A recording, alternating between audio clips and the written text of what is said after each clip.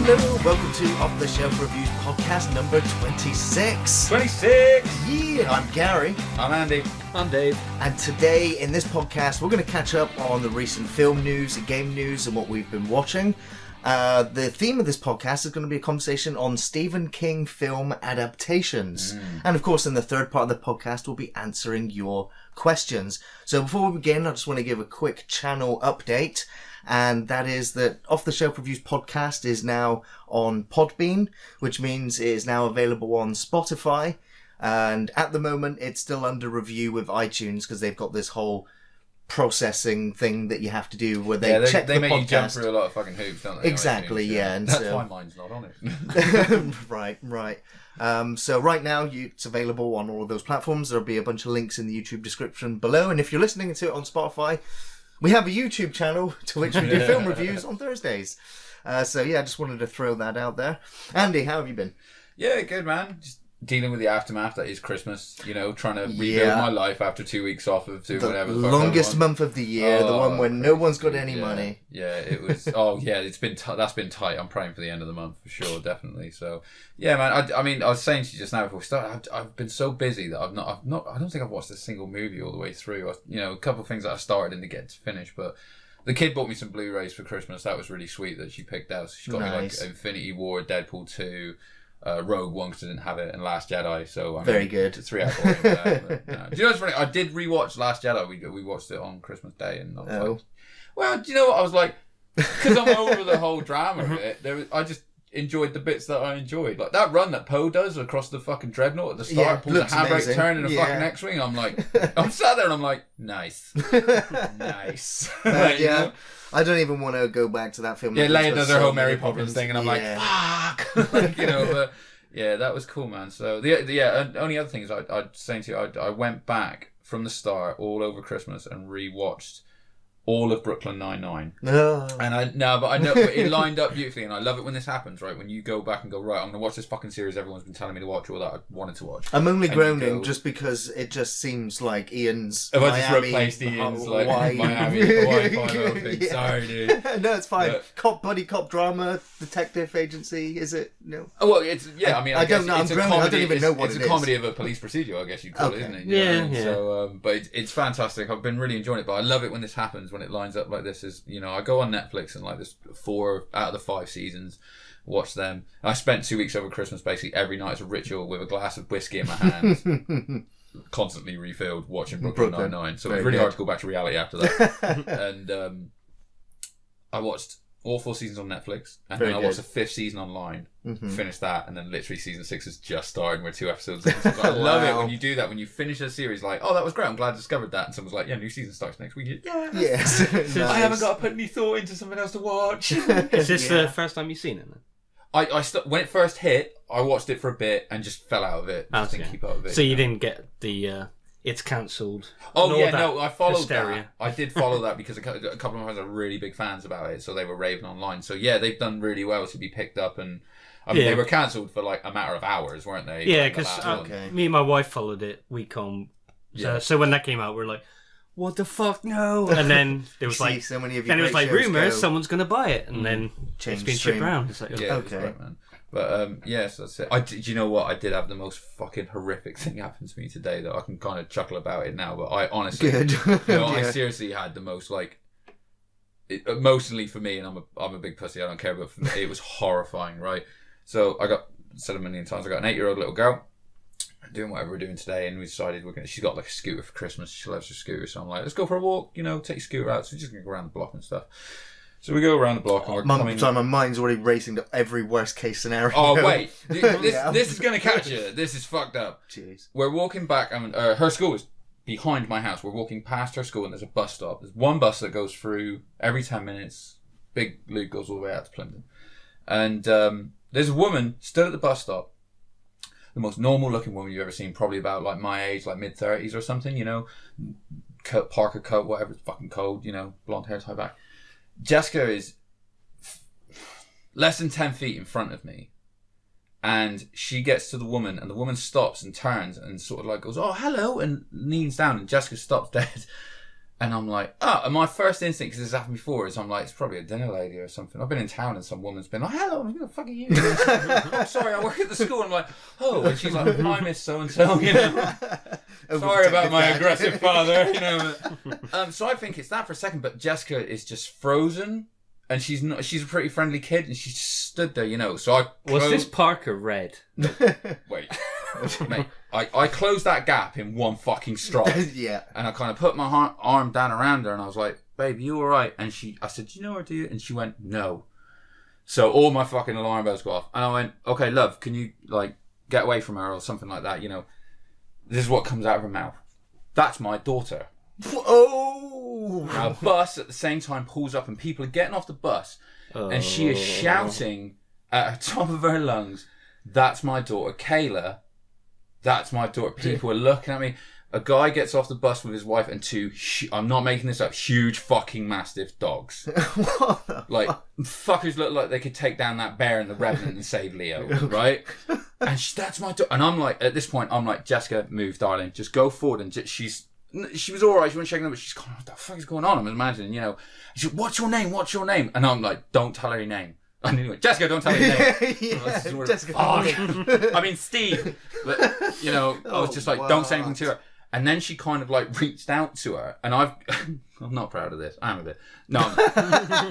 Oh, no. I get my hand and I kind of put my palm gently on Jessica's face and push it so she's looking forward. Yeah. Because I would never, ever condone violence towards women or anyone for that matter. But I've never raised my hand to a woman. But I was a split second away of like, I'm going to punch this bitch in the face if she grabs my daughter, right? Because I'm actually, I'm fucking 6'2". I'm pretty big. Yeah. I don't think not being funny, but I don't think a woman would attempt a snatch and grab when I'm between her, you know, like because she ain't going to fucking go through me. But I'm like, I'm going to hit her, like, because that was my first like defense instinct, whatever you want to call it. Yeah. Fucking cooler heads prevailed, luckily in a split second, and I kind of like just put myself between her and Jessica and fucking moved her out of the way. You know, didn't push her over, didn't do anything. I certainly wouldn't say I assaulted her or anything. I was like, fucking move. And she gets on the bus, and I moved Jessica off. And I'm like, what the fuck? So Was the guy with the dogs gone? Well, no, he's right behind me. Okay. And he comes up to me and he goes, mate, what was all that about? Quite forcefully. And I'm like, dude, I don't know. She fucking yelling stuff, like shouting at her. And he like comes around me, dog staring at me. And he comes around me and looks at Jessica and goes, sweetie, is everything okay? And I'm like, do you know what? I'd have done the same thing. Yeah. That everything okay was, is that man your dad? Yes, know, exactly. Yeah. And I'd have done the same fucking thing. Yeah. And she's like, yeah, everything's fine. Like, you know, it's so casual because I was like, fuck, she can be really shaken up. Yeah. And the woman's on the bus and she's fucking like kind of aggressively talking to the bus driver who's looking at her, looking at me, looking at her, looking at me. And I'm like, oh fuck, police are going to knock on my door. You can see my house from here. Yeah. You know? Yeah. Which I'm like, I'm not walking near my house right now because I don't want her to see where I live. Right. And then the bus goes past and I'm expecting her to be like staring daggers or something. Right. She's got her back, just sat there casually. Yeah, that's what I'm saying. Back to normal, yeah. Because if you were missing your daughter and some guy had her and you saw her, you'd be like, ow, get the next time, and fuck off, wouldn't you? Oh no, it was just like, and I was just like, that guy's got my daughter. Bus is here. I think that's the way to feel. I want my daughter back, but I ain't waiting for another fucking bus. Like, you know. You never know what's going to happen. And I think the guy and the woman kind of put two and two together in that kind of way of like, well, she wouldn't have just fucked off. Have you not seen her around? Like, I've never seen her around. There's a lot of mentals around my area, but everybody kind of knows them. That is the first. Like, oh, it's just her. That is the first real drama I've ever had and. Where we live, Barbarton's considered a bit of a rough place. Do you know? It's really not. Everyone, I mean, everyone that I know, like around there, they're all working people, and everyone gets on fine, you know. But oh man, I was like, my fucking heart was in my teeth. Yeah, you know? I don't know how you'd react in a situation like that. Apparently, my first instinct was like, I'm gonna punch this bitch, but. Like, and Jessica was fine because I was sort of like, honey, you okay? You all right? Do you want to talk about that or anything? And she's like. No, she's already playing like Star Wars Infinity or something like that. Yeah, so I've got a 7-year-old, and it's hard to really explain what you're thinking of the situation for them to their perspective. Yeah, true. So I'm like instantly, I'm on the phone to like friends that live in the area because like I know like a friend of mine down the road, her kid's next door to mine. I go next door. I say, don't let him walk on his own. Take him down there. Just do the quick parent thing and stuff. And I phoned the non-emergency police, and they were like, I described it, and they were like, well, do you want to make a complaint against her? And I'm like, well. I mean, not really. I don't know really what you want me to do, but I just feel I should tell you. Report it. In case you get a report that says there's a 6'2" ginger-bearded fucking Viking-looking motherfucker walking around with my kid in Barton, and you come knocking on my door. Right, yeah. You know, and she's like, "Oh, well, if that happened, then you'd be given the opportunity to explain yourself." You know, and I you're on the defensive immediately. Yeah, because I even said to her, I said, "Look, I'm not being funny, but I did physically move her." Yeah. So there's that. And well, I mean, I had a similar kind of having to move a highly aggressive woman from the house a few months ago. Exactly. And it's a fucking hard situation when it's a woman as well about being funny. Because I've got to admit, that's what made the situation last hours. Unfortunately, I'm not going to act out like I'm some big tough guy or something. But if that was a guy, I'd know I would have hit him. Yeah. Yeah. I wouldn't have even good enough. Got a penis? Unlucky. Bang, gone. That would have been it. But because it was a woman, it was a real weird situation. Yeah, and you know, you could tell has mental problems. Yeah, so it's kind of then you have to take into another charities very closely, and so I'm very sympathetic. But I know that a lot of the funding was cut for looking after people that have mental illnesses. And all they told me to do was to call my local mental health authority, and I'm like, fucking you do that. Like, if there is a local mental health institute, because they're all gone. But I couldn't find one. It's good to have be moral and try and do your bit, but when they're just making obstacles and making you come forward pain in the ass, then you're not going to follow through. On the phone, because the girl on the phone is only trying to do her job, and even she was like, "Look," because as well, when I first said she's like, "Where was it?" I'm like, "Well, it was outside her school." She's like, "What?" I was like, "Well, no, I mean, within context, the fucking bus stop is outside her school, and it's a Saturday, you know." So I don't think there's anything there. But saying that, I said to Donna, I was like, normally we let her walk to school on her own because it's just around the corner. She's with a friend. I'm like, they don't walk to school on their own next week. No, at least just fucking. For peace of mind. But also, they're like, I'm like, what? Look out for a normal-looking blonde girl in a Mac, okay? In winter. Right. But she's like, I'll get right on that. Like, so it's not like. But I had visions of Don't Look Now with a little. Lady in a red parker, and and then you look at her face I'd freeze just like her. Mate, honestly, I was like, I gotta admit, I was way more shaken up than the kid, because I think every scenario goes through your mind. I was even sort of like, even afterwards, afterwards, you're like, this could have happened, I could have done this, everything. Goes I was sketchy about the people that were getting off the bus, thinking, is this the most perfectly timed snatch and grab of all fucking time? I'm going to be distracted by her, and some dude rips her off the fucking bike or something. It'd be funny if they put the bus in that scenario. I know, it's like the bus is our getaway driver. It's like, driver, go, come on! The air brakes. And then you chase after it, and the person in the next bus stops the bus, and he stops. My wife told Donna, it's like, what the fuck? Like, she's in work in the salon. That was actual voice level. Everyone there getting their haircuts just like, ooh. Yeah, someone loses an ear, someone jumps, it's crazy. But yeah, man, that was some weird shit. So watching movies is just paled in comparison to reality. Oh, this was just today. Someone's going to write that into a movie. Dude. But you'd only watch the start. Yeah. I can't make it. I ain't got time. I'm too busy fucking stopping my kid from getting abducted, apparently. So, Dave, what have you been up to? Again, I got 2 kids, so it's just been Christmas. Just double abduction. It's been Christmas, But it's been alright. They've been getting into games got loads of Switch games recently. We just got that new Mario. I don't know what the fuck it's called. Super Mario U. Super Mario 7, 9. Yeah. But it's 4-player co-op, so we play as a family, which is the most stressful thing ever. Yeah. When it's my littlest one plays the easy character that can't die, but she's jumping on ahead. We're all stuck, and it's no, stop, move back. We can't see the screen. We're fucking all gonna get killed right now. Jessica's like that on Disney Infinity when we play the Star Wars one. Is sometimes I'll go ahead and she'll be like, "No, I'm stuck. You're gonna activate the cutscene." All right, learn to jump, you fucking idiot. But I got into I got Black Ops for Christmas, the new one. Okay. Man, stopped playing Call of Duty a while ago. I know, I haven't played one since Advanced. I haven't played it since Kevin Spacey. Yeah, same here. Yeah. Ian's not right now, if you don't. You can never go back. But yeah, I just got fatigued.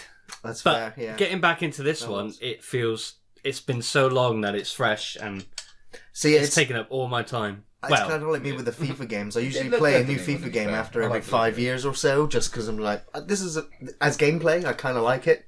Yeah, if it's good. Yeah, exactly. If it's good, it's like I don't want to go and play this every year, but I will play it online. You know, right? Yeah. Do you know, it's like I got to admit, playing that. What I've really loved about playing that Disney Infinity with Jessica, what's been really funny is she's not interested in watching Star Wars with me. That's all. And I'm like, okay, I'm not going to be like, no, you'll fucking sit there. It's important, you know. She's not. She's really not into it. But she'll find her own thing. Well, she's been discovering the story through the games because they're like abridged versions. So the first one we got was essentially set from the episode 1 because it's got Anakin in it and the is it Ashka with the two. She's on the Clone Wars series. Oh yeah. The two lightsabers. So she always plays the girl and stuff like. And so she's played Anakin, right? And we played through that, and then we played a set which was Luke and Leia. Yeah. And we're playing that, and obviously.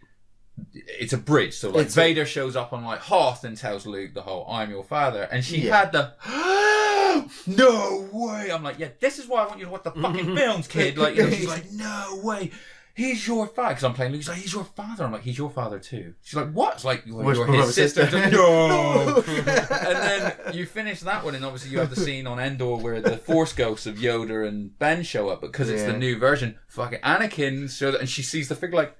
He was your dad all along. It's like, your dad too. I keep telling you this. She's like, oh my god, you know. And so I'm trying to like get her. That's cool. I'm like, this is why it's so good. And the third one that we just played is set up. It's Rey and Finn. So you get all the little bits off of that, you know, that come in, and like when he gets the saber, I'm like, that's Luke's lightsaber. So shut the fuck up. Like, you know, it's amazing. Yeah, it's a great reaction. But I'm like, I really wish you could do this with the fucking films. Like, yeah, I know how much you love Star Wars films, Dave. I knew everything you were saying there. Did you ever play Tales of Vesperia on the Xbox? I played a little bit of it. Which one was that one? I think I played for a little bit, and I was just like, I like my Japanese RPGs. I haven't played that many of them, but this one was just like this. I thought that one was too complicated for me. But I had friends like Nella who fell in love with that game. Yeah, I love all the Tales games, but they've just this week released the HD or a remaster. Okay, was it a full rebuild or just an HD? It's just HD upgrade. Okay, and I'm loving it again. Which one was Tales of Vesperia? Remind me which one that was. You're Yuri, long-haired guy. You have a dog, a badass dog who carries around a knife. Oh, I don't know. I was thinking of another one. I haven't played that one. But it's your typical anime story. It is, yeah. And it just looks gorgeous. It just nice. We just get to replay it all over again. Oh, I'm loving it. I even got it on the Switch, so like I'm sort of. I wish you could cross save on these damn things. Cross save? You know, like I've got it on Xbox One. Cross-platform save. Yeah, okay. If you had a profile for that game instead of a profile for the console. So I'm blazing ahead on the Xbox One version, but then I play the Switch version when I'm taking a shit. Start all over again. So, no, you just take a break. That would be great if you could cross-platform. Yeah. Dave, shitty save. Straight on it. Yeah, don't touch my Switch. Oh man. How was your Christmas? You have a good Christmas, as people have known since the commentary track and the last couple of podcasts, I got an illness, got a bad chest infection, and then got past it, started to get better. Then somebody else ill came around, and I got another illness, and it's cascaded. So I literally spent... No, you fucking passed it to me. Exactly, yeah. And then it was Send horrible. It around the whole office, it was horrible. We all blamed Jeff. He was the origin. He was, you know... Patient zero. Patient zero, exactly. And so I did spend a week on the couch over Christmas just coughing and being very ill. And I just binged a load of Netflix stuff. Now, I don't want to be... Right, you know, we're not sponsored by Netflix, but we're going to talk about a lot of Netflix stuff. But Bird Box... where 90% of my fucking content comes from right now. At the moment, it is, yeah. So Bird Box is the big new Netflix film with Sandra Bullock and... some kids.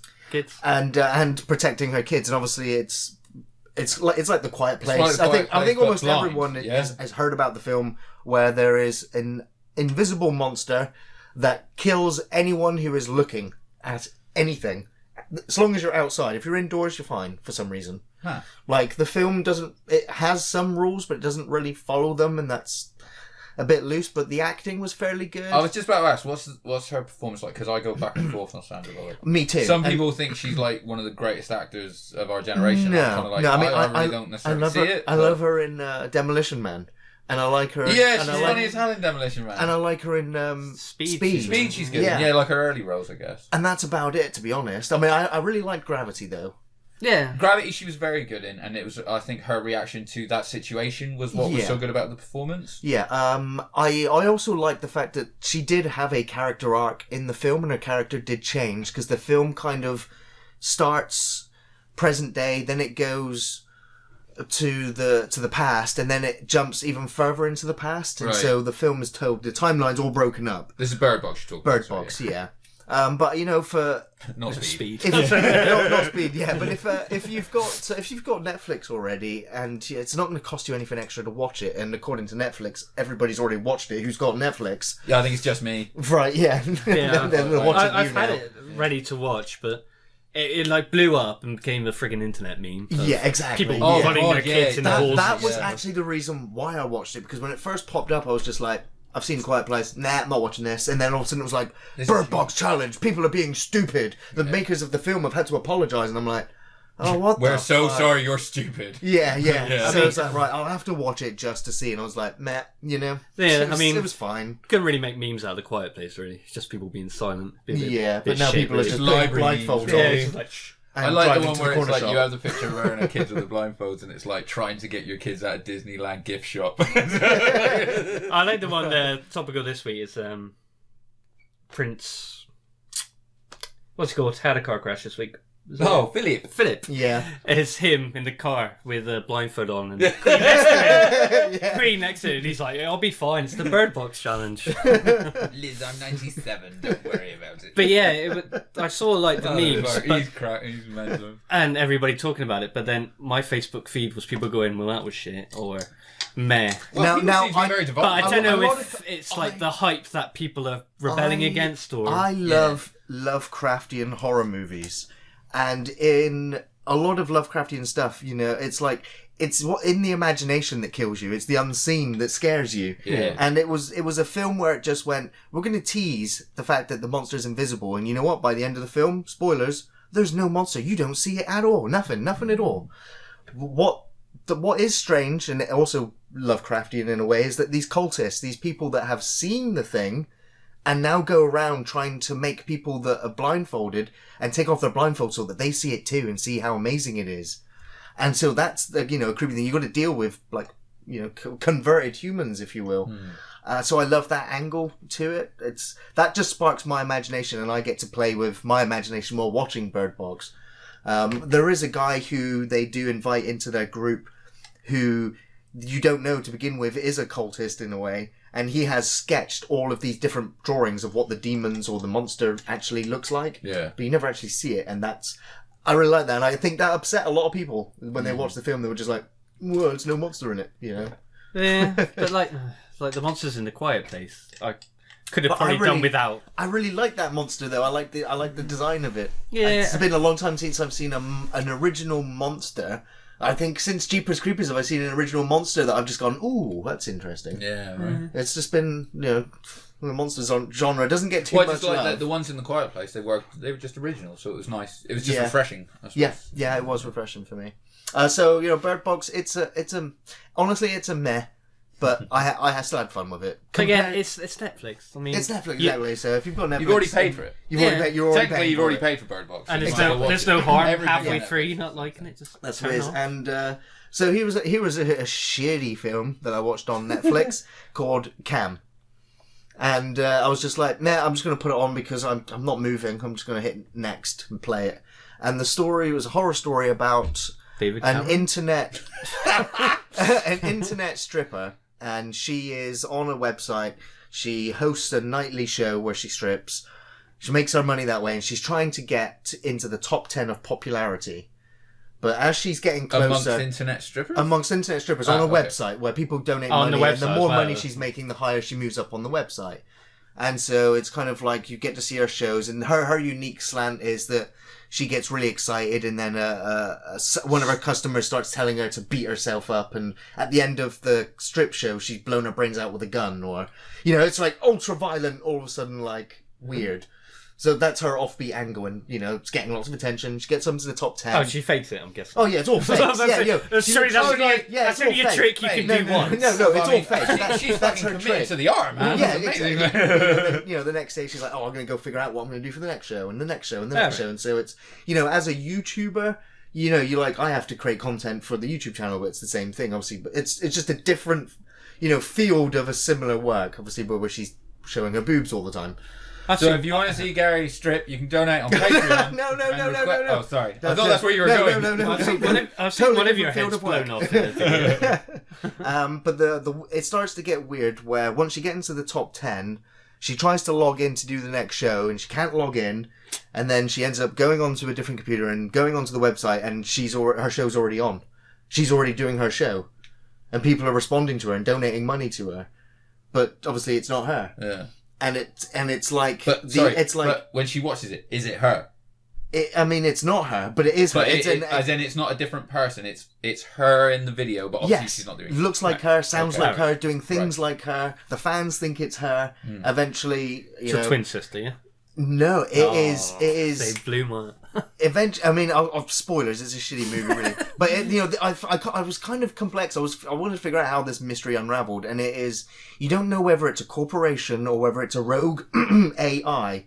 But all of the top 10 models on all these different sites are now just, the computers watch them so much that it just holograph makes them and just simulates what they've been doing for its audience, and so they don't have to pay. Generates all the money itself to wherever it's going. It just sounds like a Black Mirror episode. It exactly is. It exactly is a Black Mirror episode extended out with lots of stripping.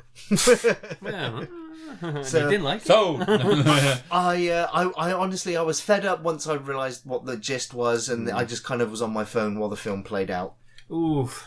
Always a the next two are actually, conveniently now, actually a part of the theme of the month, which is Gerald's Game in 1922. Nice. Both Stephen King Netflix adaptations. I like Gerald's Game. I thought that was really... Gerald's Game was really good. Yeah. Really, really good. I've not seen 1922 yet. That's fucking... The Punisher, right? That's, yeah. Thomas Jane? Thomas Jane. Yes, yeah. And that was fascinating as well, because it was not a story I'd read or remembered either. But yeah, set in 1922, a father and a son kill the mother because she's the one who's basically from a rich family, and she was about to sell the farm, take the money, divorce, take the boy and go. The boy didn't want to go because he's in love with the farmer's daughter. Obviously, Thomas Jane doesn't want to give up the farm. It's his life. He wants to inherit it and give it to his boy. So they're like, the boy's really upset. So the father's just like, well, kill your mother if you want. And the boy's just like, yeah, because I love this girl and I don't want to be taken away. So they kill the mother, and obviously things, don't go the right way. Obviously, the feelings of after the murder take them a different way. The demon car comes alive. And the father tries to cover it up. Yeah. They bury the mother in the well. They chuck a cow in there. They fill the well. But rats keep breaking out of where the corpse was buried into the house. Whether for real or psychologically, the rats are burrowing. Why did they put a cow in there? So as an excuse to fill the well. Oh, stupid Betsy the cow fell in the well. Guess we'll have to bury it. Yeah, okay. Well, the corpse is in there too. Just fuck, I've got the taste for murder now. I'm going to kill this cow as well. But it's a psychological film more than anything, but it's obviously very well acted. It's very well produced. And if you've already got Netflix, you've already paid for it. Wow, they should use that as their slogan. Netflix, you've already paid for it. Right. So Gerald's Game though. Gerald's Game was great, and obviously, a lot of Stephen King books. I've always said before, I love movies where the concept is in one room. Like I love The Cube, Cujo. They're stuck in that car with the dog outside. Like The Mist. You're stuck in that convenience store with the mist outside. And so Gerald's Game, couple having marital issues, taking the weekend off to go to this resort to spice things up a bit, drink fancy food. Eat, exactly. I was going to let it go. No, exactly. Yeah. You heard that right. That's real fancy food. It's so fancy you have to drink it. That's how you spice things up. Okay? Yeah. It's like they want you to be so relaxed they blend it all for you. Hamburger margarita, my dear. So he pulls out the handcuffs, ties her to the bed, and he almost simulates like a rape fantasy, and he also wants her to call him daddy. And she gets really upset by all of this, and she's like, I'm not ready to go here. This is not my idea of spicing things up a bit. This is your fucking kinky rape fetish. Yeah. He has a heart attack and dies. And she is handcuffed to the bed for the rest of the film. Huh. That is the setup. Now, you'd think, where does it go from there? But she ends up making a a simulated version of her that she talks to. And then when she's done with her dead husband comes back reanimated and starts talking to her. And so there is like 3 or 4-way conversations going on about the situation, the drama, everything that's led up to it, including flashbacks to her childhood. And also the very creepy horror Stephen King factor where she hallucinates because she's not drinking, she's not eating over days, and she starts seeing these creepy things. And so it's, again, very well shot, very well acted, very well produced, definitely worth watching, and if not, hell of a performance. One of the top 10 Stephen King adaptations ever. Definitely. Really that good. Yeah. And it does, after watching 1922 and Gerald's Game, there is a big difference in contrast with how good one is over the other, and that's Gerald's Game all the way. And if you think as well that 1922, I suppose, I mean, I've only seen the trailer, but it looks a lot more like, it looks like it's got a lot more money spent on it. I mean, it would, because like you said, Yes. Gerald's Game takes place literally in one room, so how much money do you really need to fucking spend on that? But 1922 looks very Netflix presented, produced. Pretty much takes place in one location, the whole film is like the fun over seasons, and over time. But yeah. Bandersnatch. Yeah. Obviously, Black Mirror has been delayed. It's now going to be coming out 2019. But they released a feature-length game episode of Black Mirror called Bandersnatch, which is about an hour and a half, maybe 2 hours, maybe a little bit longer, maybe 5 hours, depends on how many times you wish to re-watch the episode. But it is a choose-your-own adventure episode of Black Mirror. That's awesome. Was this I saw the trailer, but I didn't know it was that. Yes. Was this like advertised before, or did you know it was coming out? Because I saw an advert. I've been for waiting for Black Mirror since last year. But I saw a trailer and it was like out like the end of the week. I was like, oh sweet, that was a cool way to sort of drop something. I was waiting for it to release, and then as soon as I saw a Twitter feed or something that it was out, it was like that was the very next night. That was it. That's what I did. Bandersnatch. Yeah, me and my wife sat down. We got drinks and food, and we sat down to play. Did you both agree on all the choices you made? No, it made me feel really bad because like every time, like in the situations where you can calm things or be restrained, I was like, "Fucking do it! Kill him! Hit him!" I mean, she's like, "No." The episode like, it breaks the fourth wall massively. Where it's like the first few options you get, it's like, which tape do you put in your cassette tape to listen to on the way on the bus? And like, I chose that cassette tape. Never heard of either of them. And then it's like, you sat down at the breakfast table and it's like, you want cornflakes or Frosties? It's just like, the game's just setting you up to make these choices. Yeah. But the episode, which is a choose your own adventure episode. Do you want Frosties or like cornflakes? Okay, now do you kill him? Or that escalated.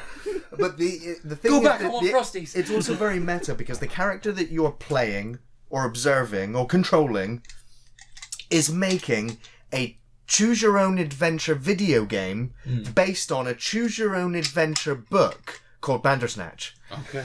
And, after those small choices that you make, he's at an interview with a game studio, and the director's just like, yeah, we love your idea. We'll do this. You'll have your studio with this team, and the option comes up like, work with a studio, take your idea home, and it's just like fuck, like massive choice decision. Now I'm on Dragon's Den. Right, it's on a timer, so you got 5 can't just be like sat there for 10 minutes going, ooh, this is a complicated. And the thing is, like, I made my choice. It led to a thing, and then all of a sudden it was game over, and it rewound time. And then as it was playing out again, the characters that you were so does it kind of go back to your last choice? Yes. Right, okay. That's but it does kind of like a previously. It does a previously, but then the characters go, wait a minute, didn't we have this conversation before? And they become self-aware that they're in a choose-your-own-adventure game based on a choose-your-own-adventure game. And it gets so meta at that one point when the character is on the computer making the game. He's losing his mind, and you can like choose the Netflix logo to come up on his computer screen. Because the character's like talking to people. It's like, set in the 80s. He's saying... He's talking to a psychiatrist, and he's like, I feel like someone's making these choices for me. Yeah. Like, I have no control, like, someo's picking this for me. So but he starts going, what's Netflix, what's Netflix? Piss take that's South Park do. But you can... in a taco, in a cake, that's in some chili. But you can say, like, you can tell him that you're Netflix. And then, he so Netflix company goes like, what's Netflix? And then You could choose how to explain Netflix to him, and it's just or you can just be like, "No, you won't get it." Carry You've on. already paid for it. You've already paid for it. May as well watch it. But like, there's so that many. Sounds really good. I wasn't too interested in watching it, but People are already seeing lots of. The more times you play it, they're making different choices to get multiple different endings because there is a point to it. The character does want to achieve something in it that you experience as you play. But there's so many paths, or it's like you'll pick something and it'll play out how wrong or get to a bad ending, and then you can reverse it. But there's also a point if you press it again. It's like turning back in the page when you did. Yeah, but if you keep making the same wrong choice again and again, but if you make the same choice again, then it will play out differently. So there's so many sort of of permutations of each choice. That's crazy. So that was very good. I mean, that's one of the most original ideas of a TV show ever, right? I mean, that's not been done before. Well, I mean, it's been done in video game form a lot, for years, but not fourth wall breaking. I think the nearest was like Clue in the cinema. Didn't they have like a buzzer or something you could choose? Oh, you might be right. Yeah. Who you wanted? I think that's the only. I guess you're right. There are no original ideas left. But this is executed well. Executed better. It's perfectly using the platform it's on. Yes, absolutely. It was really cool. Netflix are becoming so sentient. So there was another film I watched, not Netflix, and this is a film that was been on my watch list, and you it probably cheated on Netflix. This film could have been in my top 10 best list for last year. It was Upgrade, and it's a kind of low budget sci-fi film about a guy who ends up paralyzed, ends up with a computer AI put into his brain, which enables him to move his legs and his arms again. But his wife, his girlfriend, was murdered when he was paralyzed, and now he wants revenge against them. And this AI that's programmed inside him is super efficient. Just think Venom done very fucking well. Super, super gory. So when this guy, he's just like, he's been paralyzed for a long time. The AI's he's fighting this guy, and he's got no control. He just says, "All right, AI, you take over." Yeah. And his arms and legs just take over the fight. And the fight scenes are filmed very well. He portrays him not be in control of his limbs as he's doing the fights very well, and it's believable. And then when he kills whoever he's fighting, and his reaction to it, because he's obviously doesn't realize how lethal he is. Yeah, exactly. Imagine John Wick, but where he's just like, "Oh my god, what am I doing?" But it was very well done. The only I have my gripes with the ending, but it was still very enjoyable. On a low budget, I was just like, "Wow, that was quite surprising." Awesome. Quite one I would watch Adrian again. was raving to me about it. Actually, telling me about it. I'll give that one a go. Cool. I've watched 2 films recently that sort of stuck with me. Go on. First is, I'm not sure if it's just Black Klansman or if it's Black K Klansman because of the alliteration on the cover. But I think it's Black Klansman. I know what you mean. Yeah, I watched the trailer for it ages ago and it seemed quite cool, and then it just popped out. Kylo Ren, right? Yes, Kylo Ren, yeah. Adam Driver. Kylo He's Ren. a fairly good. But the main character, I'm not sure his name, but he's Denzel Washington's son, and he's phenomenal in it. But it's about a true story of basically a cop going undercover to join the KKK, a black man join the KKK. Topher Grace is the he's guy of the David. KKK? Is it? No, it's not David. Yeah, basically the high Grand Priest. Grand whatever. Priest. Yeah. No, they are. They're like fucking Grand High Wizard super or some names shit. that they give Like, David Duke. Yeah. David Duke. Well done. Yeah, and he's really good in it, and it's very well made. A Spike Lee film, and I didn't realise it was a Spike Lee film. I haven't watched one of his films since that awful Old Boy remake. That's the last thing I watched by him. So that weren't good. When I saw Spike Lee after that, I wasn't like, damn straight, I'm going to watch that. But it's a shame. The style is awesome. It's kind of, it even plays into like the sort of blaxploitation films. Like, and his character would talk to a girl he's seeing about these films, and like the box art would pop up on the screen. It's very cool. Really cool style, but okay. And it's the KKK members are all played as like fucking idiots, like rednecks. Yeah, but it's quite some. I think that's quite a rule in tempting. cinema, because if you play them as anything else, I think you're running a bit of trouble, aren't you? Yeah. But like, it is cool, but you're also, it shows how obviously black people were being treated back in the day. And then at the end, it sort of fades to black, the story ends, and sort of says what happens to the characters. But then it comes back up with, like, video footage of news of, like, Trump and the issues of today with the war. Not trying to make a point at all. This, like. But it was showing, where was it? Where they had the KKK rallies.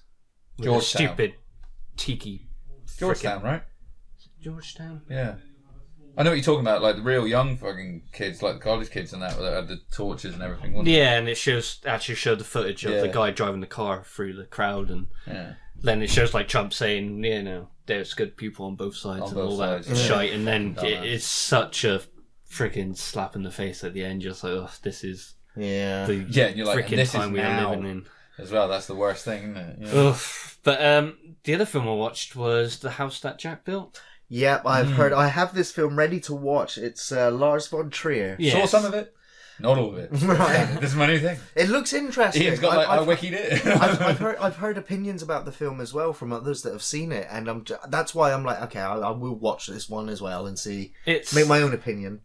I don't want to spoil it, I guess, for you then. I know what the setup is. Yeah, so, what do you know? That he is a killer. Yeah, serial killer. A serial killer. Mr. Sophistication. That's right, yeah. But it's the way he goes about it, the way his connection with his kills.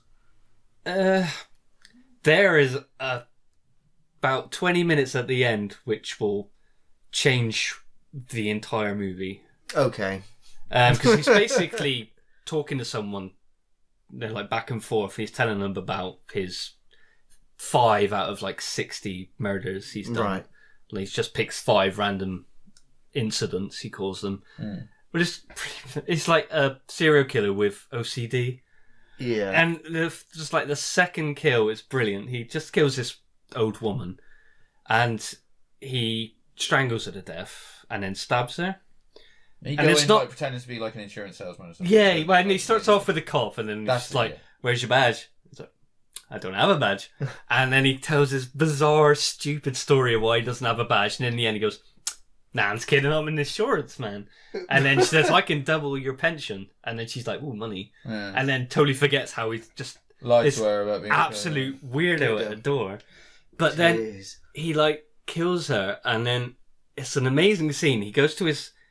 wraps her up, takes her to his van out the front, and then he'll sit in his car, and you'll see in the house he'll move a bit of the carpet in his mind. He's thinking about it, and under the carpet's a big splatter of blood, and he's fuck. Go clean that. He runs back in, he looks at it, it's nothing there, but he bleaches it anyway, and then he goes out again, and then he'll imagine moving a picture frame, like nowhere near the body, and there's blood splatter behind it. And it keeps doing it for so long, and it's so brilliant. Cleaning it all. But there is that's the house that Jack built. Yeah. It got a lot of controversy and walkouts because of a child murder scene, which... It's Lars von Trier, he's trying. It's hunting. Yeah. It's messed up. But, I don't want to ruin it. If you had seen it, I would have gone into detail. It's on my to watch list. I will have. But it's Lars von Trier. It's not a great enjoyable film, but it's an experience. Like most of his, And some scenes near the end, it's just like classical art. It's like slow motion. Yeah. But it just looks like a slowly moving art piece, and it's just fantastic. It looks amazing. But definitely give that a go if you're not too squeamish. Very dark film. I can't wait. Well, let's get into the news very quickly. There's a couple of revivals coming in the next couple of years, or even this year. 2020, I believe, is going to be the release date for the 4th Ghostbusters movie, Ghostbusters 3. I don't know what you're talking about. Is it Ghostbusters 3 or was it just Ghostbusters?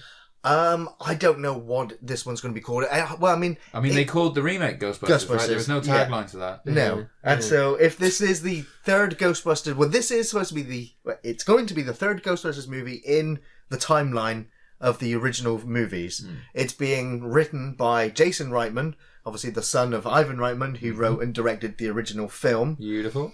And he was, I've got this quote here where he says that Jason Reitman said he always thought of himself as being the first Ghostbusters fan. He was the only child, 6-year-old boy on the set of Ghostbusters while his dad was filming it. Right. And while he was there, he was just like, this is so great. I can't wait to show everyone this film.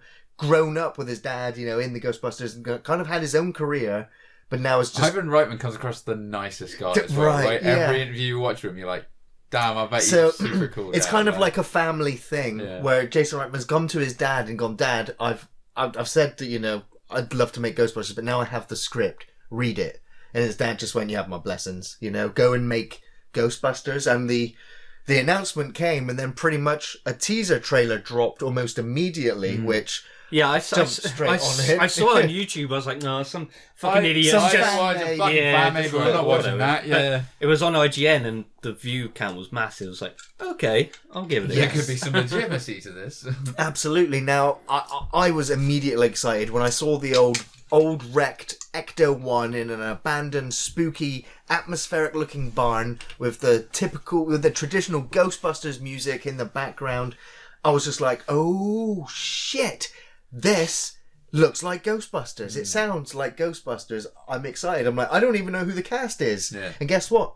Nobody does. Well, because none of the original cast have actually said, yeah, we're in it yet. Yeah, I saw a news story from IGN, or was it GameSpot today, saying it's the main character is going to be kids. Yes, that is the thing. Now, this is the thing that's... Because after all the good news and the hype about it, Jason Reitman has said that this film is like a passing of the torch movie. Which we kind of thought that if they were going to do another Ghostbusters, is what was going to happen anyway. Yeah, I mean, that was always the rumor, wasn't the new team. And it looks like that's the kind of idea behind it, but there's going to be, unfortunately, a lot more emphasis, just like the new Star Wars is, on the new characters. They've said, the rumours are, because it's all rumour at the moment, really, that it's 2 boys and 2 girls. So they've split the sexes this time for the Ghostbusters. One of them is supposed to be very intelligent. They're supposed to have all of the qualities of the 4 original Ghostbusters. So the black one is but with not their going to be a paranormal scientist. kind It's going to be like interest. A taxi driver or train driver. Exactly. They'll mix around the identities, the genders, or whatever. But and obviously Jason Reitman said it's passing the torch from father to son. Ghostbusters. To Ghostbusters. We're also getting that New Mutants, which is almost like the X-Men version of this, where they're doing we're going to get a real young cast. We're going to make it look almost like a horror movie, and stuff. So I don't know. This seems very similar to me, but. I want to get excited for Ghostbusters 3, but I'm going to watch it, but I ain't going to be excited. Yeah. But I'll watch it. If Bill Murray says, I ain't in it, I'm not going to be in it, don't want nothing to do with it, I'll be like, yeah, that's fine, Bill. Why didn't you say that in the last one? So long. If they get Dan Aykroyd in, I imagined it, I was like, you know what I would do? I'd have Dan Aykroyd, out on the farm, he's got his own, Ray's occult bookstore's closed down, maybe he's on the internet now, maybe not, he's in a barn, he's the one who still owns Ecto-1, and all of a sudden... the first spectral thing happens and he's just like, nah, whatever. We dealt with everything. We closed all the gates of hell. Yeah. He goes there and it's like, oh shit, this is bad. I'll have to go get Winston. He's the only other living Ghostbuster. They can't handle it. I don't know. Then the kids deal with something. They get involved. But I would really use the Ray and Winston characters. I wonder if it'll turn out that Winston's got the car, because if I remember rightly, he gives it to it, doesn't he? They've said that this has got that's an alternate universe. They've said that's nothing to do with this prime timeline of Ghostbusters. Terrible alternative universe. The only thing is they will have to acknowledge Egon's passing, and obviously if Bill Murray doesn't want to be in it, was not. I was going to say. They might say if it's just Dan Aykroyd signs up, maybe they all died, Yeah, exactly. And he's the only one now just keeping the car still. The firehouse is gone. He'll have 3 dogs. He'll be like, come on, Venkman, come on. I love the Ghostbusters animated show up until they changed a bunch of the voice actors and they changed the design of everything and brought in Slimer and it was Slimer. They killed it. They murdered the show. I was worried that when they said it's going to be a young cast, I was like, oh, is it going to be like the new Ghostbusters? But I like the new Ghostbusters only because, my favourite character carried on. It was Egon. And he was the only Ghostbuster left who was training the new Ghostbusters. And I loved that dynamic. Because every so often... Beyond, don't you? Yeah, you want the original dude to just be the guy. He's the oracle behind the computer. It makes you feel comfortable. It makes you feel familiar. You know the world then, and you can believe this extended story. So who knows what they're going to do with Ghostbusters? But the next bit of film news, and this is that 2019 will be the 40th anniversary of one of my favourite films ever, Alien. And there has been a slew of activity at 20th Century Fox / Disney with the Alien franchise. The internet kicked up a storm, and I had the same immediate reaction when I saw the news that a new Alien game is coming out, or has come out this year. And it was straight to mobile. It was a mobile game. And almost everyone just went, no thank you. Since when did we want an Alien mobile game? You cash-grabbing corporate motherfuckers. You are so out of touch with what the Alien fan base wants that you keep giving us shitty movies, shitty crossover movies, and shitty fucking mobile games, shitty video games, barring Isolation. We still want a sequel to Isolation, but 20th Century Fox have already said, yeah, that ain't happening. Have your mobile game, shut the fuck up. Why? I mean, why can't they just... No, it wasn't. It didn't word it that way. Yeah, but like with the mobile game, why don't they just release it digitally on games consoles just for a cheaper price anyway? Yeah, like, I'm sure it could be... It probably could be done, but it probably cost them some money, or I don't know. Maybe their lack of faith in it. But they've said that this is just a part. You know, this mobile game is just a part of what's coming in the Alien franchise, and that is that there is a documentary coming out this year. Just on the first one? It's just on the first film. It's called Memory: The Origins of Alien. Awesome. It's coming out later this year to celebrate the 40th anniversary.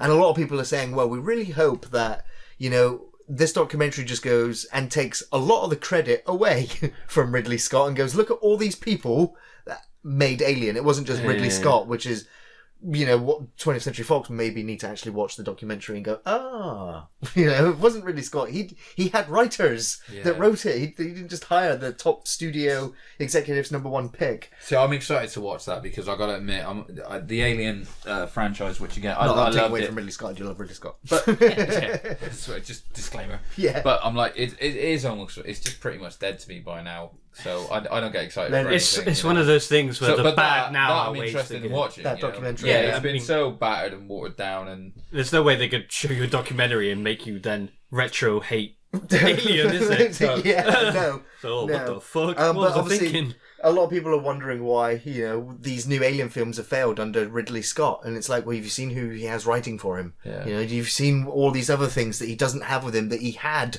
when he made Alien. Yeah. You know, it's just just one of those. scale alone of these films.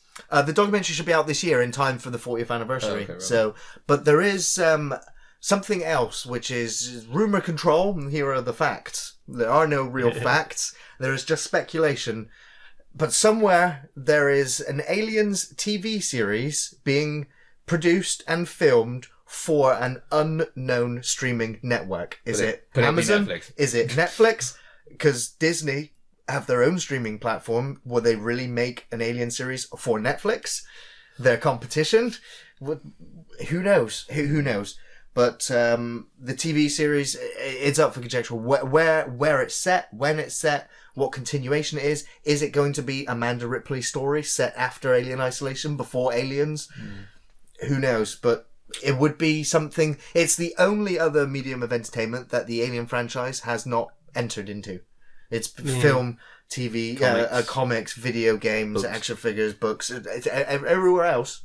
Yeah. Except the TV series. And I think it's not a bad idea. You could explore... There are some good comic series that you could actually draw from. Yeah, I believe so.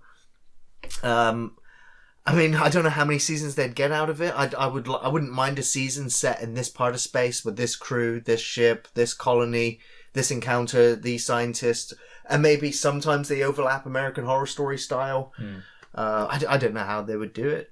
So long as it's 18 rated, so long as they don't retcon the story or just keep adding silly things to it. I don't know. Let it die, maybe. Just let it go. You know, same as Ghostbusters, just let it go. Just give it a Viking funeral. Just set that bitch on fire. Let it all go. You know, at the same time, the fanboy in me's just like, I'll watch it. Yeah, I'll watch it. Still watch it, but like I said, I haven't been excited for one for a long time. I watched Prometheus, I watched Covenant, you know, and everything, but I wasn't like waiting with bated breath or anything like this fucking time. It's gonna be good. It's just one of those franchises now that the bad outweighs the good now. Absolutely. Yeah, 2 good movies in the Alien franchise. Well, 3. I mean, I always like the third one, but 2 quality films. 3, I love 3 still. Yeah, I love 3. Yeah, so many bad ones. Speaking of bad films, but guilty pleasures all the same, the Final Destination film series, which, I only found out the other day, is the 10th highest grossing horror movie series of all time. That's right up there, with the Halloweens and... Yeah, but, dude, there's 47 movies. No, there's only 5. Really? Final Destination movies. It feels like there's so many more. No, well, I looked on a news story the other day, and it was like announcing the new film, and I had a trailer there, and I watched it. I was like, oh, the trailer, and I was like, it looks alright. And it was actually for the 5th film, and I realised I didn't watch that film. Oh, wow. And I was like, that's just a film I didn't bother watching. I've seen every Final Destination movie. I saw most of them in the cinemas. It's the spectacle of death on a grand scale in really inventive ways. It's like taking Saw outside. I think it was the 5th film. It was like a new thing where you could kill someone to then... To skip the death. Yeah, and move on I thought to that the was next a one. nice little add-on. Yeah, I mean, every film had its rules, which most of them followed, and the film found interesting ways to break the rules, only to watch things, to watch fate still play its course and catch up with them anyway. And Tony Todd turning up to just tell all the kids they're fucked every film, it's just great. The different setups, whether it was on the plane explosion, the roller coaster explosion, the highway death, the NASCAR race death, the bridge collapse. Which one had Stifler in it? The first one. The first one had the best cast and it set the premise. And you say that because at that point it was just Stifler, wasn't it? No one knew Sean William Scott was like, oh, Stifler's in this. Oh, great. Yeah. Playing Stifler. Yeah. Yeah, but it's definitely a guilty pleasure. It's the Final Destination series have cropped up almost every Halloween series for off the shelf. It's like, will we do the Final Destinations or the Saw movies this Halloween? And we end up doing something else. And even this year I'll roll around and be like, so are we doing the Final Destinations or the Saw movies? And we'll do something. I know we'll end up doing something else. But it's getting reboot treatment. And it's the guys that made like the last 4 Saw movies are now making the remake irony. Final Destination movie. And I'm quite happy with them to just keep making Final Destination movies. Do they end up making a lot of these films? Because I see a lot of news like, oh, this is being rebooted and it has the makers of the Saw in it. Oh, no, they are all slowly creeping out. I mean, like the Pet Sematary remake's about to come out.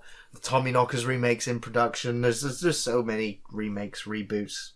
Some go straight to Netflix, some go to theatrical, and some do disappear. We'll have to find out which ones have been announced and do disappear. I'm still waiting on the Blob remake that was announced years ago and was supposed to have starred Halle Berry. Yeah, right. Maybe it came out and no one saw it and no one even realised it came out 2 years ago. So terrible. Even Halle Berry was like, so glad no one's talking about that fucking movie. They burnt every copy. Yeah. They froze it. I don't know. So we've got a couple of trailers before we round out the first part of the podcast, and this is pretty much pure hype. Game of Thrones Season 8, it's 2019, the final season of Game of Thrones as we know it is going to end because no doubt next year the Game of Thrones prequel series will already be on. But, Game of Thrones, when it started, the first few seasons was a cultural phenomenon. Absolutely. Almost everybody was watching it. Everybody or every workplace, at every workplace, somebody was talking about it. Yeah. Couldn't miss an episode. And People don't needed it. spoil it for me because you fucking downloaded it and watched it the day before, you son of a bitch. The Walking Dead and Game of Thrones were at the height of spoiler territory warnings for every episode. It was like, who died this week? Yeah. I can't remember if it was the last season or the season before. Like the first 3 episodes got leaked. Yes, before the season came out. People were talking and people were like, dude, fucking insane. Bridges were fucking burned, He was like, don't ever talk to me Friendships again. ended. Yeah. Absolutely, they did. But the news, the teaser, I'm going to call it the teaser, it doesn't look like footage from any upcoming episode or any previous episode. No, that's filmed for a purpose, that was. That was filmed really good. For a commercial to remain spoiler-free and literally build hype and give the release date, which is the 14th of April. Well, unless you're behind in a season and then you're like, Jon Snow's alive? What? Oh, shit, spoilers. That's the thing, it's like, because I stopped watching after about season 4, and it's like, so I'm not fussed about it, it's all good, but I'm like, after watching that trailer, I was like, fuck, that was really good. Even as a non-fan, I can say that was really good way to promote a series. And I'm the first one to be like, oh, don't show us too much in the trailer. They showed us fucking nothing. They didn't show dragons and battles and zombies and anything. It was just, here's 3 characters that are finally back together. Coming to the end of their shit. Coming to the end of the show. So I was then Sub-Zero arrives at the end. Yeah, Mortal Kombat 11. Woo. Fucking you tell me, dude. Spoilers at the end of Game of Thrones. Sub-Zero shows up. I'm like, dude, I'm going home to binge watch this bitch now. Even if like shit, I'm like, yeah, but Sub-Zero's coming soon. Don't worry, dragon. It's coming. It's coming. The dragons just turned out to be Liu Kang's animality. Oh god. Next trailer we watched was Spider-Man: Far From Home. Now we've got this is another big year for superhero movies. There's loads of superhero movies coming out this year, and jam-packed with them. But yeah, how many are coming out? You got Avengers. I can't even count. You got Spider-Man, Captain Marvel, Shazam. Yeah, I was about to say it's DC got one, but it's just Shazam. I don't think DC's got anything this year. Have they? Yeah, Shazam's out this year because they've moved Wonder Woman to next year. Right. That's off the top of my head. I don't know if there's like an obligatory like Black Panther 2's this year or some shit. Do you know what I mean? I don't know if any of those guys are getting one, but fuck, dude, it's all about Captain Marvel and Endgame, really. Pretty much, yeah. So. Oh, and obviously, X-Men's got that new. That's right. Yes, Phoenix Rising, is it? Dark Saga or Saga, yeah. Or it might be Dark Phoenix, or it might fucking change. The name, yeah. So I mean, like, there's a few. Yeah. But Spider-Man, I've always loved Spider-Man. Love the Sam Raimi Spider-Man's. Love the Spider-Man animations. Big fan of the character. Think that this is the best actor I've seen play Spider-Man. Tom Holland's pretty good. He's very good. And so, yeah, this looks like another kind of light-hearted, goofy Spider-Man adventure that leads into where he was at the beginning of Infinity War. Yeah, I'm assuming that movie's going to end with him on that bus. Yeah, I think so. Which means we get another Stan Lee cameo if it's already filmed. So hopefully, because he should be on that bus. Yeah. It just always... To me, I don't know, it's probably just me. It feels like they aren't confident enough to just have a Spider-Man film. Yeah, but it's I don't know if it's more that they're trying to wrap up this phase of the MCU, and also he's kind of on the outside of it because of Fox still. So. Yeah, but it's like the first trailer for the first film, like within like 10 seconds, Tony Stark's in it, and then and this it starts in Civil War, doesn't he? He's GoProing himself in Civil War, isn't he? Yeah, and like this trailer, the first 5 seconds, Happy's in it. It's just like, I get it. Like, I see what you're saying. So they want to dangle that this is part of something bigger. Yeah, but it's like, Spider-Man's so huge, I don't think they even need that. No, like, I agree. It could be a cool thing when you get to the film. It's like, oh, cool, Happy's in it. But it's just, it's probably my biggest pop of the entire trailer is when you see him in the noir suit. Yeah, for that's what's going. And I'm like, dude, Mysterio looks fucking badass.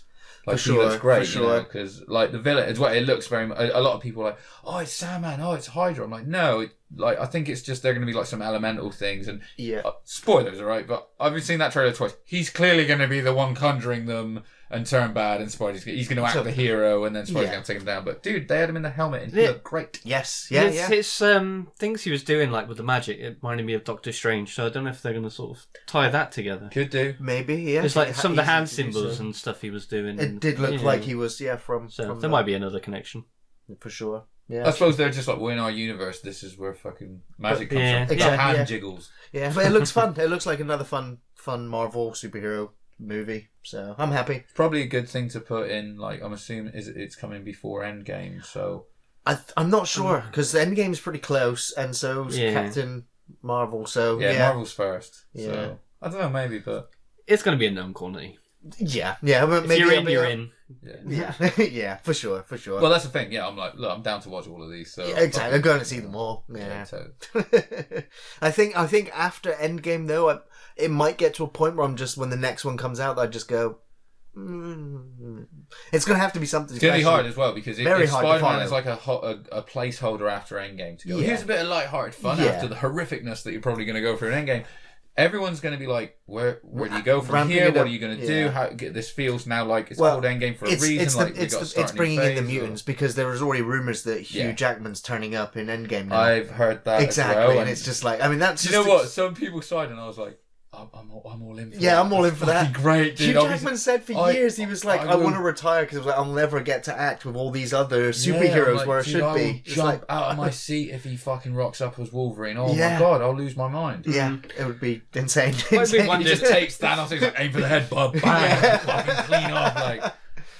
walks off like this guy like could have sorted this out in 5 fucking minutes. Like, you know. Awesome. Pussy butches. It'd be weird to see how sort of the wider audience reacts if they do kill off some of the big names and try and keep going after without them. Like, you know, when they replace the character with someone new. Like, passing the baton down. If people will still care as much, or...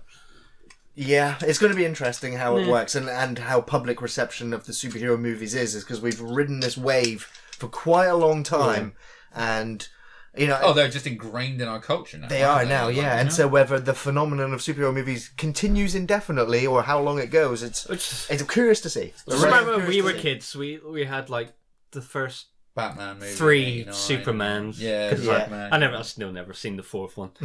But and then the Batman Returns. But dude, he fights Nuclear Man. Yeah, it's the quest for peace. He gets rid of all the nukes and solves all. I didn't realise there was a 4th one until I was a teenager. He literally goes to get all the peace. I was a teenager. And someone was like, sorry. I was a teenager and my friend was like, "Have you seen the 4th one?" I was like, "This is a 4th one? Yeah, right. What the fuck?" Oh, Canon Films. And so our last trailer was Night Flyers, back to Netflix, a Netflix series. This is another George R.R. Martin adaptation, a sci-fi adaptation. Looks very nice. Bunch of faces I've not seen in anything ever. No, I didn't recognize a single person. So there might be some standout performances, but the trailer was fine. You know, every actor, you're just like, was that? Oh, no, it wasn't. Was that? Oh, no, it wasn't that person either. Yeah, we were watching it. I was like, was that Danny McBride? No. It's like that...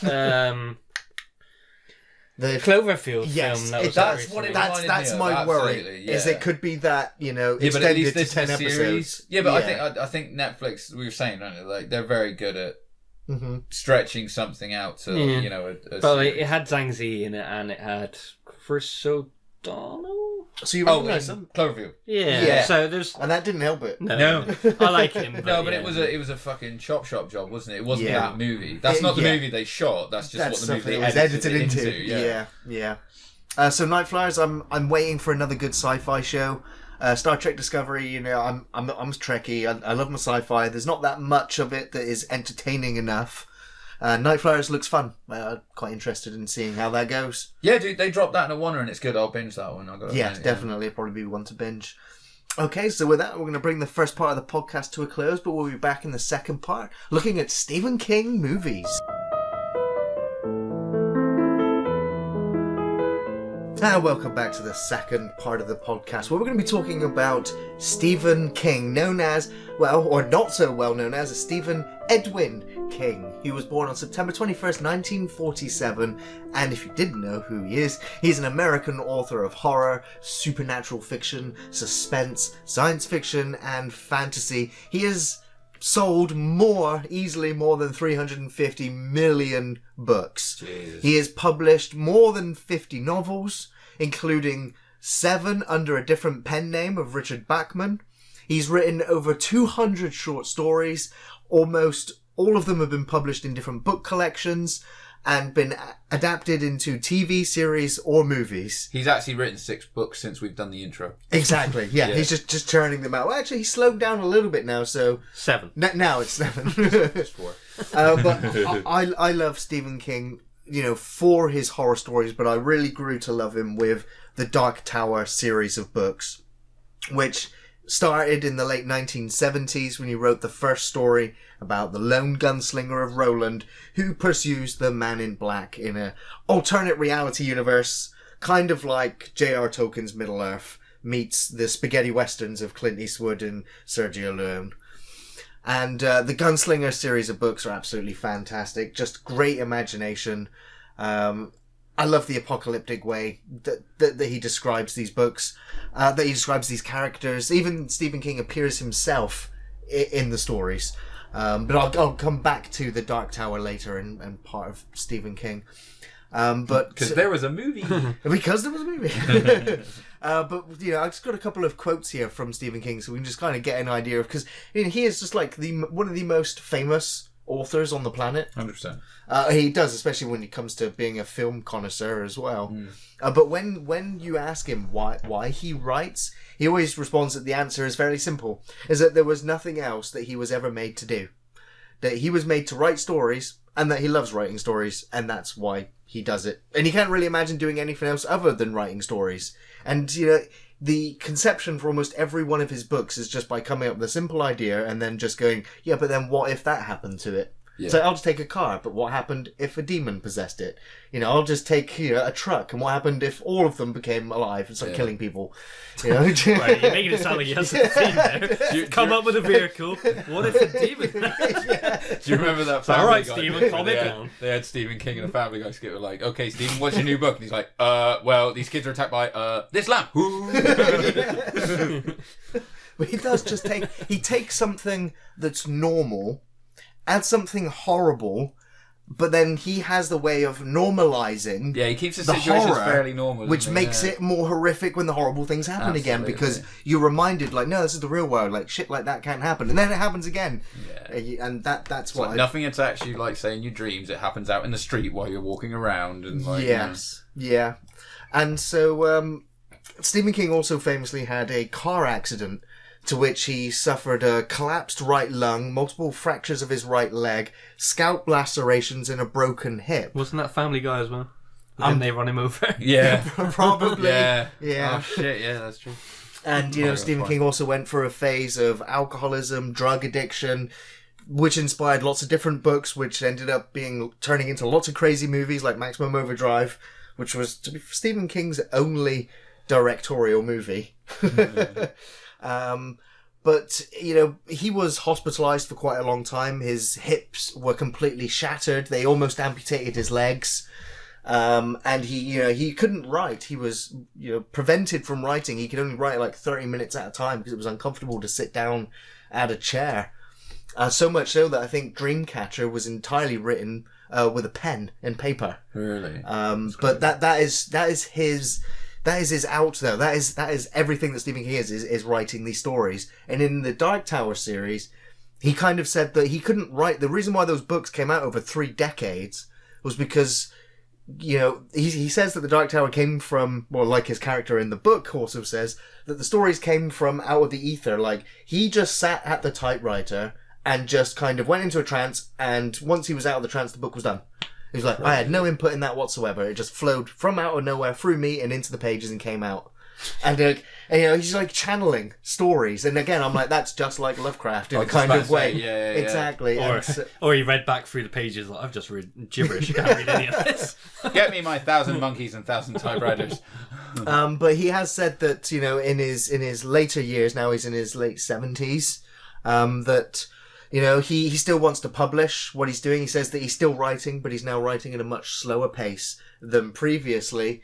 And that he also said at a couple of points that he's run out of ideas. He's like, I've done every type of story I can think of. But then all of a sudden you'll sit down at the typewriter and out comes another story. Like, I got one for this one. But he's also said that there's still books that he started writing in the 70s that he still hasn't finished yet.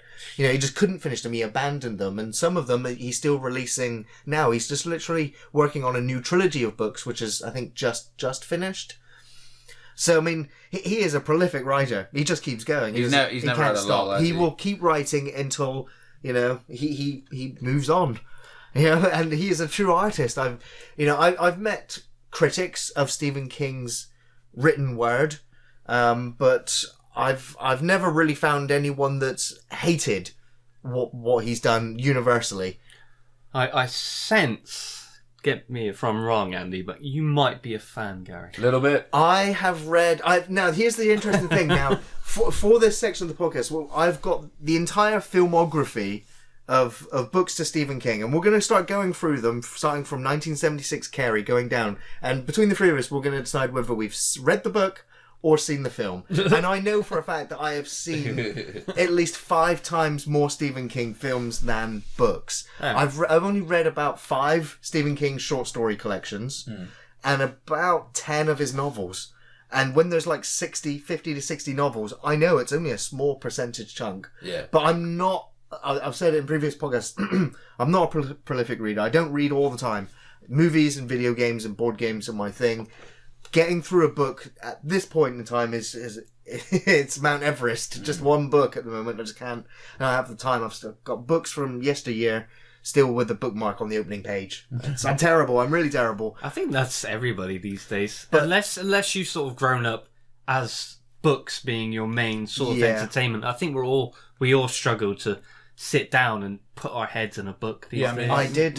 My wife is a prolific reader. Yeah. And she will read it every single night, but she's that type of person that's like, I can't go to sleep until you've read. Yes, yeah. It's a lovely habit. Yeah, lovely I wish I had it. I wish I had it. Because I've tried developing it. Well, actually, I did with the Dark Tower series. Every book that I got, it was finish the book within 2 days. Like, was it the thing I have is like, if I read, I will go to sleep. Yeah. So I tend to get 2 pages in. Done. Nothing to do with the book, just me. I start it's reading, your I'm mental like, state to go to sleep. And I mainly read comics, so if I fell asleep with my comic book and I creased it, I'd kill myself. Yeah. But I have been listening to Stephen King audiobooks. Now, there are official ones on like Audible and whatnot, and there are other ones that are on YouTube that you can listen to. And of course, Stephen King books are quite long. Like the It audiobook is like 16 hours or plus or whatever. Who reads it? There's different people for each one, so I couldn't tell you who Tim the Curry narrators read are. any of it? No, unfortunately not. That'd be amazing. No. But yeah, so let's start. Let's go to 1976 Carrie, which is of course based on the novel from 1974. Strong opener. His first 2 years from that book into his first TV adaptation. And of course, if any of you are media students or film students or did any kind of film studies, Carrie would have been on that list of studies for its film language, for its character development, for its adaptation. For that intro. For the film's ending. It's also one of those films that's remembered as one of the most iconic horror films ever. Yeah. It put Stephen King on the map, without a doubt. 100%. Never read it. No. Studied the film in film school. Yeah, same here. I've kind of said I've never watched Carrie since as just a pleasure to watch. It was I've only watched it once. That's a film I've watched to study. Yeah. Don't you find that with everything you did in film studies though? Like The Matrix, Almost. all these films that we had to keep watching over and over. It's like I can't face watch it for enjoyment anymore. I don't know, unless it was ones that I chose to want to study. Oh yeah. Then in which case I do still love those films. Let's go into 1980. 4 years later, The Shining, based on the novel from 1977. Great flick. Mm-hmm. Iconic. I think it's one of the greatest. Not read The Shining either. I've seen the Jack Nicholson Shining, of course, one of the most famous horror movies. Again, one of the most iconic. I think a horror masterpiece. Movies. I would say a masterpiece, of course. It's it's been parodied and referenced in so many shows and comedies and films. I think it's like the film has been. Yeah, sort of parodied and quoted. Yes, it's a strange thing because like I haven't read The Shining, and there's always been the story of how Stephen King reacted to the film very badly. Obviously. He hated it. Yeah, to the point where like everybody loves this film, but Stephen King. Yeah, and it's like, why do you like this? This isn't my. Well, he was upset with the Jack Torrance portrayal of the character. He didn't believe that you watched his descent into madness. You kind of already established him as a kind of mad character, and the film kind of peels away the layers around him so that you see that he was mad all the time, whereas in the book he slowly goes mad under the spell of the hotel. But I think the film is very powerful, and it is like a spell on the viewer of the film. And just the way Kubrick put that film together, the way it was edited, the way he shot it. Have you seen the behind the scenes? Yes, I've seen the behind the scenes. There's documentaries on the making of it. It's a film. Phenomenal. They did one recently, didn't they? A new documentary. There's a documentary about the freaking conspiracies about what he meant in the film, and like the moon landing being faked and everything else. Yeah, so crazy. It is crazy, but it's a film that I don't also watch for pleasure that much either. I'm not the biggest fan of it. I think that it's a movie that when it's on, I do the kind of, how long's it been since I watched this movie? Oh, long ass time. And then I'm like, okay, I'll watch it. So I'll go every few years. I end up watching it. Like, the last time I watched it, I think it was a Blu-ray I watched it on. Okay. And I've got a 65-inch TV, and it blew out the entire screen, and you actually see the detail in this film, the magnificent shots, like even that intro with the car. That's Kubrick though. That is scenery is so massive. It's crazy. I mean, he's just really articulate in everything that he puts in front of the camera. Everything is there for a reason, you know. And people have said that you watch the hotel layout, and you know characters will go one way, and later in the film there's just a wall there. You know, there was no door or anything. Yeah, it's just like the geography of the place. The whole thing plays on your mind on a different subconscious level as you're watching the film. What did you think of Ready Player One? I thought it was fluff. It was entertaining, but it was not a film I would rewatch. I'm just talking about that section. Yeah. That section. Where it went to there. Yeah. Yeah, it was kind of like, you know, I was kind of impressed. Like, like, some of the scenes, like with the bath scene, I thought it was actually... redone well. It was a lot of love put into... recapturing. Yeah. Sorry, what? Like, because I've not seen it. What, do they recreate some of the scenes the hotel. from Shining? So sorry. Yeah. No, mate. It's one of those again where some people are. Ian loves it, I think, and then like a couple of Ian's watched it several times, so we can keep going. Oh look! Oh look! Yeah. And then a lot of other people are like. Well, basically, the second thing they go to the actual Shining movie, right? And I'm not sure how much is like recreated scenes or scenes where they've just imposed them in. Yeah, I'm not quite sure. I've not actually watched any sort of behind the scenes, but. It looks like they've just stepped into the movie. Really? Yeah. It's very impressive. Awesome. And it was cool because I had no idea that was coming up when I watched it. So. Yeah, it was a surprise. I kind of just went, oh, you know, they've gone to The Shining. I was like, in my mind, I'm just thinking of all the other films they could have gone to, and I'm like, they've gone to The Shining. Okay. I'm going to go to Prometheus and be like, stop it! Eric, stop it! Stop it! You run to the left! So, 1982, Creep Show. Absolute lovely Creep Show. It consists of 5 short films, 2 based on short stories, Weeds from 1976 and The Crate from 1979, and the rest King wrote specifically just for the film. Leslie Nielsen? Yes, Leslie This, Nielsen. I think, was the first thing I ever watched. First horror anthology movie I think I ever seen. Definitely the first horror anthology, but I think it's the first time I'd ever seen anything that Stephen King had ever done. Is that the one where Stephen King's actually in it as well. Yeah, as an he's actor, janitor, Is that the one Neeson's on the beach? Yes, that's right. Barry's Leslie Nielsen. Ian showed me that years for ago. a really long time. Fade to black. No, you can't. Spoilers. So yeah, Cujo. I've read both The Weeds and The Crate from different short stories. Can't remember them too well, but they were adapted well into Creepshow. I mean, Creepshow is just great. It's just the benchmark of anthology horror movies for me. I mean, there's Tales from the Crypt, then we got Tales from Dark the Side, Crypt, and all those other ones. Yeah, but that was great. Cujo from 1983, based on the novel from 1981.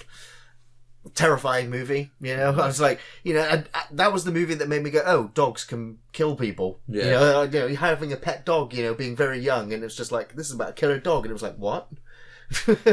So was Stephen King really into the sort of productions of these movies, or was it a case of the studio came over, we want to buy the rights, he sort of goes, yeah, whatever? I think, after the success of Carrie, I think he kind of saw, as a businessman, he would have seen the money. Yeah, look at the dates as well. Look how close they are. Yeah, so I mean, is it a studio's like, oh, the new book's out, buy the rights? Is he like on board? It's like, oh, I want to be part of this production. And they're kind of fishing for different stories to turn into. I mean, if Carrie was the first one that they did, how long did you say he'd been writing before that? You know, he started in the 70s. So when Carrie hit, he was already an established writer, I would have thought. It wasn't like Carrie was his breakout novel and stuff, and instantly they started. Well, Carrie was one of his. I think Carrie was that is really impressive. Novel. The fact that his breakout novel was then turned into a breakout film, and then followed up by The every Shining, couple of years. Creepshow, he just knocks out books. They knock out movies. It's like, you know, it's crazy. And that must have been really weird for him as a writer to see that kind of. My work is being taken so quickly up into another medium. Yes, yeah. So much so that... I find it hard to not then start writing with the intention of this is going to be a film or something, which would massively change the way you write books, I would have thought. You know? But then again... Not a writer, obviously, but still. But I mean, all of his books have to undergo massive treatment to become screenplays in order to become something filmable. Yeah. That's what I mean. Take something as epic as The Stand and It... Well, I mean, like we were talking. It's the only book that me and David actually read. Right. Okay. Wow. But I remember when I watched the movie and like remembering like, wow, man, yeah, they really sort of like, they got rid of that and that probably made sense. And you know, like you said, to take those particular books, they're not small books. No, they're not. And turn it into what was then like a 90-minute. Even it was like split over a mini-series, wasn't it? That's right. Yeah, it was 4 episodes, films, and now two films of great length as well.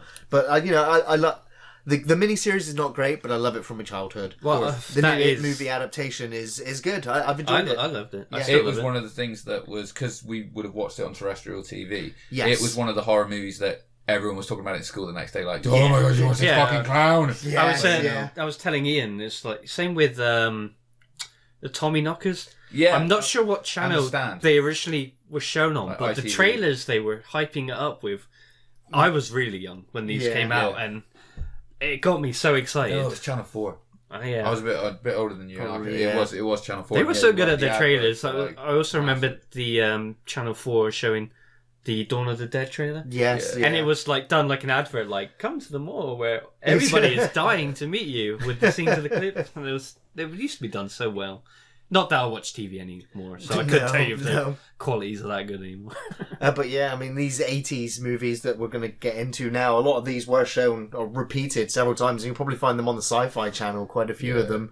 The Dead Zone, based on the novel from 1979, came out in 1983. I mean, 1983, he had, 3 releases? Yeah. After The Dead Zone, it was Christine. Christopher Walken in The Dead Zone, was it? Yes, Christopher Walken, yeah. I believe there's a whole series of them as well. Yeah, I don't think I've seen all of them. No, I've not seen all of them.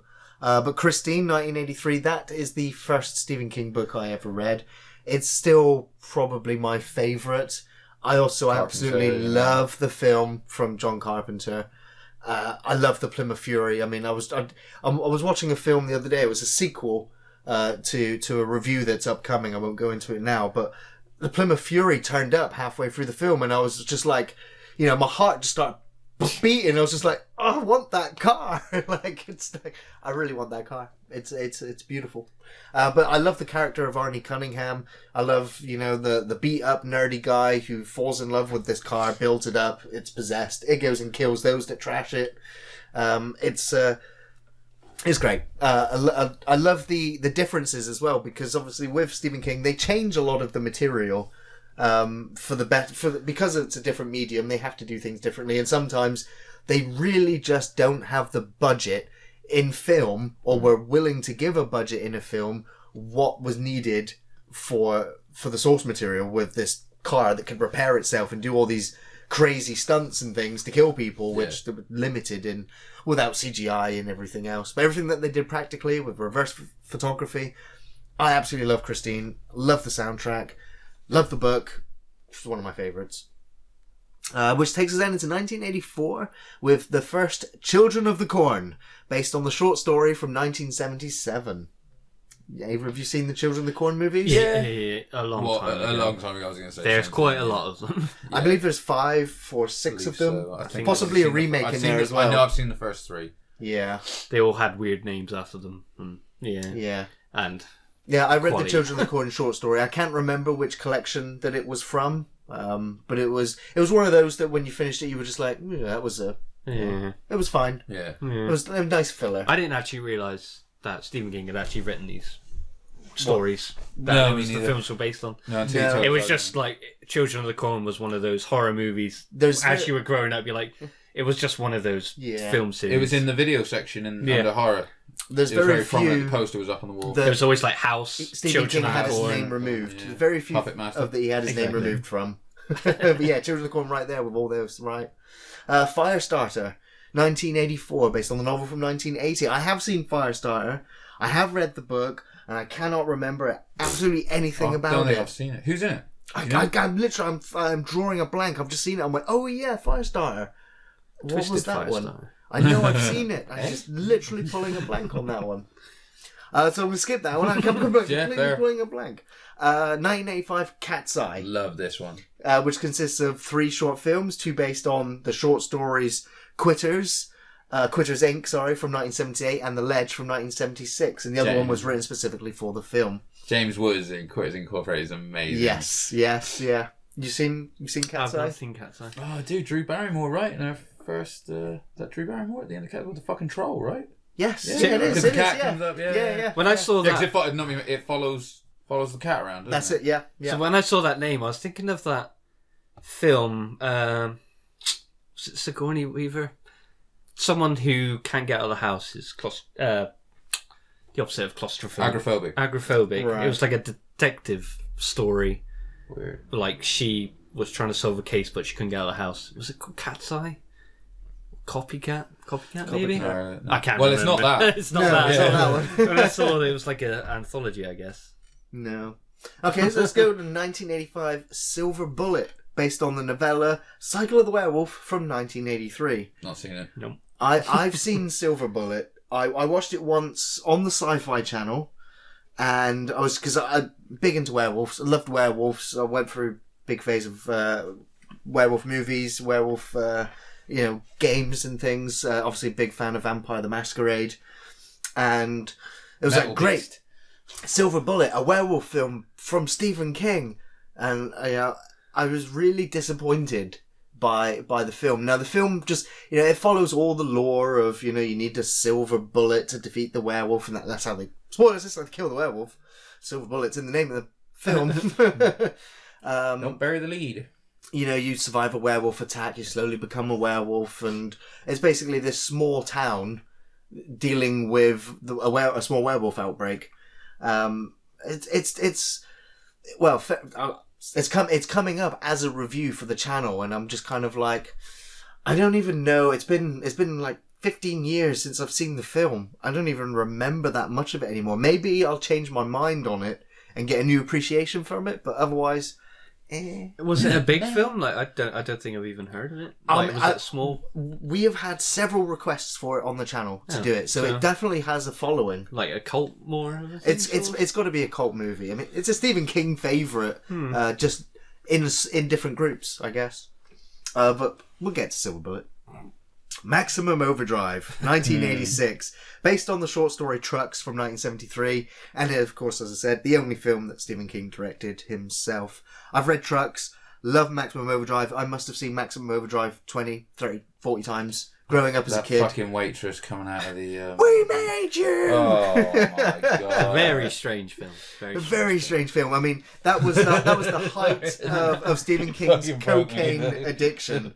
And so, it's like everybody was on cocaine making that film. They had a blast making it. That guy getting killed by the vending machine, spitting out the cans at him. The kid being rolled over by the bulldozer. There's just so much. So it's so rewatchable. It's just fun. It's stupid. And of course, fucking AC/DC soundtrack throughout the whole film. Love it. It's a lot of fun. Right now, I think that review is blocked on the channel. Oh, really? We reviewed it a while ago. I should also say, I'll just interrupt the point here, that we have been battling copyright on the channel quite a bit over the Christmas, and since then, I've got all the Alien reviews back, the majority of the Resident Evil reviews back, the Predator films back, and a couple of other odd reviews like The Mist, and a few others. The channel has had copyright strikes since the appeals and all those processes. We managed to get some of those videos back. So I will work on getting Maximum Overdrive back up as soon as possible. Which then takes us into 1986, Stand By Me. Oh, I love this film. Based on the novella The Body from 1982. Again, I've also read the short story. And Stand By Me, again, I've not seen it as many times as Maximum Overdrive. It's not one that's immediately rewatchable. But it is so good. If not, again, top 10 easy for me with Stephen King. That might actually be my favourite Stephen King Absolutely, movie. yeah. It's definitely not my favourite. I know what is, but it's definitely up there. How close is it to the book? I've only seen the film. It captures it perfectly. I mean, the book is, again, it's the short story. 4 kids, they want to go see a body, and they go on this trek. It's a coming of age story. About these kids that they, it's not about really seeing the body. That's not what makes them grow up and become men. It's the journey that they went with each other, and of course the dealing of the bully as well. But it's, I always remember the big guy, the pie eating contest. Oh, Lardass. Lardass. Crazy. And of course, I remember Will watching Wheaton that as with well. my parents, and I was dying through that scene, man. I mean, that must have been his first film or sort of film adaptation that was quite a different. Yes, because it was like non-horror. It's the first non-horror one. It was like a friendship, sort of a journey film. Like it's so funny because later cast on as well, like Will Wheaton and everything, River Phoenix, Corey Feldman, and that's right. Like, yeah, see, that was probably that was my first exposure to any of those guys. Yes, but yeah, actually, yeah. Will Wheaton might be. I was probably like in that time. TNG I was like, time. It was just like, around that. It's fucking Wesley Crusher. Yeah. But it was like when you have Shawshank and things like that. Well, yeah. Because when you say Stephen King, you're thinking Carrie, you're thinking The Shining, but then but you don't think like those films. It's like a totally different timeline, if you like, for his order. Like Gerald's Game, like 1922. Yeah. There's no. It's not a monster of the movie. Movie. Yeah. And so after Stand By Me, there was the following year, Creepshow 2, of course, the sequel to the 1982 film. More short stories, including The Raft, which was great. I know that's a big favourite from Ian. So... It's a bunch of kids go out onto, they've gone to a lake resort and they go out and this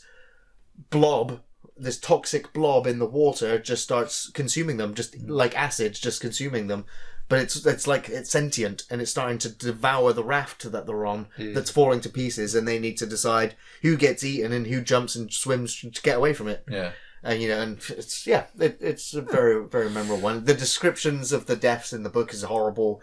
The reenactments in the film is just as terrifying. So are these films like the Creepshow 1 and 2? Are they available these days? Yeah, it's are they on streaming services? I know the Creepshows. Some of them I think are on YouTube to watch in their entirety. Because I used to borrow the VHS off Ian back in the day. Either Shout Factory or Anchor Bay has definitely released the Creepshows as collector's Blu-ray things. Very, very popular. 1987, The Lawnmower Man, A Suburban Nightmare, which is actually a short film based on the short story from 1975. And it wouldn't be until a few years later that The Lawnmower Man, in 1992, it would be the actual movie adaptation. Yes, yeah. We'll get back to that one. Oh, I see your notes. I'm not going to bring it up then. Yeah. In 1987, A Return to Salem's Lot, which was a sequel film to the 1979 miniseries, which is awesome. Salem's Lot scared the shit out of me. The miniseries one. That vampire, the spectral ghost at the window. Blah. That was one of my first introductions to horror that genuinely spooked me. Very well filmed for a TV horror. Again, it's one that me and Ian have said it's on the to-do list. Salem's Lot and A Return to Salem's Lot. Nice. The Running Man, 1987. Epic. Get to the chopper. It's Arnie, based on the novel from 1982. And Fleetwood Mac. Yeah. Pet Sematary, 1989, based on the novel from 1983. Love Pet Sematary. We've done a review on it. I love the book. New one this year? I'm not fussed about the new one. I really am not. That trailer was It was wet. That trailer for me was just... It was just like... You've shown me nothing more than what the original film's done. You're just giving me the same thing. I'm not fussed with this one. No, I don't. The best character in it is Judd. Yeah. But it depends how far the film's willing to go in showing some of the horrible stuff that the characters go through in the book. So I'll take it or leave it, really. Remake. Yeah. The book is very good. It's him and his inner psyche, his inner monologues when he's doing the things that he's doing and the justifications he's giving to himself, and how he's going to hide it or how he's not going to hide it from his family when he decides to go and bury his dead relatives and bring them back in the pet cemetery. Especially the sequence where he's digging up his son in the graveyard in the middle of the night. And it's just like, how do I justify this? How do I explain this to my wife that, oh yeah, our son's still alive? But yeah, very frightening book.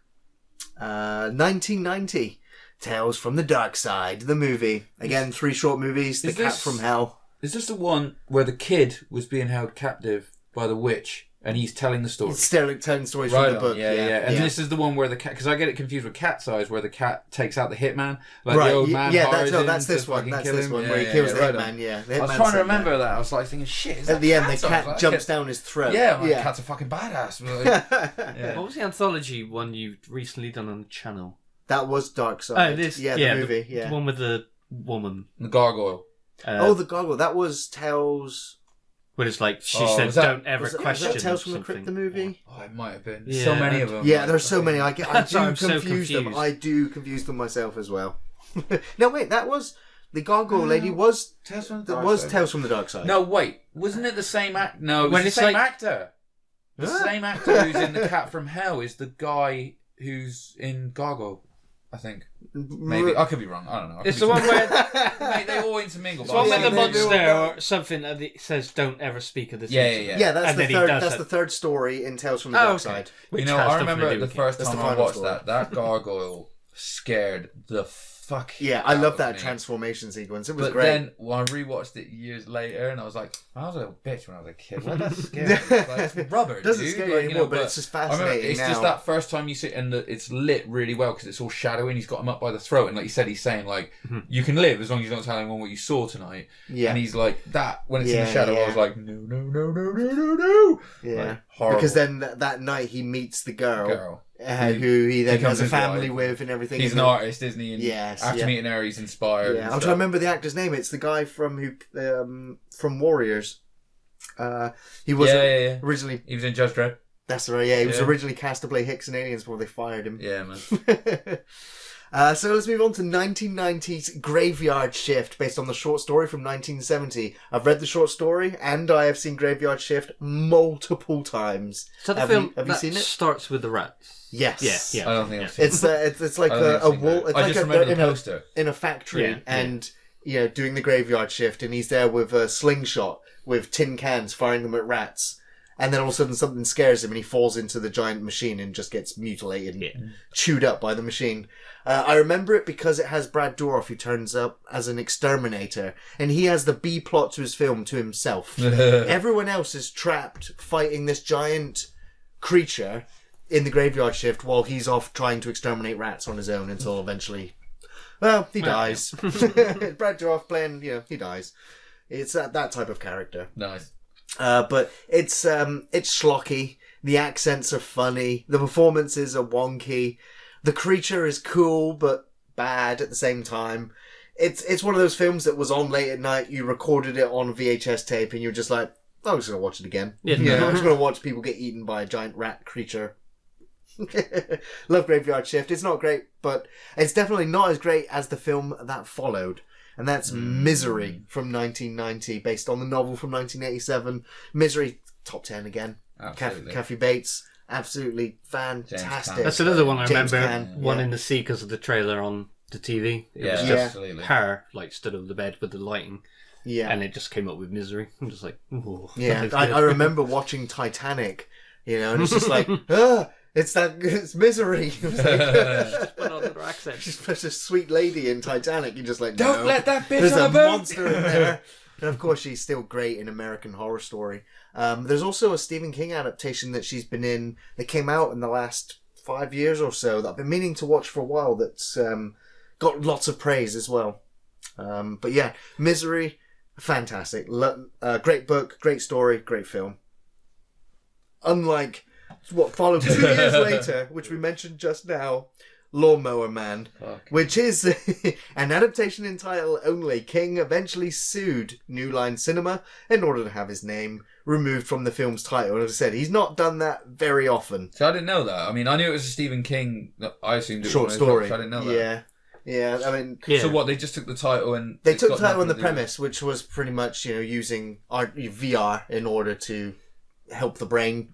Yeah. So, but the first time I saw The Lawnmower Man, I was just like, wow, I can't wait until we get VR. That was what that film taught me. I was just like, I really want to play video games in one of those machines where you lay down in it and it's all VR. Then you bought the Virtual Boy and you were sad. Yes, and that was the closest we got, so... Why is everything fucking red? It was one of those films that was just like, the future of video games could be all these things. And yeah, the film now, I would never Still watch not it quite again. there, are we? No, not really. I would never watch it again, though. Not really. It's kind of one of those films that you just laugh. You laugh at. You heard in Patreons? No, please don't. Please don't. But I would definitely do Sleepwalkers, which came out in 1992. Oh, I like Sleepwalkers. It's a great bad movie, Sleepwalkers. It is a great bad movie. Let's go to Pet Sematary. Actually, he's got an appearance in that as well, hasn't he? He's, in Sleepwalkers, yes. Yeah. Pet Sematary 2, 1992.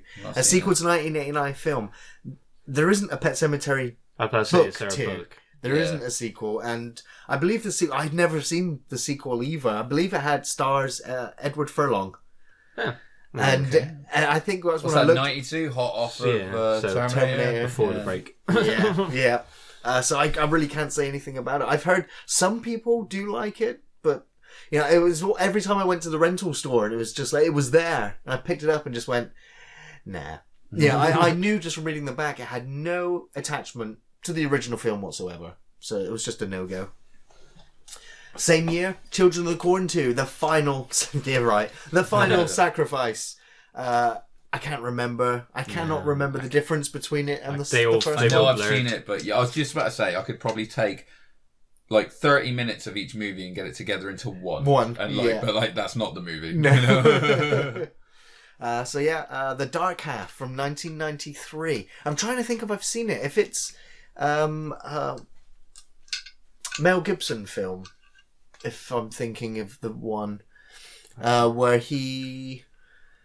I'm thinking it's a totally different film. I think it's one of those drama films. It's not a horror film like the title might suggest. But if not, it's not a book that I've read, but a film that I'm seeing. Remembering if it's even the right one. So yeah, not seen it. Needful Things from 1993, based on the novel of 1990. I've seen Needful Things, and I believe Needful Things has sequels. No, I think it's Demons. Needful Things. No. Or is Needful Things it's a car? No, it's his lamp. Is it the antique store where everything that you want to buy is cursed? Oh, the Rick and Morty episode. The Rick and Morty episode. Oh, right yes, on, okay. I think it might be that one. It makes sense with the title. Yes, yeah. I think it's the store. I think Needful Things is the name of the store. Oh, okay. I'm trying to test my own Stephen King like knowledge needless things in the... Yeah. Like I said, I'm not an expert, but I'm going just by memory. Now, here we go. This is the crowning achievement for me. 1994, The Shawshank Redemption, based on the novella Rita Hayworth and Shawshank Redemption from 1982. Absolutely love Shawshank Redemption. Watched it several times. At one point, it was my favourite film. I was just like, I love it.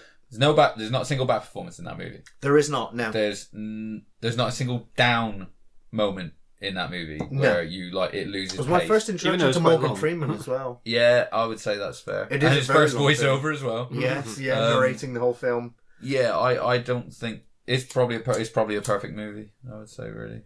It's a story about hope. You know, when there is none. You know, he's the only innocent man in Shawshank, and his story, his friendships, the trials and tribulations he goes through.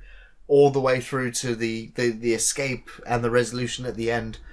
It's rewatchable. It's one of the most satisfying endings to a movie of all time. There's lots of interesting B plots that just keep going on. I can't remember the old man Brooks. That's right. Who ends up carving his name into the wood. Brooks was here. Goes to the exact same halfway house when he gets out. Yeah, I mean, I love prison dramas. I watch a lot of prison TV series. Yeah. And so Shawshank is just great. And it's another one that's been parodied and sort of lots of times, yeah. And again, another massive departure. Yes, as one of the corrupt prison wardens. But yeah, Shawshank Redemption, massive departure from the horror. Yeah. Going back to the horror, The Mangler from 1995. That name? That was a romantic comedy. I've not read that one. Not seen it either. Yeah. No, nothing. Sorry. Yeah, pass. Oh, Dolores Claiborne. That was the one. That was the I guess in 1995.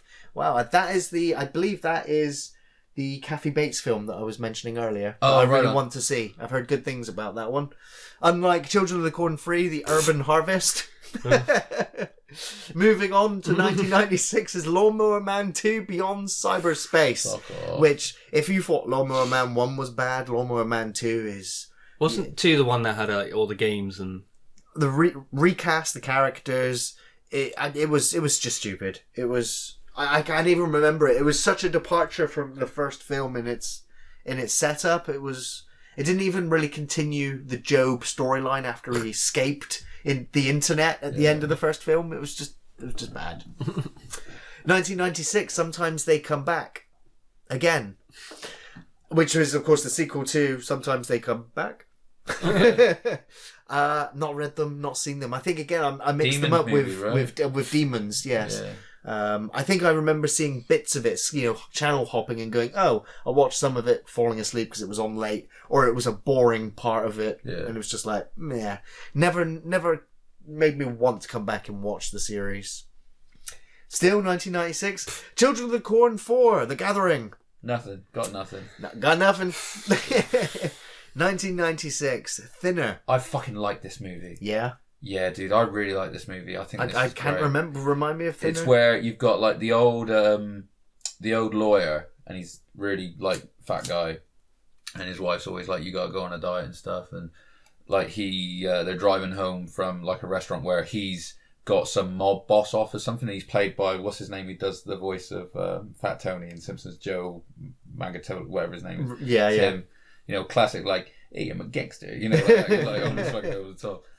And he's driving home, and I think there's there's like a Native American sort of like carnival in town, which I think he's kind of like, offended anyway. But as he's driving home, his wife's giving him head as he's driving, and he runs like the old lady of the family down and kills her. Right. And he's a lawyer, so naturally he gets off of it. And the fucking old chief guy comes up to him, and I think he like does, I'll give you a chance to like come clean and like I know that something happened and whatever. And he's like, no. And he just puts a curse on him. He fucking strokes his face and goes, Thinner. And he just starts losing weight until he's reduced he's just going to reduce to ash, and he calls in the mobster that he's got because he's like, oh, your favour, and so, and gets him to try and fucking take down the Native Americans, who are then like, okay, we're going to remove the curse because we're in danger, but you got to sacrifice someone to do it, and it's that choice that he's got to do that to someone. That sounds quite interesting, actually. Dude, it's a good movie. Yeah. I'm trying to think of anyone who's in it aside from the fucking Fat Tony, but yeah, I'm surprised I've not actually seen that one. Yeah, it's a good flick.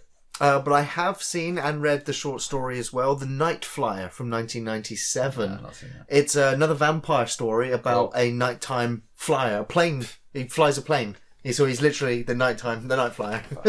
And this other pilot is trying to figure out who the night flyer is, and starts uncovering the fact that, spoilers, it was a vampire that's been flying this plane doing this job.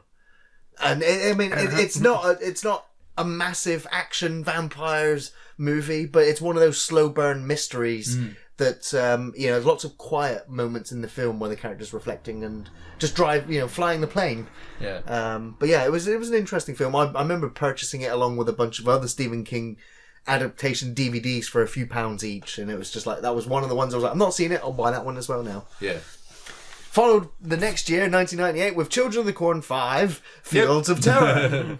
Every other year, we're going to have another Children of the Corn movie. Nothing. 1998, Apt Pupil, based on the novella from 1982. Ian McKellen? I'm trying to remember. The Nazi one, right? It's like a Nazi war criminal and some kid is interviewing him or something? You know what? In that case, I don't think I've seen it. No, it sounds very familiar, but no. Yeah. Yeah, that's right. That is that one. A boy blackmails his neighbour after suspecting I've not read him that one to be a either. Nazi war criminal. Yeah, I've not seen it either. Ian McKellen. Yeah. Right on. I'm like, not seen it. Pulled it out my ass. Nice. Very good. Obviously seen the trailer. Yes. 1998. Sometimes They Come Back for more. I'm loving these sequels. This is amazing. Obviously a sequel. They could have gone with Sometimes They Come Back Again and didn't. Yes, and yeah. No, look, we're better than that, guys. Come on. 1999, The Rage, Carrie 2. The sequel no one asked for, years and years later. And yeah, I never watched it either. I remember it coming out and seeing posters for it. And wasn't there also a remake of Carrie come out around the same time? Yeah, it didn't have Ginger Snaps. Yes. Oh, actually, no. Yeah. It was 2002. Yeah, it was fucking Hit Girl, right? Huh? It was the girl who played Hit Girl. No, that was the remake. That was the sequel of the remake? Oh, fuck this. This is Andy tapping out. I don't know. No, it was a remake. There was a remake a few years ago with Hit Girl in it. I can't remember. If there was, it was just like, I'm adamant, more but Carrie. I didn't fucking watch it. No, didn't watch it either. I was like, I need the original. I did, and I couldn't tell you. No one asked for it. Okay, 1999, Children of the Corn 666, Isaac's Return. Speaking of shit that no one asked for. And then, after you follow up that shit You get 1999, The Green Mile, based on the novel from 1996. This might actually be number one. Actually, I'm not sure. Oh my god! This was film. This was the first film ever that halfway through the film I had to pause it and stop the film and go and take a 10-minute break. I was like, I need to go and recompose myself before I come back to carry on watching the film. Broke me down. Amazing. I was just in tears and in shock watching that guy get electrocuted. Yeah, I was very tearful at the end, right when my older brother walked in when we were sharing a bedroom living on my mum's. Yeah. It was so embarrassing, just me blubbering at the side of the bed. I don't think he's ever seen the film, so he doesn't even. What was the dude's name? Michael John Coffey. Michael. Michael Clark Duncan. Thank you. Well done. Good call. He died not too long ago. Yeah. That's right. Yes, he did. I'd only seen him in Armageddon. Yeah, Armageddon. Yeah. I see. I mean, he's been like the big sort of henchman. I've seen him in documentaries about like bodybuilding documentaries and stuff, and I've seen him that he's very big around like Venice Beach and that whole scene when Arnold was doing it. Yeah, and stuff, yeah. Do you not remember him from Street Fighter 2? That's what I was going to say. He was. Yeah, he had a couple of henchmen, bit parts in other stuff. That was one of his last films, I think. It was, yeah. But he was absolutely great in The Green Mile. So was Tom Hanks. Fucking Mulan in it, right? Well, had Tombs in it, didn't it? This one did. Yeah, absolutely. Yeah, he was great. The Green Mile. Yeah, he was. He was. He's gone fucking crazy recently, yeah, he's, right? And his wife divorcing. Really? Yeah, he's gone nuts. That actor, I think, like legit. Oh, and first performance I watched from fucking Sam Rockwell. Yes, absolutely, excellent. Yeah, as crazy Billy. Wild Bill. Wild Bill. That's it. Yeah. No, Billy the Kid. Billy and they call him Wild Bill, and he gets all pissed off. Yeah. Amazing. I was quite young then, and I was like, this performance is amazing. This guy's fantastic. I've loved Sam Rockwell, mentioned him several times. And scares the shit out of me when he does that scene with the two girls when he's like, if you make a noise, I'm going to kill your sister. And I'm like, yeah. I was like, are those girls that scene? Because you see him from the back, and I'm like, are those dolls? Because if those kids are real, they'll never go near that guy again on set. Right? Like, yeah. He scared me. But it's Guy from Galaxy Quest. Yeah. Do you ever say it? Do I? God, I mean, he probably did that line and then it cut and he got lollipops out. Like, I'm so sorry. I'm sorry. Right? Yeah, you'd have to. Like, here's some earplugs. Close your eyes. Okay, action. Yeah. Like, that must have been horrifying. But yeah, Green Mile definitely in the top 5. Easily up there. Yeah. 2001, Hearts in Atlantis, based on the novella Low Men in Yellow Coats from 1999. Don't remember the book. Not seen the film. No idea. Never heard of it. No.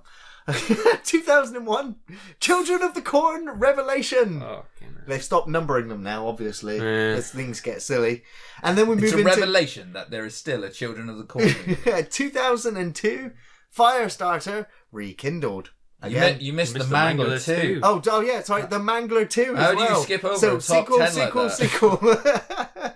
Yeah, but I'm not being funny. Them. Is this them reacting to Green Mile and going, get anything with his name out double quick? Yes. All these written sequels by some kid out of college because it was paid like $10 for. Just go, like, you know. Absolutely, and then after Mangler 2, Firestarter 2, Carrie reboot. Sequel, 2003, Julie Ganapathy?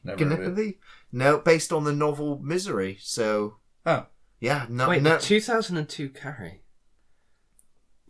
I know there was one about multiple Carrie. There was one about 2-3 years ago. Yeah, there was. I suppose we'll get to that one, but I didn't realise. Man. I was like, I can totally remember that because I remember there was like a TV movie. Yeah, because there was a TV movie or a reboot or a sequel to a reboot. Is there a Netflix? There's always a Netflix. There's a Netflix version of Carrie somewhere. 2003. Now this is an interesting one. Mentioned it earlier. Dreamcatcher. I like this movie. I like the movie up until the point where I think Morgan Freeman turns up and he's the head of a CIA FBI cover up of an alien. I don't remember him being in it. I just remember Jason Lee getting his dick bit. Exactly. Him sat on the toilet. That was a great moment in the film where he's got the creature is in the bowl and he's sat on there and he's reaching for a matchstick because he wants to chew on it for his nerves or whatever it was. And it was some good performances in that film. Some very hokey ones as well.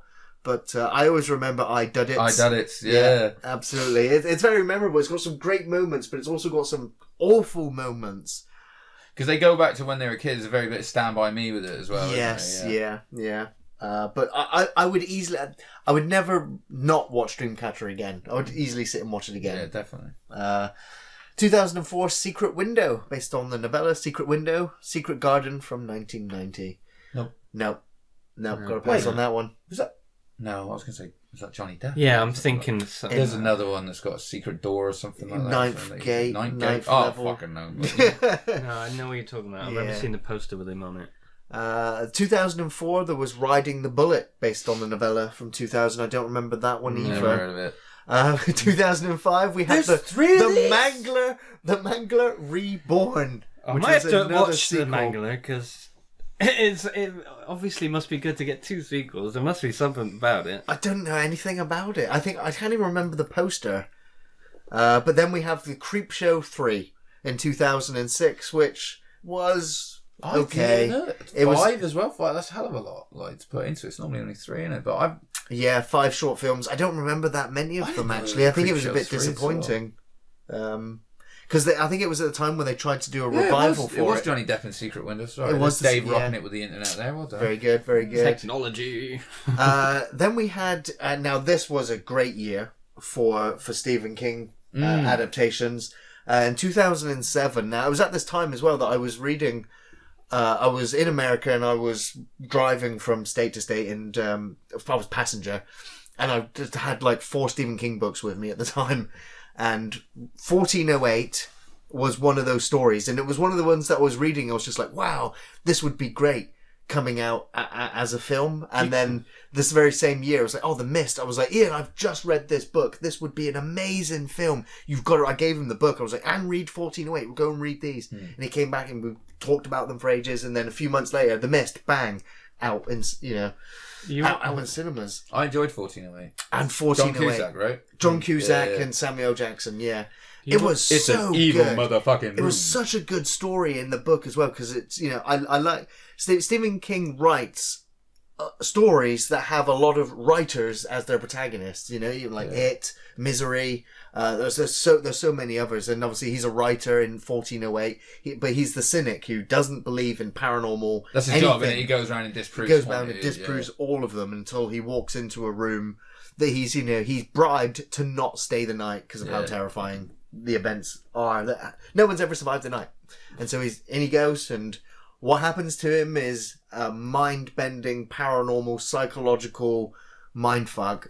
Where at the end of the film, you want to open your door and make sure that you've not been walled in. It's very well acted. It's very well made. Highly recommend 1408.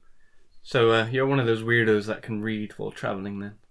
Oh yeah, I can sit in the car for 6 hours and read. No, you're the same as me. You say that because you have children. So, you can't read on the toilet. You can't read upstairs. Nothing. No, I'm just. We fly, and Jessica's a great flyer. We've flown a bunch of times with her, but there's no way I can read something because. Yeah, I read on the plane. Yeah, I can't do that because she'll watch something on top for about 5 minutes. No, fuck this. We're on a plane. Let's do something. Entertain me. I was more just talking about travelling, so it's great, I can finish that book. I can pick up that book. I'm talking more just travel sickness. I can read half a page and I'm like... I only get that off of my phone. If I'm not driving, if I'm the passenger, if I read my phone or something, even if I'm just if I legit get an email, because I make a point of not doing it. If I get an email, start reading the email, I'll be like, But no, book I can read. Yeah, I can read a book. It's weird. It's the whole thing of not seeing where you're going, but your body is moving, so your body's confused as to why it's moving. Yeah. Horrible feeling. Yeah, it's fucked up. And so, The Mist in 2007.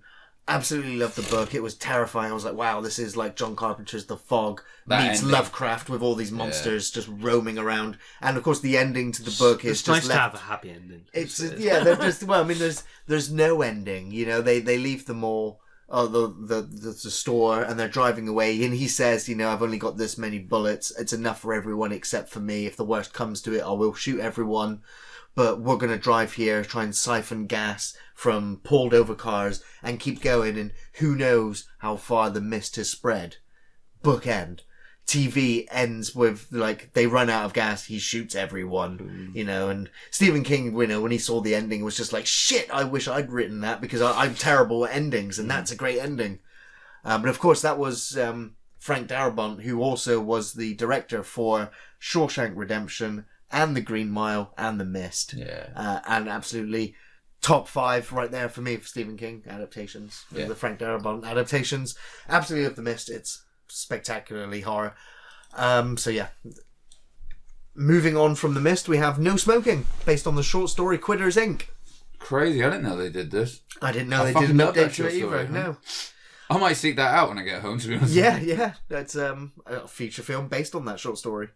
And then 2009, Dolan's Cadillac, based on the short story from 1985. I don't know that. Nope. I'm waiting for a Buick 8, but that's not there. 2010, The Boogeyman, based on the short story. Yes, read the short story. The film was, what was it? Who was it? It was the guy from, he had his own TV series. He was popular for a minute and then not. I liked The Boogeyman. It was one of those things where it was like at kids, you know, they encountered the Boogeyman. And then years later, the Boogeyman was coming back again. It was by Eric Kripke, and that was why I came across it as well, because that's the creator for Supernatural. Oh, right, okay. But it was jump scares, you know, but I like the idea of it. It was like Monsters, Inc., you know, but the horror movie version. Fair enough. Children of the Corn Genesis in 2011. Off. I think we finally realised. Here we go, Carrie, 2013, the third adaptation of the novel. Really? There was 2011 for Children of the Corn. That just seems crazy. Yeah, like, but it wasn't that long ago. It must have just been a straight to DVD. Yeah, it had to have been. I think a lot of them had to have been. And so, yeah, Carrie, 2013. A Good Marriage, based on the 2010 novella in 2014. Not seen that one. Nope. 2014 Mercy, based on the short story Grammar from King's 95 collection Skeleton Crew. Nope. 2016 Cell, based on the 2006 novel, screenplay by Stephen King. Cell, I've read the book.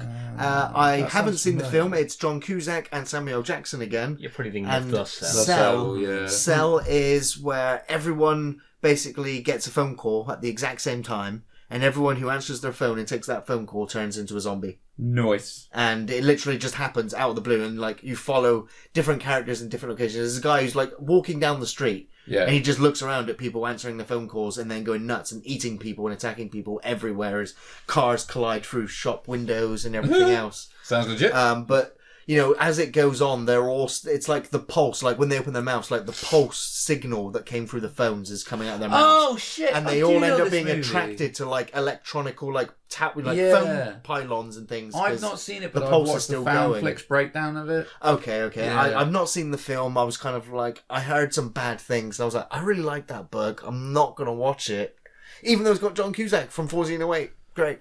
Yeah, I mean that's only 4 years ago now. And I don't remember hearing anything about a film. So. Yeah, it didn't go to cinemas. It was straight to DVD, straight to streaming, which was also like one of those things where it was like, oh, it doesn't really have the budget to do the big scale stuff. Yeah. And then in 2017, it didn't happen. In 2017, we had It, based on the 1986 novel, the second adaptation of the film, which has done very well. So well, in fact.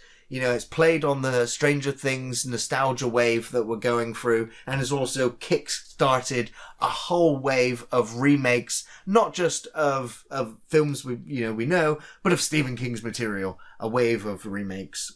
Tommyknockers, Pet Sematary, It, and there's going to be more. We know there's going to be more. In 2018, we also had Children of the Corn. What the Runaway. How do these keep happening? Like, I almost feel obliged to watch them to date, Stephen King's Children of the Corn Runaway is the most recent adaptation of Stephen King available. That's crazy until we get the next chapter of It or Pet Sematari's release to Whoa. Yeah, that's crazy. That's crazy. I mean, we've literally just covered all the film adaptations, and there's quite a few in there I've not seen or even heard of. Absolutely. And there's also a lot of the books that I've not read as well. But I'm, I can say I've read at least 10 of the books. What a career, though, man! What a career! Speaks just volumes. I was trying to think. I cannot think of another author who's had that many film adaptations. Like, everyone's like, fucking Tom Clancy's in everything, like, on everything, but it's like, yeah, but I don't think he even scratches that, No, that's the only other one I can think of that's like, because you've got, I mean, not so much, you've got TV series, you've also got the games. The thing that's confusing with him, with the Tom Clancy stuff, is that there's loads of different films with the same character being played by lots of different actors and lots of different interpretations, and it's well, there's the great thing with Stephen King is that the films not so much, but the books are all interconnected to the Dark Tower. The like characters in one book will reference seeing, they'll be like, oh, I think I saw a clown when I drove through Derry, and it's like, oh, like you as an audience, what. So they brought that together with Castle Rock last year, didn't they? Yes, that's right, Castle Rock. That's an ongoing Stephen King. I mean, it's like a giant homage to Stephen King. It's like we're just going to take bits of everything, and it's not. Yeah, it's enjoyed interesting. It. Couldn't tell you what happened. No, it's not a series that I've finished yet. I finished it. I just couldn't tell you what happened. Great. Would you go back for a second season of more? Yeah. Great. Top Stephen King films for me is Shawshank, The Mist, Green Mile, Stand By Me, and Christine. I'd probably agree with that. 100%. Yeah. Shining's top of mine. Shining's top of yours. Is that purely Kubrick? I think Shining might beat out Christine in there, actually. Yeah. See, I mean, if I was to choose, if I had the choice between watching Shining and Christine, I'd just pick Christine every time. Every time. Because of the car, because of the music, and because it's a little bit more fun, I guess. Watching, both characters have that slow descent into madness. Where they've been possessed by, is it demons? Is it ghosts? Is it nothing? But there's more fun to be had with Christine. But there's definitely, I mean, it's very hard for me to compare Kubrick to John Carpenter. Yeah. It's it comes down to the day and the time that your choice is. But that's an impossible battle to have as film directors to go versus. But definitely two of the best up there with Frank Darabont as the best Stephen King adaptations. 100%. Yeah. Great. Well, with that, I just also want to say I'm quite surprised that there is that many Stephen King adaptations that we've not seen or heard of, or books that we have read yet, but we still know and love him all the same. 100%. So we did a lot of. Has there been a lot of TV series? I love The Stand. The Langoliers is not the best, but I didn't like it. The last one I can remember watching was Under the Dome. Under the Dome, which the first season Simpsons did it. The first season got me hooked, and quite a lot of people I know. But boy, I've never known a show to drop the ball so bad after the first season. Yeah. Under the Dome was one of those that he started writing in the 70s. He was in it. He was a cameo with it. He had a cameo in it as well. I remember seeing him. And he always had difficulty finishing the book or continuing the book, and that's why the book is epically large. It's like one of his largest books, word count wise, since like It or The Stand. Right. In terms of its length. It's a beast, isn't it? It is a beast, yeah. Okay, well, going to bring the second part of the podcast to a close, and we'll be back with a third part answering your questions. Yeah. Woo.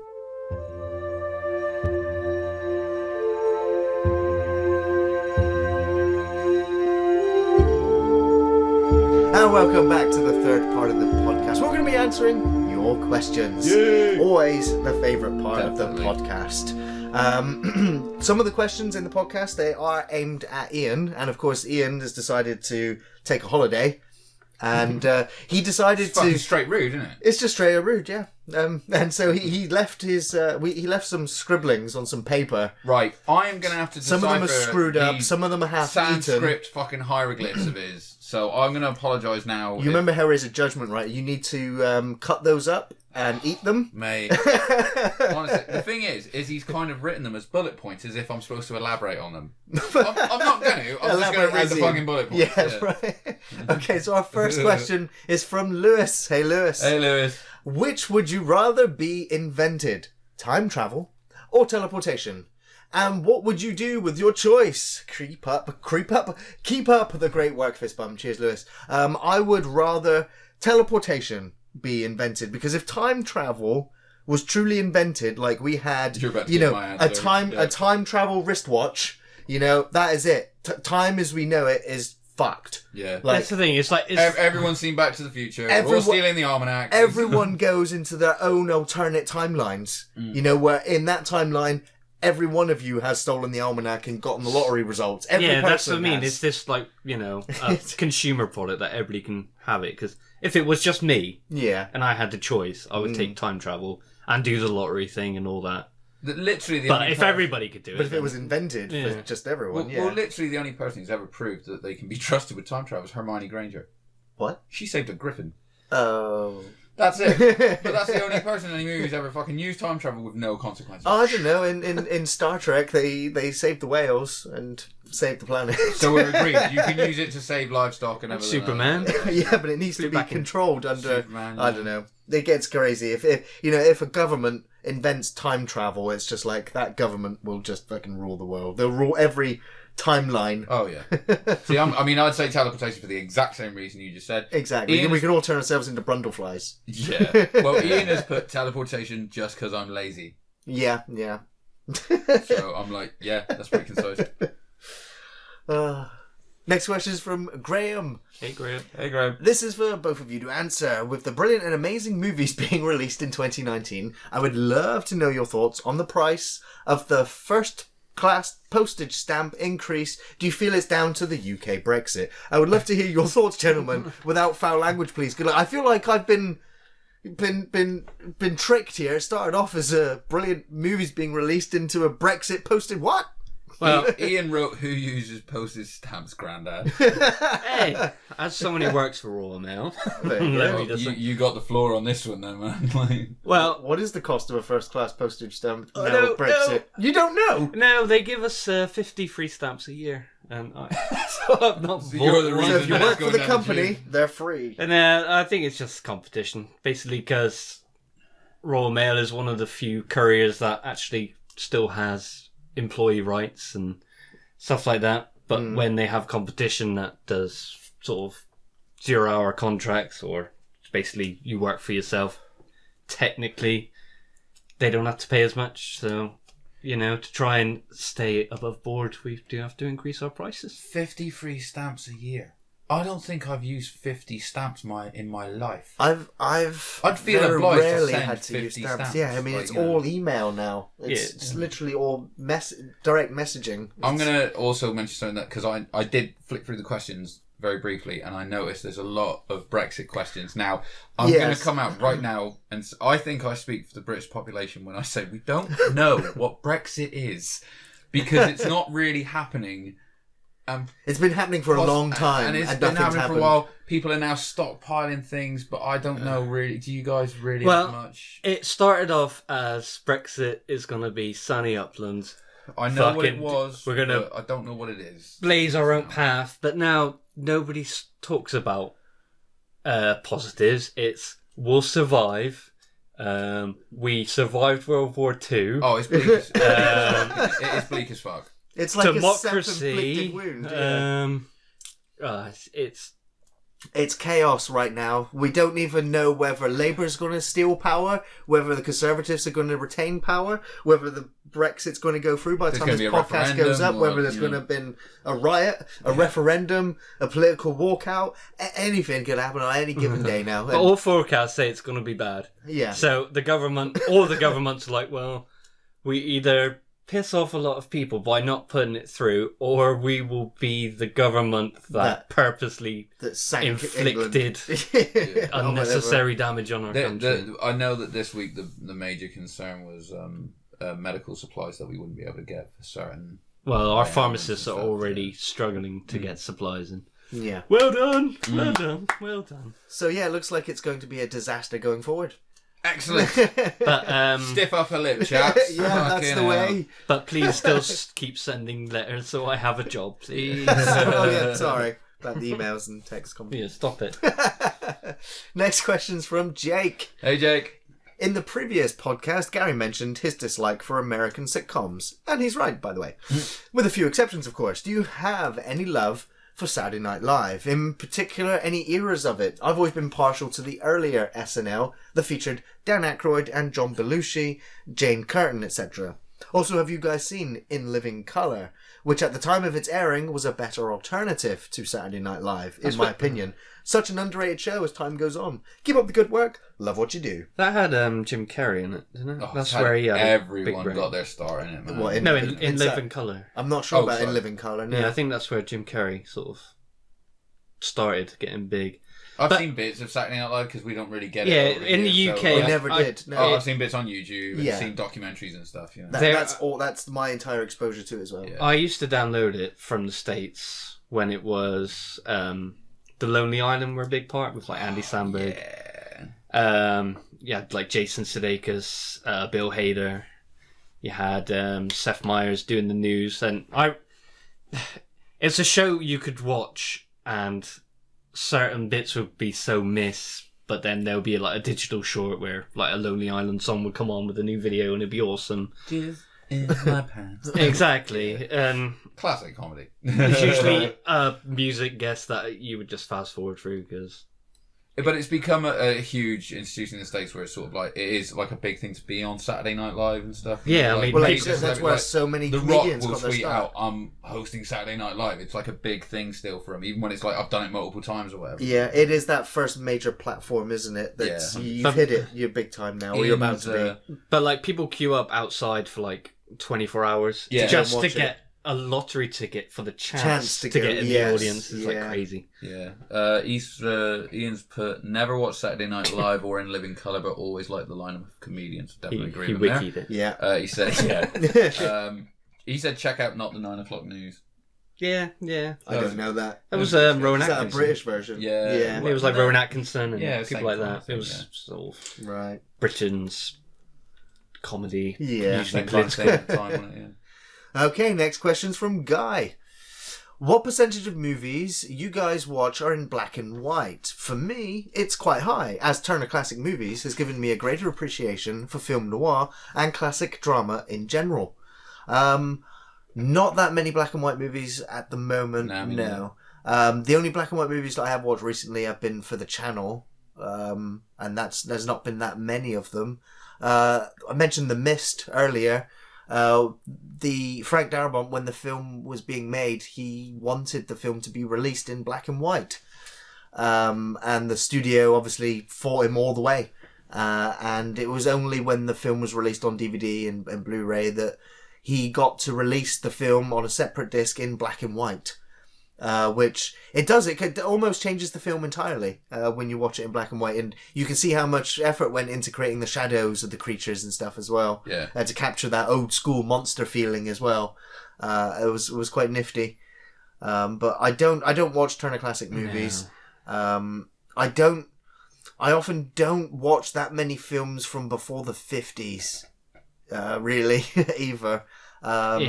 There's a few horror classic movies that I will go back and watch, but only if they're part of, like, if I'm looking into specific characters like The Mummy and Frankenstein and Dracula films and stuff like that.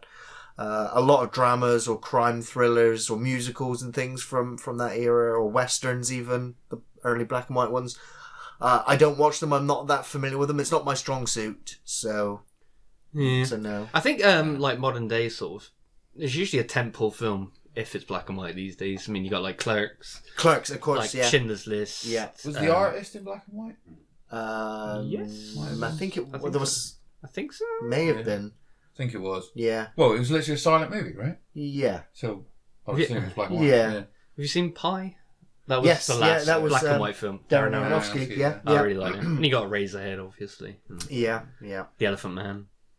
Oh, good pull. Yeah, Elephant Man. That's a great film. Ian's put 25 to 30%. So that is so like precise. You've got always classics on TCS. He gave you a percentage. Yeah. Every wiki page is in black and white.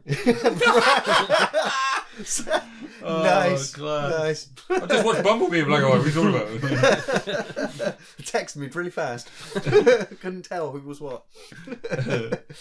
Next question's from Arnglade Dragunov. This first one is for Gary. I heard a lot of good things about The Burning.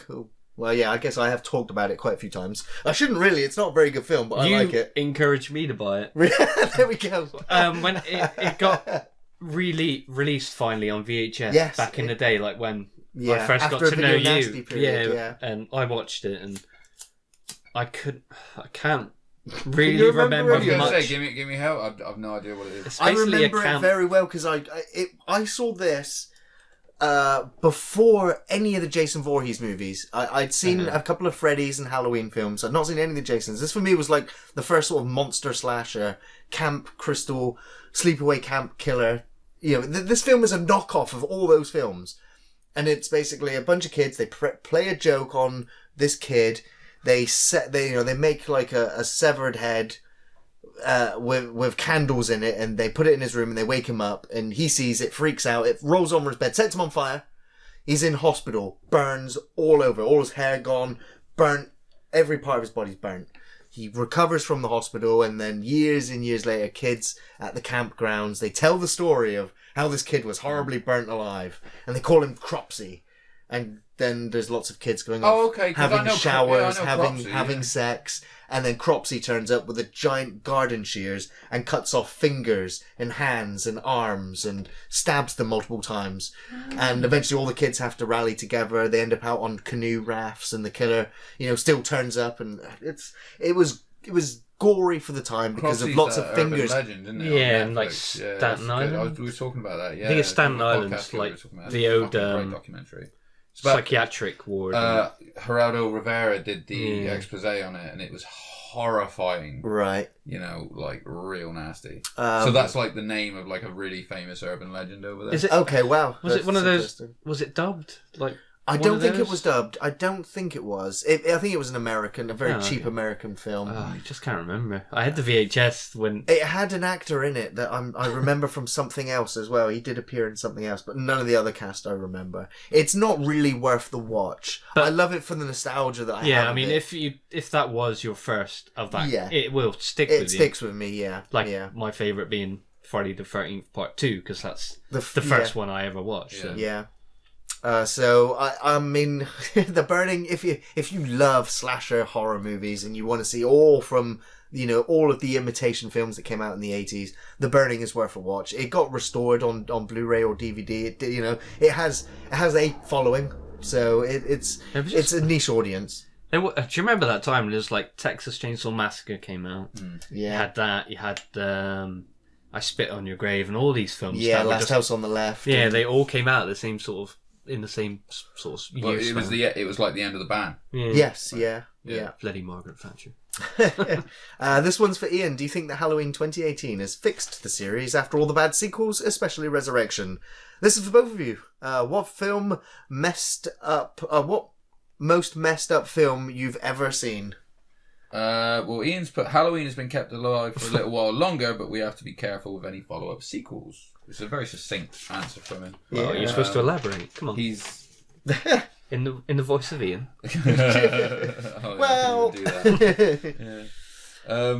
What film messed you up the most? He hasn't answered that. Oof, Irreversible. Irreversible. Wow. Or Serbian film. Maybe? Haven't watched either of them just because I've been told. So yeah. Serbian film had messed up stuff in it, but most of the film was meh. But Irreversible. That's a horrible, very long scene. That the most messed up film you've ever seen. So it doesn't have to be a messed up film from yesterday. I mean, because films that come out these days they're not messed up. I don't find them messed up anymore. Like fucking Mandy. That film was messed up. Yeah. But it's like, what do you categorize as messed up? It's like psychologically the only films. Well, it's like Antichrist as well. That was messed up. Yeah. But yeah. It's like, a hard category. Like Requiem for a Dream. A lot of people would say it's messed up. Yeah. That's but then Eraserhead, it's kind of a very varied.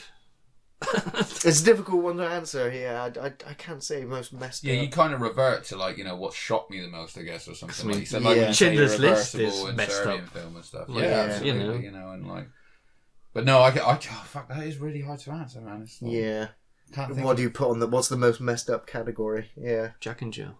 Yes, that's the most messed up film I have ever not seen, but will.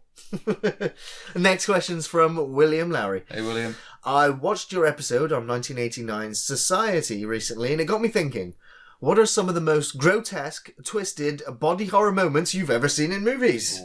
Society really ranks right up there with Street Trash. Yeah. Have you guys seen Society? Yeah. Oh, well, I've seen Street Trash. You've seen Street Trash, yeah. Street Trash is that's the most body horror. That's like where they have a drink. It's like a poisonous acid ooze that's been bottled, and people are just drinking it and just melting into a puddle of sludge. Very Technicolor sludge. Technicolor sludge, yeah.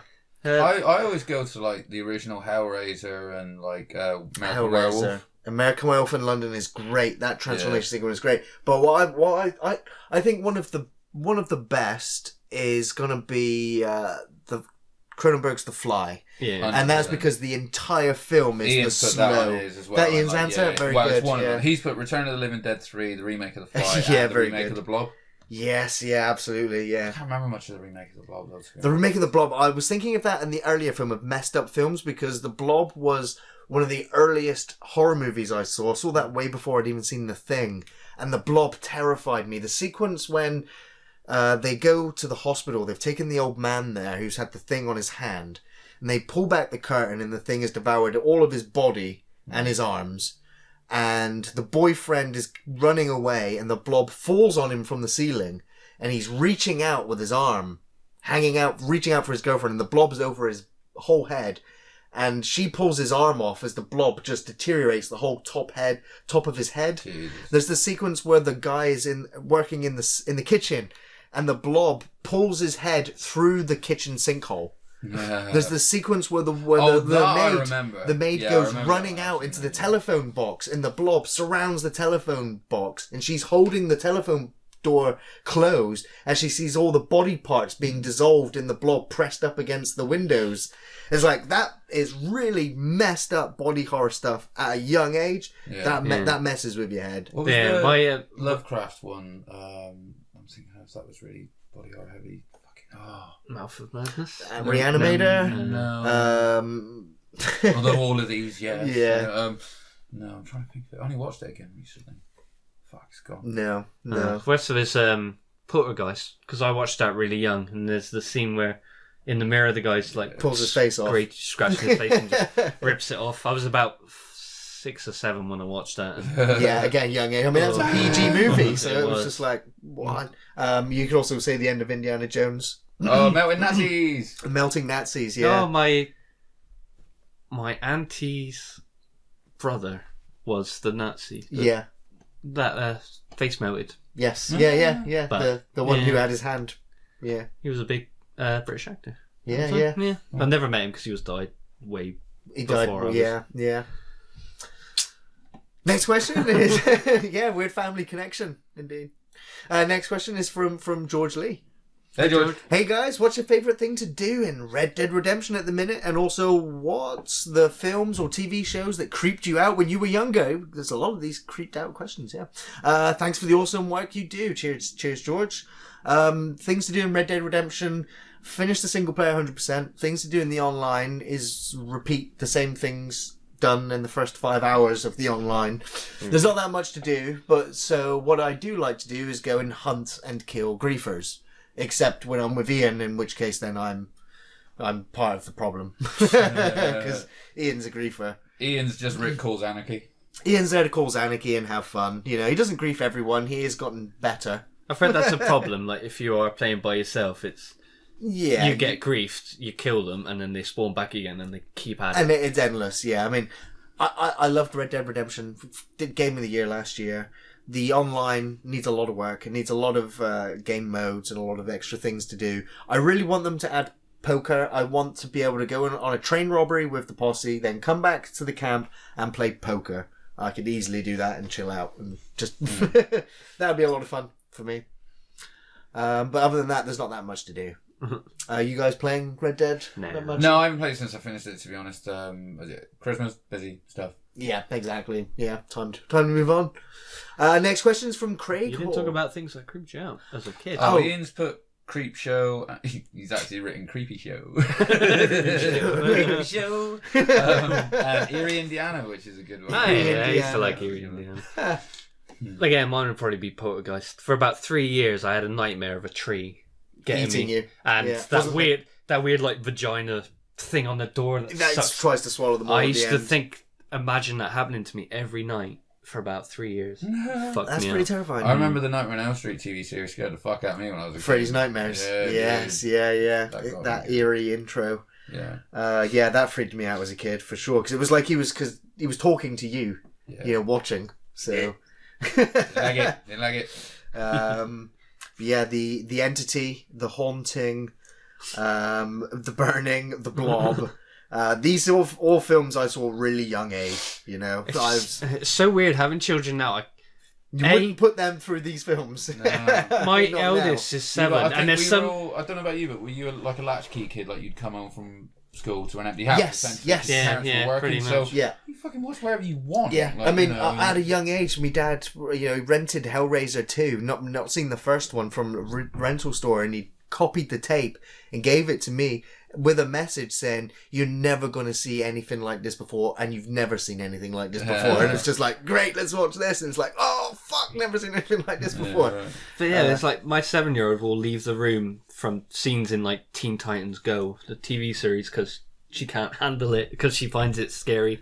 I don't know if it's just her coming to terms with just dealing with emotions, not understanding what she says it scares her. I don't know if it's just overwhelmed by something else, but I couldn't imagine showing her.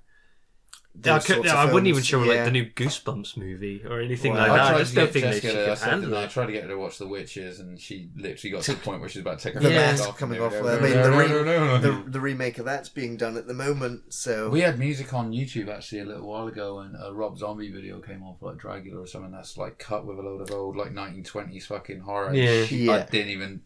Kid locked onto it like a fucking tractor beam, didn't she? And like, what? Like, what's all this? I usually play shit, actually, sorry babe. I play music at dinner time when we as a family around the table, and like it's got the album covers, even if like Rob Zombie, she won't even look at it. It's just very strange. I don't know. A fucking weird kid. She broke. Honey, look at that broke kid. So just take it off the wall, put it in her face. Look at it! Worship me now. Next question's from Craig Hall. Hey, Craig. Sigourney, Linda, Carrie, Cynthia Rothrock, Michelle Yeoh, Angelina Jolie, action stars all, and bloody amazing ones. Who are your favourite female action stars, and who do you feel are the best of the current crop? I was rather impressed with Alicia Vikander as Lara Croft and Jay Trow in Man of Steel. I don't know who that is. That's one of Zod's. She's Evil Lynn in Evil fucking Lynn. Black. She's badass. The only female Kryptonian. Yes, yeah. And she was awesome. P.S. Feel free to discuss Uma Thurman, but not for Kill Bill. That was god awful. What? I love Kill Bill. I love Kill Bill too. The Bride is awesome. I think Craig likes Asian cinema. And doesn't... I have my issues with Kill Bill. Yeah. It's weird because that's the criticism of Tarantino, is that he borrows and steals he loves the films too, and it's like an homage. So I love that he is homaging the films I grew up watching, like the Shaw Brothers films and stuff like that. But then it's Uma Thurman in the part, and it doesn't feel right, and it's like it puts my back up a bit, but I know I'm being ridiculously stupid about it, if you know what I mean. In a way, yeah. I mean, Kill Bill did very well. Yeah. It was huge. Yeah. I love that you put Cynthia Rothrock in it. I fucking love me some China O'Brien. Yeah. So I'm guessing very good. Linda Hamilton was my go-to straight away. And Carrie Fisher, I'm guessing. Yeah. Modern Bunch, Weaver. actually. Michelle Yeoh. Ronda Rousey looks like she's going to be taking on quite a few roles. You know, she's the voice Can she of... act?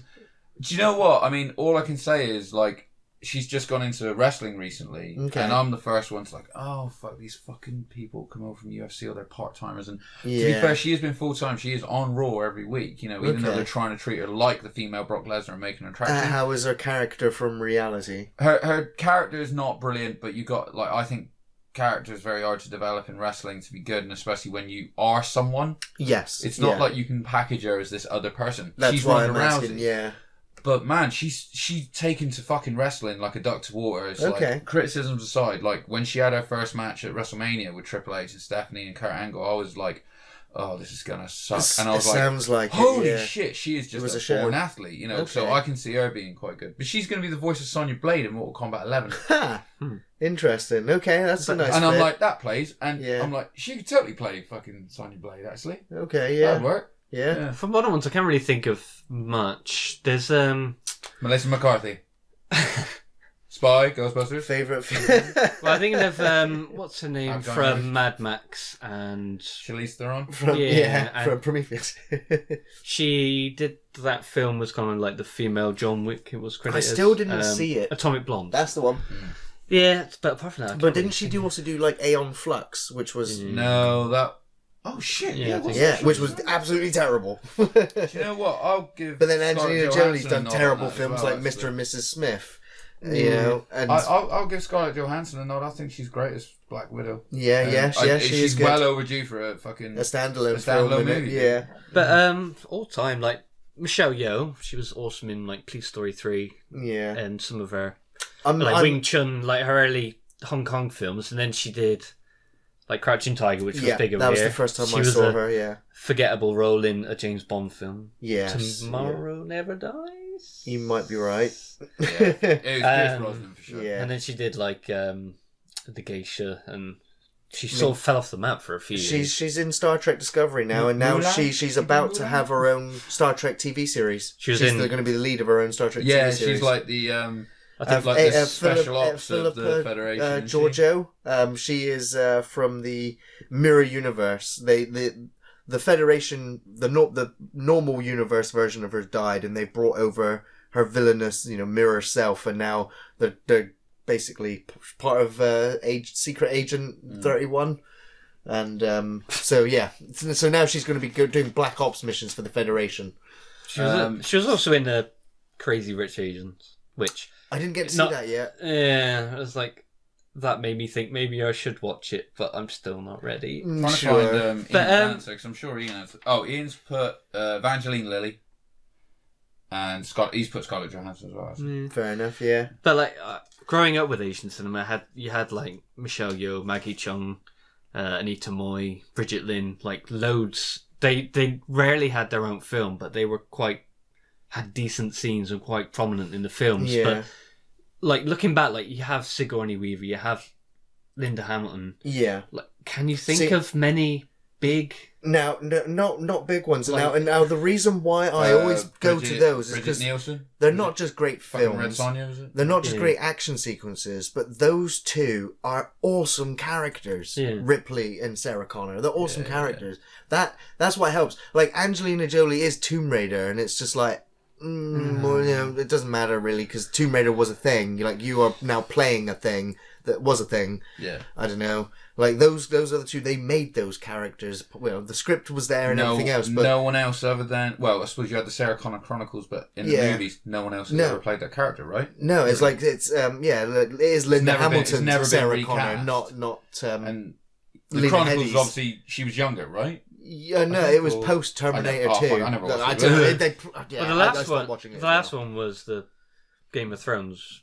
Yeah, Lena Headey's. Then well, I mean, she was the Terminator Chronicles, and then she was the Terminator Genesis. So two Game of Thrones actresses in two different Terminator franchises. I never watched TV series. But those are always my go-to. But like female action stars, I guess growing up for me it was Sarah Michelle Gellar. She's not a martial artist by any standards, but I loved Buffy. Yeah. It was a great character. Didn't what's her name? Faith. Eliza. She had was that Dark Angel or was that? No, that was what was her name? Jessica Alba. Yeah. Didn't go well, did it? No. 2 seasons and cancelled. Nice. But, Wonder Woman's pretty cool. Man. It was fine. Gal Gadot's pretty good, definitely. I mean, the Wonder Woman character, I mean, that film made her character more interesting, which, I can see why she's a good character to get behind. She was in that new Wreck-It Ralph film. Yeah. The kids watched it today. I was like, Yeah. I recognise her. Kate Beckinsale did all those Underworld All the movies. Underworld films. I'm not even going to mention fucking Resident Evils. Oh. No, she don't get a fucking look. She's in his new film, The Monster Hunter. Yeah, live adaptation. I was like, I'm not giving Anderson any money ever since. Next question's from Zane. Hey Zane. Hey guys, I think I have 2 questions for the podcast. 1, if you could do a reunion or finale season for any television show, well, I've got 2 answers for that one. You're going to say both my answers. Yes, I know. Yeah. Friends. Angel. Friends. Angel and Firefly. Okay. Yep. Yeah. Same. For a finale movie for an older movie or movie series, what would they be and what would the stories revolve around? Interesting. Okay, this is interesting. So Ian's put Space Precinct. Okay, yeah. I was just forgot it was a thing until I saw it written down. And then, actually, this is a good one for the second part of the question. Army of Darkness 2. Yes, yeah. I mean, we got an Army of Darkness continuation with the Ash vs. Evil Dead, but now we want... That's been cancelled, and so now I want a reunion already. It's not even been a year yet. Yeah. But I don't... it just sucks knowing that's ending. But, I mean, it is getting a continuation in the forms of video games. Bruce Campbell's hinted at many times that he's going to be putting his voice to another video game. Yeah. Other film series that I'd want to see a reunion or a comeback. I really can't think of any. I'm struggling to think of any. I would like one for Project A. Project A, yeah. Reunite Jackie, Samuel, and Yun. Yeah. Because those films are so good. The sets, the effort to make this living world with amazing fight scenes, and it's like the last one was 1985, I think, and it would just be cool to come back to that world. Yeah. And just a final farewell for the sort of the 3 dragons, and just make it one final good film. I want to see another Friday. Another Friday That's movie, thing, isn't it? I hope so. I thought it was. I hope The Rock plays Debo. God, no. Like Debo's angry at younger brother or something. I was just thinking if I would. I mean, because I loved any film that's got John Witherspoon in it. I think he's my spirit animal. I love him so much. Other TV shows that I would want a reunion for. I mean, I love Battlestar Galactica. It's so bad that it's ended. You know, it's the reboot TV show. It ended on a high note for me. Still, I know a lot of people disagree, but I would love to see that show come back in another form. That universe, an extension of that universe. I'd like to see it's like Pushing Daisies finished. Yeah. That's the thing. It's like most things usually do end at a good point. It's when they're cancelled and they don't. Yeah, when it's abruptly cancelled and it's like, sorry. Then but then I can't really think. It's funny because there's a lot of series that I absolutely loved, and I'm like, leave it alone. It's it's done. You know, it's finished. Like, fucking Sons of Anarchy and stuff. I'm like, don't do it. Oh, and then there's others where it's like Dexter. It's like, no more Dexter. No more Dexter. Let it go. Don't reboot it. Think about like British. And I am looking forward to Bad Boys 3 if it does actually happen because. Yeah. I know who it is. But fuck it, I love those 2 movies. Yeah. Like British stuff, like I still want more Red Dwarf. Just keep it going. Yeah, that's cool. Keep it coming. Yeah. But it's like it can go wrong, like Only Fools and Horses when they kept. That should have ended when they won the money. That should have it was a good. They literally walked off into the sunset. It's like that cut. We're done. I watched the start of the episode after that, and where they undid it all, just like why? This is what we've worked for all these fucking years. It's crazy. I don't know. I'd like Skins. I don't probably know what he watched. No, I know what it is. I know what it is, but no, I didn't watching that. No, I never watched it when it first came on because I found it so cringeworthy. That's why I watched it a few years ago, and it is full of the best British comedians from like they come Bill up, Bailey to I've not seen it, so I couldn't say. Harry Enfield. Okay, Harry Enfield himself. Yeah, okay. They Not had one of his chums. Yeah.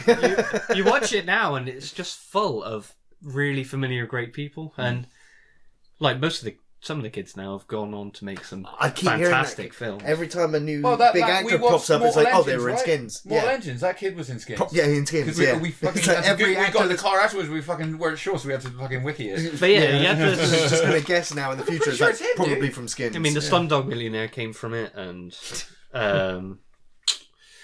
guy who plays Beast now in the X-Men movies. Yeah, he was. Yeah, he was in About a Boy first, wasn't he? Yeah. And then he was in that. Yeah, totally, dude. But that's a good one. I know I'd like you kind of fall in love with these characters. The same thing.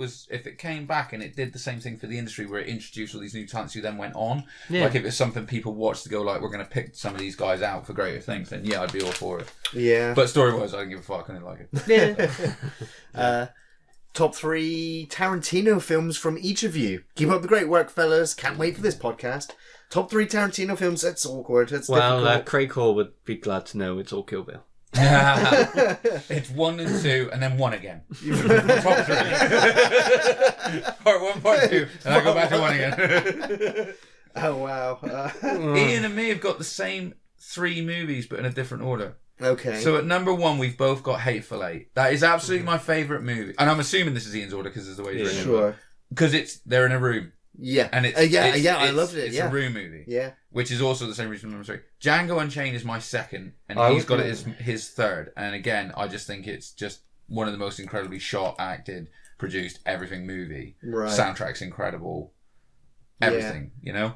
Yeah, for the most part, yeah. But it's not a film I would watch again. Oh, that's it's weird. Not, I have. I don't have I've rewatched really? that multiple times. Yeah. Okay. Yeah. It's really enjoyable. DiCaprio amazing so performances. Good, you know? Yes. absolutely. Yeah. And his number 2, which was not my number 3, is Reservoir Dogs. Yeah. Which again, mostly takes place in a very room. confined space. Yeah, you know? I mean, mine's Probably the first one of his I ever saw, maybe aside from Pulp Fiction. Yeah, mine top would be Pulp Fiction because that's one I can rewatch over Yes, and amazing. over. You can still watch that and pick up little things that you like. I never considered that. Or even, just freaking quoting the dialogue as it goes. Yeah. It's still fun to watch. I watched that recently, actually, and a friend of mine that was sat there and we were watching it, and you know the bit where, spoilers, where Bruce Willis fucking shoots John Travolta and stuff when he comes out of the toilet with the gun that was on the side, and he's like, so fucking stupid that like he left his gun on the side and stuff, and I was like, no dude, that was Marsalis' gun. Marsalis went out for donuts and was coming back, that's why he hit him, that's why he was there. Yeah. And he was like, fuck, I never thought of it like that. He's like, and I was, did you just think he happened to run over Marsalis Wallace? Just sort of like, that was fucking lucky. Like, you know. That's why he was there in the first place. He's like, shit. So I like that you can go back through that movie and puzzle it together. Find little like, ooh, you know, like little bit. I'm also going to I'm just going to agree with you. My number 1 Tarantino movie, Pulp Fiction. Yeah. And then I'd say probably Django Unchained and then Reservoir Dogs. I think it's one of those when you hit the top 5, no one's wrong. Yeah. Hateful Eight, number 2 for me, and for me number 3, which isn't in anybody else's list. I've just forgotten the name of it. Inglourious Bastards. Yeah. I really loved that film. I fell in love with the female, the French lady that was running the cinema. She was fantastic. I fell in love with the actress, the character. I think that was my first thing of Christoph Waltz. Yes, as well. I mean, the Jew Hunter. Oh my God, intro is so good. I mean, they used mute. I mean, I found out when I was editing, I didn't subconsciously, I knew but didn't pick up on it. Is that I mentioned earlier the entity, the soundtrack or the tone of the noise that indicates that this rapist demon spirit is there is the same soundtrack they used when he turns up on screen. The exact same music. That's crazy. Exactly. And so subconsciously it just like it terrifies you of him before he's even said anything. And but for me it's also the sequence, the scene that is an hour long when they're all sat in the bar. Amazing. That's just amazing. And it's what's just his name? Michael Fassbender, yeah. I was going to be like, fucking David. I mean, he holds that scene together. It's fantastic. It's incredible. And that German is flawless as well. I love the fact that Mike Myers is in the scene before as well. Yeah. And that he's probably like, stiff upper lip chap, going to do one for the Jerrys and all this. It's so I tell you what I don't like about it, though, is I don't like the Brad Pitt stuff that's in the film. It's just a little bit annoying. What, just his performance? His performance, it's just it just felt really cartoony. In a way. What do you think about Jackie Brown? I can't remember a lot about honestly not finished it. It is a hard film to finish. Yeah. A lot of people like it, but it is a drag. It's a very long, very plodding film. Yeah. I can't remember. I just one of those where I'm like, I've seen it, but I can't remember. It's got Samuel L. Jackson with the ponytail and the little weird That's little right. goatee. Yeah. But it's got De Niro in it as a very quiet stoner in it. Yeah, I don't even remember if he was in it.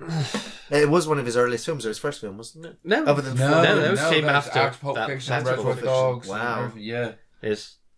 I think I just got to it so late when I did watch it, and then I was just like, oh, no, I'm not feeling it. No. I just didn't watch it all. But I guess almost everyone has one or two films in every director's catalogue where you just go, Yeah. A lot of people didn't really like Grindhouse, Death Proof. Yeah. But yeah, absolutely I love that. I love it. Yeah.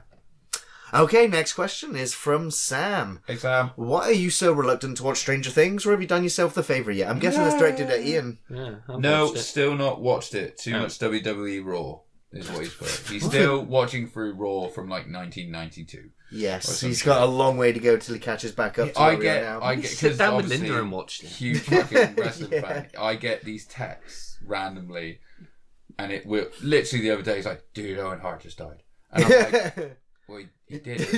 Yeah, but I'm assuming you're watching it on the network. Is that 98 or 99? 99. 99. Yeah. I'm just like too soon. Like fucking. New phone who daddy. New phone who this. The next question's from Graham Easterbrook. Hey, Graham. In your opinion, who is the best action hero actor?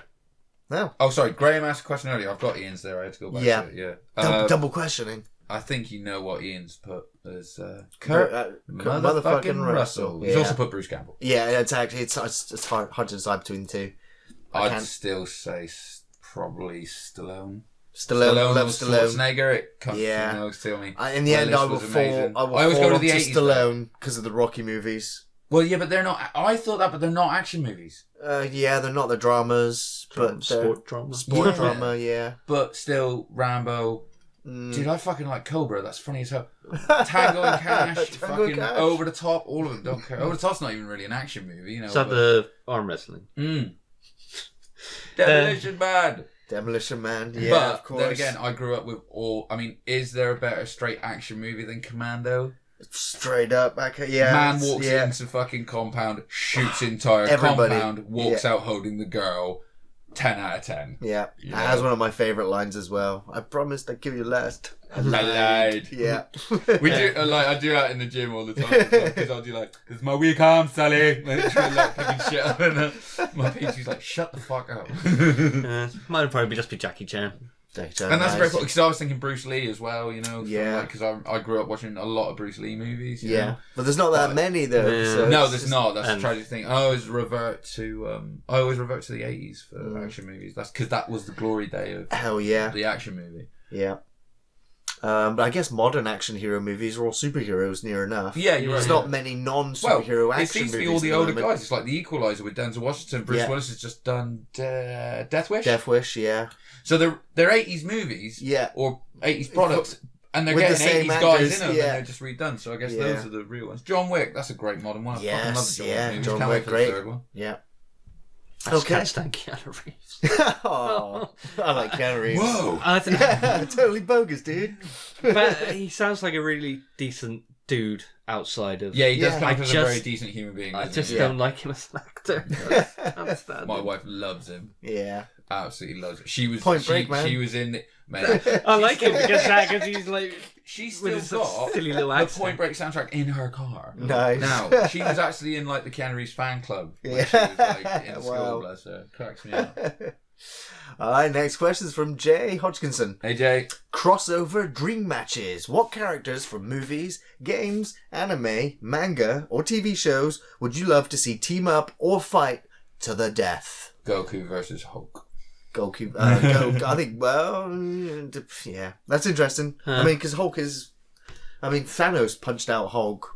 So, would you put Thanos up against Goku? Yeah, no. Has he got the glove? Does the glove make a difference? I don't know. Dream matches can be a nightmare. Superman versus Kenshiro from Fist of the North Star. Oh, that'd be badass. Because they're both powerful and Kenshiro would just poke one of his pressure points and watch Superman like Punch just... Man met somebody who he couldn't... Yeah. Who is the one to take down One Punch Man? That is the crossover I want to see. Right, yeah. What's the input for this one? Oh, he's put Sagat from Street Fighter, obviously, versus Chris Redfield from Resident Evil, versus Jackie Chan, versus The Rock. He's got to throw The Rock in there. It's his new favourite.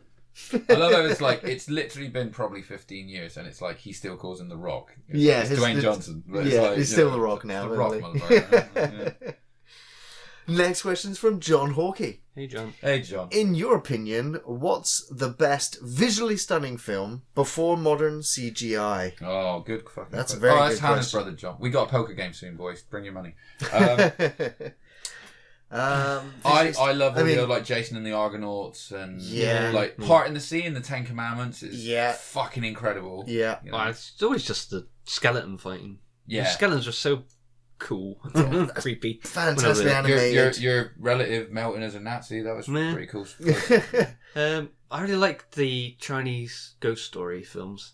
Mm-hmm. It was like a lot of stop motion, again with like skeletons and stuff like that, but it was like ghosts and lots of material floating through the air, and it was just really sort of kind of in the spirit world. It was like very white and just sparse and clean and looked awesome, but then in the real world it was all sort of dirty and dingy and sort of Army of Darkness kind of cool. Army of Darkness is another cool. Yeah, pre-CGI. I mean, Alien as well. Yeah, Alien. Yeah, Alien and Blade Runner for me. Blade Runner. I'm also putting up Barry Lyndon and Dances with Wolves.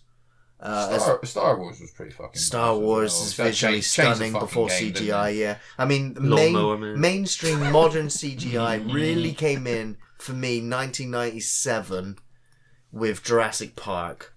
Yeah. That was when it was like CGI is doing it, like you're believing it, it's real. But then again, and there then was Matrix 1999 a few years later. For me, that's for me is like how I go with the like, big CGI stuff. Jurassic Park merged CGI with animatronics. Yes, it did. So well. And it was kind of like the middle. Today, you can look at it now and go, okay, animatronic, CGI, you can easily see it now. But at the time, it was, your brain took a while for it. Oh, the Jim Henson stuff, mate. You think about Labyrinth Dark Crystal. Dark Crystal. Yeah. Oh, man, I'll tell you what, this is a weird one. It's on topic, but my wife's a barber. This woman that she's been cutting her hair for a while, right, revealed to her recently, she was a producer's assistant on Labyrinth. Wow. Labyrinth is my wife's favourite movie. She lost her shit. It's one of my favourite movies, my kid's favourite movie. So she's like, are you serious? She's like, yeah. She came in randomly the other day with all this paperwork that she's still got. She's pictures of her with Bowie and stuff. She's telling her fucking stories about David Bowie. You know, like, because she was, what a nice guy he was, and how he was like, he wasn't a big fan of a lot of hanger-oners that are in for his fame, so he'd hang out with, like, that'd be funny, he'd hang out with all the grunts and stuff. Yeah. And she's got tales of drinking with him, but she's got all these, like, manuscripts of what stuff cost. Wow. And it's like the fucking $7,000 candle budget for Geralds Castle. And I was like, you gotta get me in a room with this woman I want to read it. She was like, it was fascinating. It was like mundane shit. But like, this is what they spent details. in Labyrinth. It was amazing. That just made me think of it then. Just weird, like, you could just watch an interview with these people, like, the behind the scenes people you've never heard of that have all these fascinating stories. There's been some great documentaries on YouTube that have been popping up, like they got all the cast back from Return of the Living Dead to talk about it. They the Day of the Dead films, all those, like the Nightmare on Elm Streets, the Friday the 13th. There's all these retro documentaries being put together looking at all these films now. So but I mean, all these films have fans, and like, you could just talk about your experience, and that's so much wanted content for people like us. It is like, interesting. We did love eating up all those little facts about a film. Because really, I mean, ideally, we all want to be a fly on the wall during production. Don't want to see the inner workings and like, Yeah, just like, when I was reading about Jason Reitman on the set of Ghostbusters at 6, it's just like, wow. Yeah, that's crazy. Yeah. Okay, next question is from Martin Wattel. Hey, Martin. Question for you. Which movie do you absolutely hate with a passion? Greets from Holland. Keep up the great review. Keep up the great reviews, lads. Cheers. I love Holland. Yes. Which movie do I absolutely hate with a passion?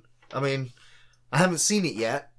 But it's Jack and Jill. It's like, it's the most universally hated Adam Sandler film. I wondered if you were going to say what Ian's... Ian put Resident Evil, the final chapter. Oh, yeah. I mean, that is... I thought it would have been Tekken or World War Z. I thought it would have been Tekken, yeah.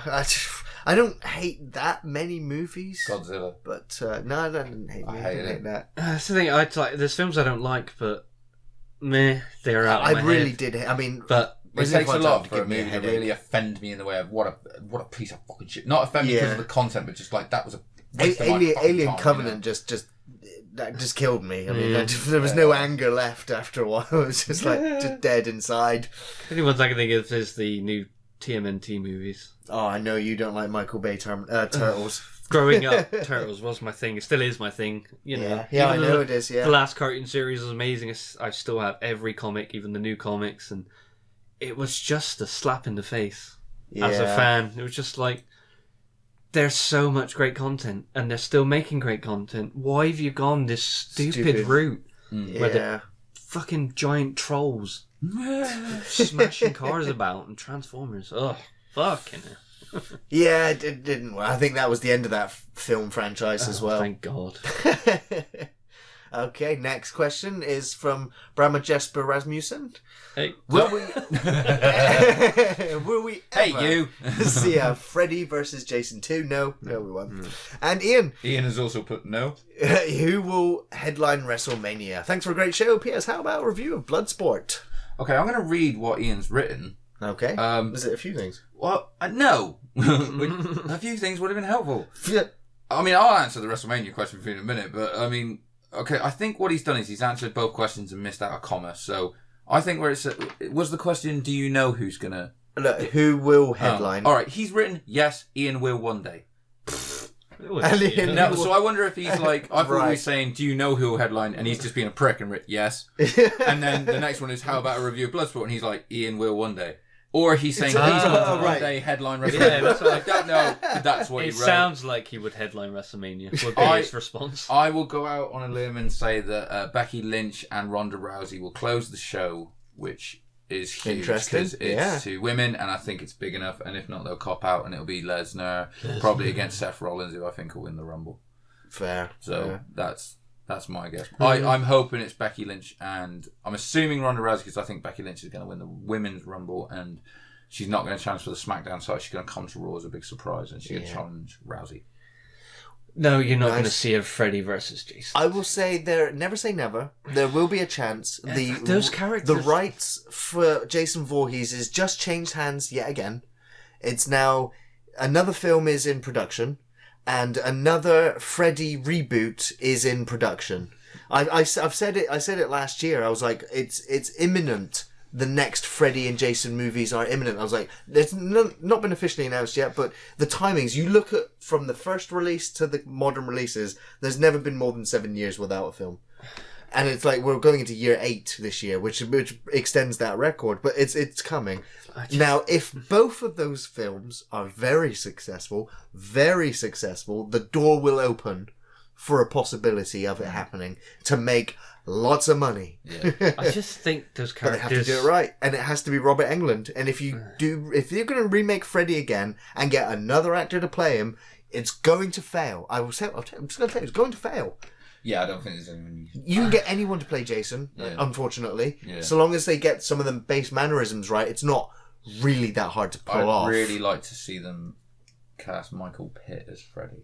Yeah. He was in Boardwalk Empire, the first season. I think his name was Jimmy, but he was in Hannibal as Mason Verger. He cuts his own face off and stuff. That's right, he's sadistic in that. And the way he talks to the child in one of these scenes just reminded me of he could play a fucking school janitor Freddy and then go on to be... The thing is with Freddy as well, in the state of time, is that, Freddy starts off as the villain, but later becomes the villain you love. And it's like, so when you make a new Freddy, it's like a child. You're going to piss. You're either going to make the child molesting, child murdering Freddy, or you're going to make the fun loving, wisecracking, gimmicky, inventive, killing Freddy. Yeah. And it's like there's fans for both, and they have to make one of them. If they try and it's going to be difficult. It's going to be very difficult, but they're trying. I just feel those characters are dead. They do, but they keep coming back. To the new Dave, they keep coming back. But it's like the last... It's only us that really gives a shit about them, isn't it? Still, But we're the ones who get pissed off when they do it wrong. Like the last Friday the 13th was so... Another rehash, yeah. It's just forgettable. And the last Friday the 13th wasn't very good either. And it's just like, you can either keep making mediocre sort of nostalgia trips, or... let it go. But in other mediums, like the Friday the 13th game. It's the Bring fact him that put him in a fucking comic book. Yeah. But I mean, like, what is Way better. like? I still love Friday the 13th Part 2 and 3. Yeah. Before they made him over the top stupid and Before like he became unkillable back from the dead. demon. Yeah. No, I in liked it when he went to space. Manhattan. Me too. He punches that guy's head off. I do like that film, but Because he hadn't been to space yet. Yeah. I mean, Or hell. if you made another camp killer film not called Jason, like, It's not would gonna anyone sell. care? No one cares. No one cares for the knockoffs. I mean, you get the wrong turns, and you get the hatchets, and you get all the ones that are inspired by and blah blah blah. But yeah, I just don't see it blowing up. no. Like, But I think they'll be relying on it because of its Yes. popularity. well, I think Yeah. Halloween did well, didn't it? Halloween. That's the was reason. That is the huge. reason. That is the main reason. Yeah. Yeah. So the We'll chance of a Freddy versus Jason 2, it doesn't look likely. I mean, the last one took like 15 years to make to get together. So I just see the studio saying we've made it already. yeah. And yeah. And how about a review of Bloodsport? Definitely on the works. It's been a while since we've done a Van Damme movie, and Bloodsport, I love it as much as Kickboxer. Damn, that's a good movie. Yeah. Oh, I love that film. Next, Like, put up your dukes, right? He's funny as hell. yeah. Next question's from Susan. Hey, Susan. What is your opinion on almost all movies these days being remakes or being the same as all the movies before it? It seems that way for American films. Not sure about foreign films, as I don't watch them much. Have the writers gotten lazy or lack creativity? We haven't had film around that long to run out of ideas. There's plenty of books with original ideas. Why not film? Well, it comes down to the studios and the people in those studios and the ideas and scripts that come to them and the ones that they decide to pick, because they've got stacks and stacks to choose from. It's money. And it is money. If it's not going to make trending right now. If it's not Let's going to follow make the a pattern. lot of money, what's the We point? just talked about how Yeah, because we of just Halloween did. in it. Follow the pattern. Yeah.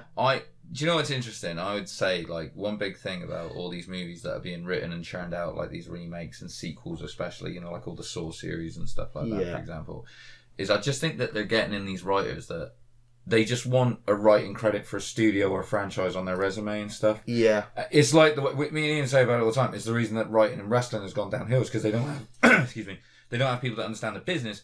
They get all these young writers in and they're gagging for it because they want that mark on their resume that they wrote for WWE, and it's the same for studio. So Yeah. I don't think a lot of the writers go into the project with any passion for it or wanting to do anything. It's just a resume revolutionary job, yeah. Somewhere out there is like, shit, they're looking for a remake, write for a remake of Child's Play. I'll write Yeah. some shit about a doll running around, Yeah. you know, and get That's that the thing, I fucking mean, checked off, you know. If you are trying to go in with your It- first shot, 'cause- you are going to write something that will be read. The thing is, as well, it's You're not going to... Your first hand in of a script is not going to be some out there crazy experimental thing. Because people are just going to go, You're "Nah." trying to play in their sandbox, aren't you? Exactly. You're trying to- Exactly. It depends on the rules. creativity. It depends on the license that's being used as a reimagining. Like, I use, like we've said that there are quality remakes. John Carpenter's The Thing, Cronenberg's The Fly, Battlestar Galactica reboot for me. Yeah. There are some, and they are, if they surpass the original material in some instances.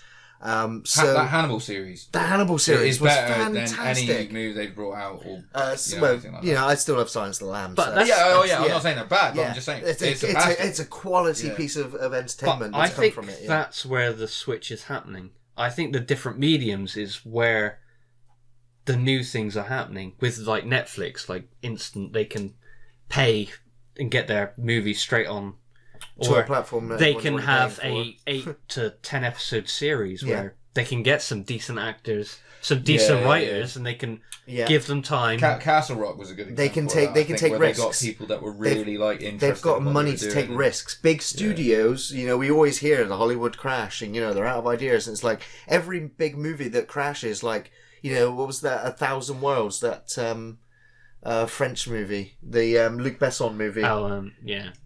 Elysium, 1,000 Worlds or Yeah. something like Oh. that. And it bombed. It was like, what was that other John Carter on Mars? Yeah. Bombed. They like wanted those that. big They hits. thought that was going to be a massive Yeah. franchise, didn't they? And you watch That was big going to be stu- their Harry Potter, I think. Yeah, Well, yeah. Well, I mean, it wasn't, but And so they have to gamble, and and they're not. They're following trends, what's hot superhero movies, what's hot Stephen King remakes, what's hot Stranger Things. So Ian's answered this one by saying remakes are both good and bad. Good because it makes people wear the original. Fair point. To an extent. Bad because they are copying and pasting from the formula. See, I think RoboCop. That remake terrible. Was fucking awful. And that was the same time as the other Paul Verhoeven film. Mars film. Total Recall. Total Recall. Yeah. Colin Farrell. And that also then the Fright Night remake. Just terrible. Yeah. Yeah. Wait, that was Colin Farrell as well, right? Yeah. Jesus fucking Christ. Or like Ghost in the Shell. It's like a lot of these films, I wish they would just say inspired by. Yeah. I would give it more of a chance. Yeah. Like they keep RoboCop, changing the name because it's reimagined. It's not a reboot, it's a reimagined. Yeah. And it's like, well, it's the same fucking thing, really. It's like, I get it, you're going off namesake, but just say inspired by, and then... The whole wave of remakes, for me, if I remember, the far back as I can remember remakes going, the first remake I remember coming out was for Psycho. And it was the shot for shot... Didn't change anything remake, and that put remakes on the on the downward path ever since. You know, it's impossible to fully recover from. They're all going to get paved in a bad light, but then shining examples do come through, and might still. I might be surprised. I might eat my words when Pet Sematary comes out. It might be really good, but I doubt it. Okay, so next question is from David Allen Evans. Hey, David. Hey, fellas. Are you guys excited for All Elite Wrestling? I don't know anything about it. Oh, yeah. They are going to be competition for WWE overnight. But if they can play their cards right, take their time, offer something new, and get Kenny Omega, of course, then wouldn't it be sweet if Vince McMahon had some genuine competition again? That would be great. I'm not even involved in wrestling anymore, but competition is always good. If the rivals do well, then that will set up WWE's game, surely. They'll have no choice. It's from a business perspective, no matter whether it's wrestling or anything, competition, it forces you to do better. You have something to compete against to do better. We've just using the console wars as an example, when you've got Nintendo, Sony, and Microsoft all trying to make you give them their, your money, it's because they know that you could put it somewhere else. And if Vince McMahon brought up all the other he brought up all the competition. Mate, it's crazy at the minute. The wrestling industry is fucking insane. I've been following all this, so I got this down. All Elite Wrestling. That's my outside perspective, but competition's good. All Elite Wrestling is going to be this new promotion that's owned by a guy called Shahid Khan, he's a Pakistani American billionaire he owns Jacksonville Jaguars. He owns Fulham FC over here as well. Just fucking buys wherever he wants. So he owns the promotion. Okay. And it's being managed Is it by televised? his son. I mean, it will It be. It's not platformed yet. I just want to get the names right. I've brought it up my thing. Yeah, Tony Khan, his son. Right. Who is going to be like the general sort of like manager, as it were. And then you've got, what's really interesting is they've got, as like the corporate staff, as it were, you've got like Cody Rhodes, son of Dusty Rhodes, as like, the operating officer and stuff. You've got the Young Bucks as, Matt Jackson and Nick Jackson as like executive vice presidents. Okay, I'm afraid I don't know any. Well, they're big in Japan and on the independents. That's why he's mentioning Kenny Omega, who's like a big wild card at the minute. Did they just get Jericho? They did. They signed Chris Jericho, which showed like he's come out and said the money they were offering was insane, and now it's come out that a lot of wrestlers have been asking for their release because Chris Jericho, WWE have locked him down. I remember. So it's just Jericho. Has he left the WWE then? He's gone and because that's a lot of loyalty to give up for money. Apparently, he's gone out and said that Vince McMahon is okay with it. Now, I secretly think that Vince McMahon is begging for the competition because. Interesting. He's not had to go against a billionaire since. I mean, he's a very smart businessman, so surely he would know. I mean, they've got a huge amount of independent wrestlers, guys from TNA, like Christopher Daniels, Frankie Kazarian go over there. Hangman Page is amazing. Jungle Boy, Nate Coy, whose real name is Jack Perry, who's the son of Luke Perry, right? Who is actually a pretty fucking decent wrestler, to be fair. Puck, who was Adrian Neville, who recently left WWE. So yeah. There's this huge thing at the minute of people that are going over there. Billy Gunn is in the backstage, Mr. Ass. Of course, yeah. He's I know helping that there. So, I think it's actually going to be really good because it all spawned from them doing the All In pay-per-view last year, where they were basically told by like a pundit, Dave Meltzer, like, you'd never, Ring of Honor and that will never sell out a 10,000 seat stadium, and they sold the bitch out in 30 minutes. Wow. When they set up very this good. Huge Is that, and they've got a sequel in Las Vegas coming in as well called like Double Down or something like that. But okay. Is that Jeff Jarrett one still going? No, TNA? Yeah, it's not Jeff Jarrett run anymore. Now, this is the thing. I mean, Dixie Carter's still in charge of that, and like, so there's an example of a fucking billionaire's child running a fucking wrestling corporation into the ground. But there's a lot of interesting things though. They're like, the women are being paid the same, which is excellent and progressive. They're saying one big complaint about WWE that they addressed at the press conference is winning will mean something. It will matter. People will be booked based on like their wins and losses will mean something. There won't be this 50-50 booking where he'll get a win, then you'll get a win. And no one will be worse off or better than the other. And this guy can't be beat because he's too strong and stuff like that. So I'm really excited for that. Ian's put... I think it's Cesaro. I really love Cesaro. Yeah, and I love some of them. You almost want them to go because you want them to be on a higher platform. But yeah, apparently a lot of people have asked for their release, and WWE have said no because they're locking these down. And other people who have come to the end of their contract have come out and said things like, if you take an AEW offer, a written offer to WWE, they are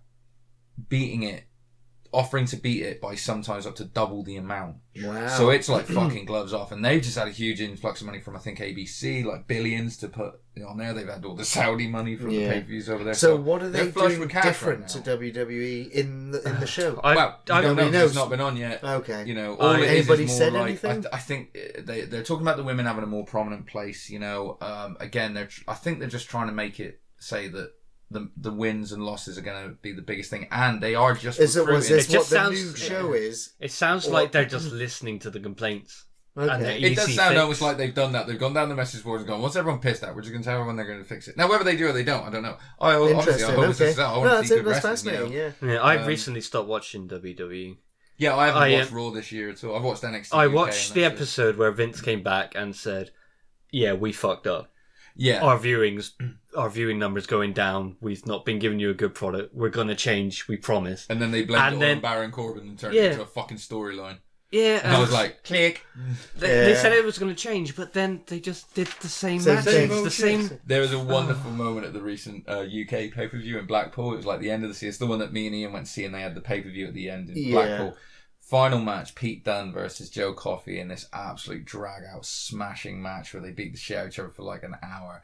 And at the end, the fans are chanting, "Are you watching Vince McMahon?" Yeah. And I was like, that is the greatest chant I've ever heard at a show. You know, it was brilliant. Very good. He did actually tweet out going, "Yes, I was watching."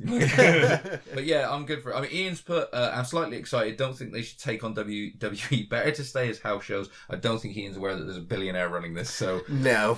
But I mean, to be fair to Ian, I know he doesn't follow a lot of that stuff, so I think he's still got watching a different view of, like, independent wrestling. Yeah, there's that. He's fucking 20 years behind. And it's still the WWF for Ian at the moment. That's it, yeah. So. He's still got that bombshell to come. Yeah, he's like, what? Yeah. I mean, I keep up with it mainly watching Botchamania on YouTube. I was like, yeah, that's where I get most of my entertainment. But I would say, from. don't think they should take on WWE. They've not even started and they're already taking on WWE. Yeah, they're causing an effect in that company. Yeah, and they're that's not good. even So running yet. it's good. It's good. So, like you said, force change, competition, man. Force change. It's going to be good. Cool. So next question is from Gaz Hogg. Hey guys. So Gav, the talks of Big Trouble in Little China remake and Halloween came out. Should Carpenter revisit The Thing? Ian's answer: big capital letters, exclamation points. No. Yeah, that's the same. You know, Carpenter is done. You know, Carpenter's not revisiting anything. He's retired. If a studio comes to him and says, "We want to make a film that you made again. Here's a few $1 million. We can put your name on it," and he will be like, "Yes, please." And he'll use that for tour money, you know. I think walking around money. Yeah, just walking around just money. Coke and hormone, man. Doug Carpenter's retired. I mean, he's still writing music, performing music, and touring. But I don't think he's going to make another film. I would love, you know, if news came out tomorrow, John Carpenter's making a Thing sequel, I'd be like, fuck, that's going to be awesome. But you know, it's like, but the Thing is so good that again, it could be just like I would rather watch a new film which is like inspired by the thing. Yeah, just like the same sort of thing. Like the thing was inspired by. Just like it doesn't need to be the thing, but you know they can try and grasp that That's based on suspension and suspense from that kind of film. You know. Yeah. The Big Trouble in Little China remake's coming out. The Rock's in it. Yeah, The Rock's in it. Yeah. Kevin Hart will also probably be in it. Probably. Hopefully he plays the Egg Chen role. No. This is how it starts, man. Very small. No. Next question is from Sharad Sasha Vermilion. I'm sorry. It's getting very late now. If you could fight anyone, living or dead, real or fictional, whom would it be and why? Already Ian's answer. What's Ian's answer? I'm going to apologise for anyone I offend with this language, and I'll say that often. Jimmy Savile, because he's a cunt. Yeah, he was a bit, yeah. In the same vein, I'm going to say R. Kelly. I was going to go Trump, and then I'm like, no. After watching that Surviving R. Kelly documentary, there's a theme. I'd like to fight R. Kelly right now. I really would. I don't. And it's great because he's alive, and it could happen. So I would kick the fuck out of that. I don't like fighting and don't want to get hurt. So I'm a pacifist. I'd pick like Bryan Cranston's new role as the guy in a wheelchair. I could win that, I think. I got bob and weave. I'm a fucking player. As long as you don't bite my fist when it's incoming, I'm good. Exactly. I work the body. I think I could actually win that one. So maybe. I work the body, and he's like, "What are you doing?" Like, it doesn't hurt. Oh yeah, damn. Yeah. Yeah, I mean, stamina-wise, he might still outlast you. You just get knackered punching him. He's like, dude, I keep telling you, I can't feel anything. And you're like, like the Black Knight in Monty Python. But then again, he's a millionaire, so he could just employ some people to kick the shit out. He just drops his checkbook on you and just knocks you out. Oh, no. I'll fight Chuck Norris. Gary going badass. Got Death Wish. I'm gonna fight Chuck Norris, but when he's dead. Yes. And even then, I'm gonna lose. And I'm just gonna pin him. Next question's from Aaron James. Hey. If you could change one thing about the world, what would it be? Brexit.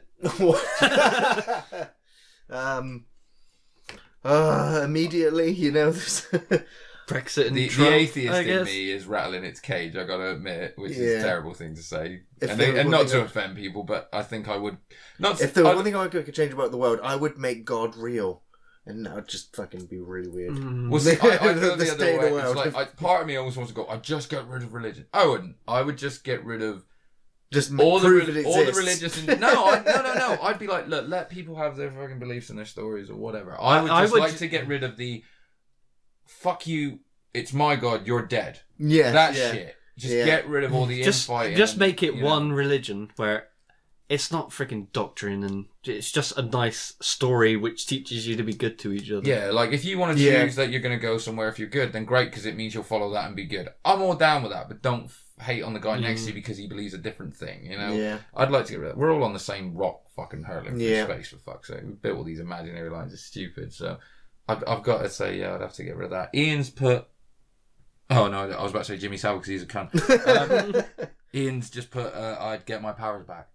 Yeah, of course, because Ian's an ancient god, Lovecraftian god that's had his powers removed from him. And that's the form he chose. And that is the form he chose. Tells you all about what kind of powers he'd have if he got them back. Hopefully decision-making. If there was, I don't know. Yeah, there's nothing I would really change. You'd have made a run left. They made the Matrix just the way I like it. Next question's from Jake Sutcliffe. Hey Jake. Cheers guys for all the excellent content, and my question for the podcast is if you could enter the head of one famous person, if you could, John Malkovich style. If you could enter the head of one... when they were like, enter the head of anyone, I'll be like, enter the head of one famous Jenna person. Jameson?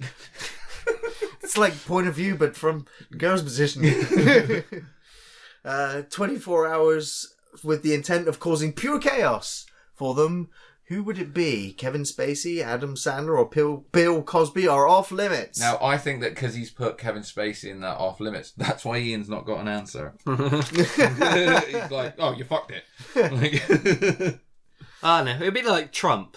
It'd be in Bruce Almighty where he makes the Sorry, is it? Dave, are you just observing? David, you don't need to enter Trump's head to cause pure chaos in 24 hours. He's been doing it for the last 2 fucking years nearly. I know, but with Steve Crow, it makes him say weird things like blah, makes him do I would just make him go complete retard in front of everyone. Okay, again, Dave, have you seen Trump's conversation? Someone's doing it. I know already. But I want to take it to even more extremes and just see what it would take to make people change their minds. Foxham's friends would still be alright with it. Yeah, they'd still find a way to spin it. I'd probably say then Vince McMahon. After the day after, you'd just be like, fake news. Yeah.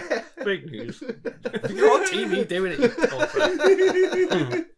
Oh my god, that'd be amazing. I would put myself, I don't know, who's the head of the biggest film corporation right now, the head of Disney, Kevin Feige, or the guy at 20th Century Fox who's running the goddamn Alien franchise or the Predator franchise into the ground. Yeah, who's in charge of DC right now. Yeah, who's in charge of DC right now. I want to go in their heads. I'll get a lot of work done in 24 hours. Yes. That could be quite fun. Pure chaos even. If you're the head of the Star Wars directors right now. In the nature of causing pure chaos, it'd be great to go into the mind of Dwayne Johnson and just start tweeting out horrific things because he's always so fucking nice, isn't he? That'd cause chaos. Yeah. Get him banned off Twitter. Yeah. It's cool to just go to an Do you know what? I don't enjoy going to China, alright? Bang. And for him, that would be inflammatory. It'd be huge. It wouldn't even have to be that nasty. No. Just do you know what? Fuck puppies. I'd like to go Jeff Bezos and just everything on Amazon's free. Go. 24 hours. Dude, this wife's got his fucking her way. It might have to be. There's going to be a sale. But just to have so much money and just go mental with it. And then $69 billion for her, apparently. If she's Jeez. I'm and she's single? Next question's from Matthias. Hey, Matthias. What black and white movie would you want to see colorized, even just out of curiosity? And also, what's the best modern black and white movie since the 70s, in your opinion? Clerks, Pie, The Mist. That shot of Logan was pretty good. Oh, yeah. The black and white one. Mad Max did a black and white, didn't they? Yeah, they did release it in black and white. Chrome edition. Wow. Was it? It was Chrome edition, wasn't it? Yeah, but what's the line? And what a lovely day. No. What did they say? No. They say something before they do it. It was a good line. Obviously. It was a good line. Unforgettable. I saw a trailer for that. Is it Peter Jackson who took the old war footage and put it in colour? That looks stunning, some of that stuff. Oh, yes. Shit, what's it called? It's just come out on Blu-ray as well. In Their Lifetime or something. It's I think I watched that. We saw the trailer for it, right? When we went to see Mortal Engines. I think they had the trailer on for it then. And it's just phenomenal. Yeah, it's crazy. I bet, because you always think of World War One in black and white. Yeah. Oh, mate, I spent a lot of time as a child, especially after watching it, because I was convinced that the world was black and white until about the 40s. Yeah. It's like my mum was like, "You're getting tested." What the fuck? So you're going to explain this? Ian has put Ice Cold in Alex. Okay.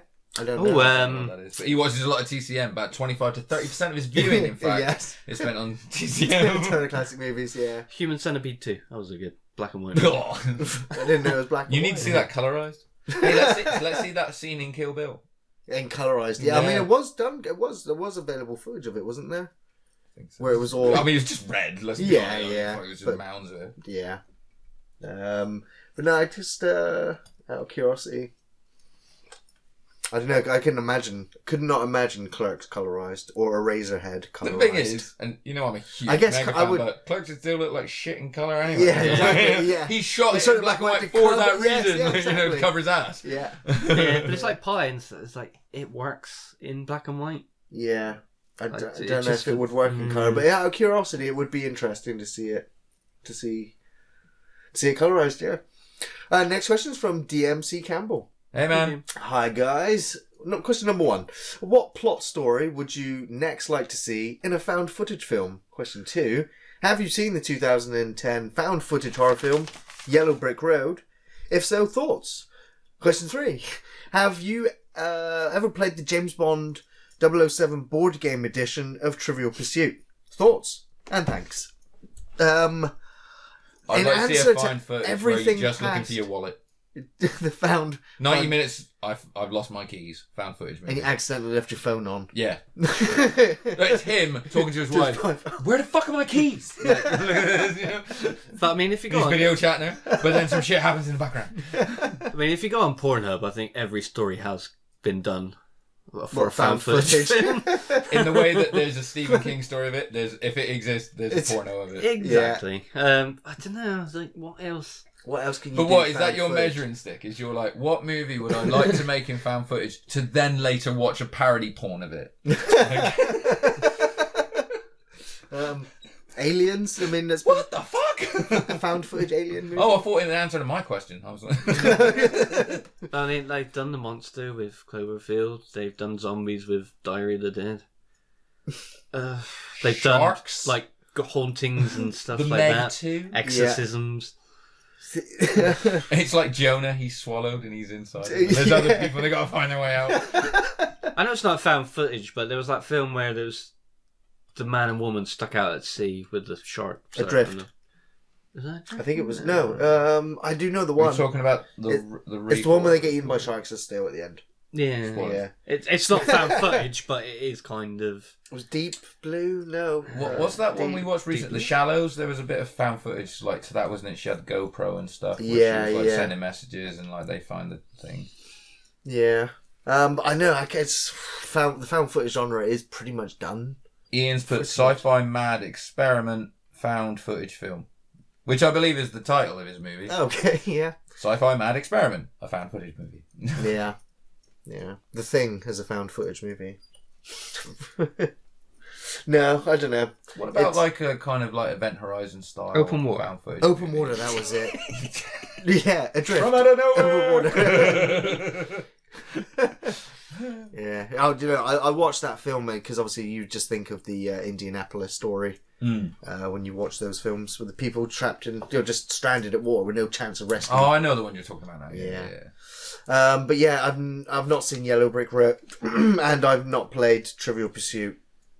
Ian has put no, but I've wikid I don't think I've ever played. We used to play. I've not seen it either. I don't know what it is now. Used to play Trivial Pursuit at Christmas with the family, but we all ended up playing like the kids' questions because that was ever did any with the freaking adult questions. No, but I've played Trivial Pursuit and I like James Bond. I don't think that's the same as playing the James Bond Trivial Pursuit. No. I was talking to DMC actually the other day, and he was asking me about saying about board games. He was asking me about if I ever played. Well, he called it Nightmare in New Zealand. Okay, it's Atmosphere. Yeah. Yeah. Man, so it's not based on the TV series Nightmare. Baron No, and that's exactly what I thought. The Gatekeeper. Well, it was like you had the witch, didn't you? That's it.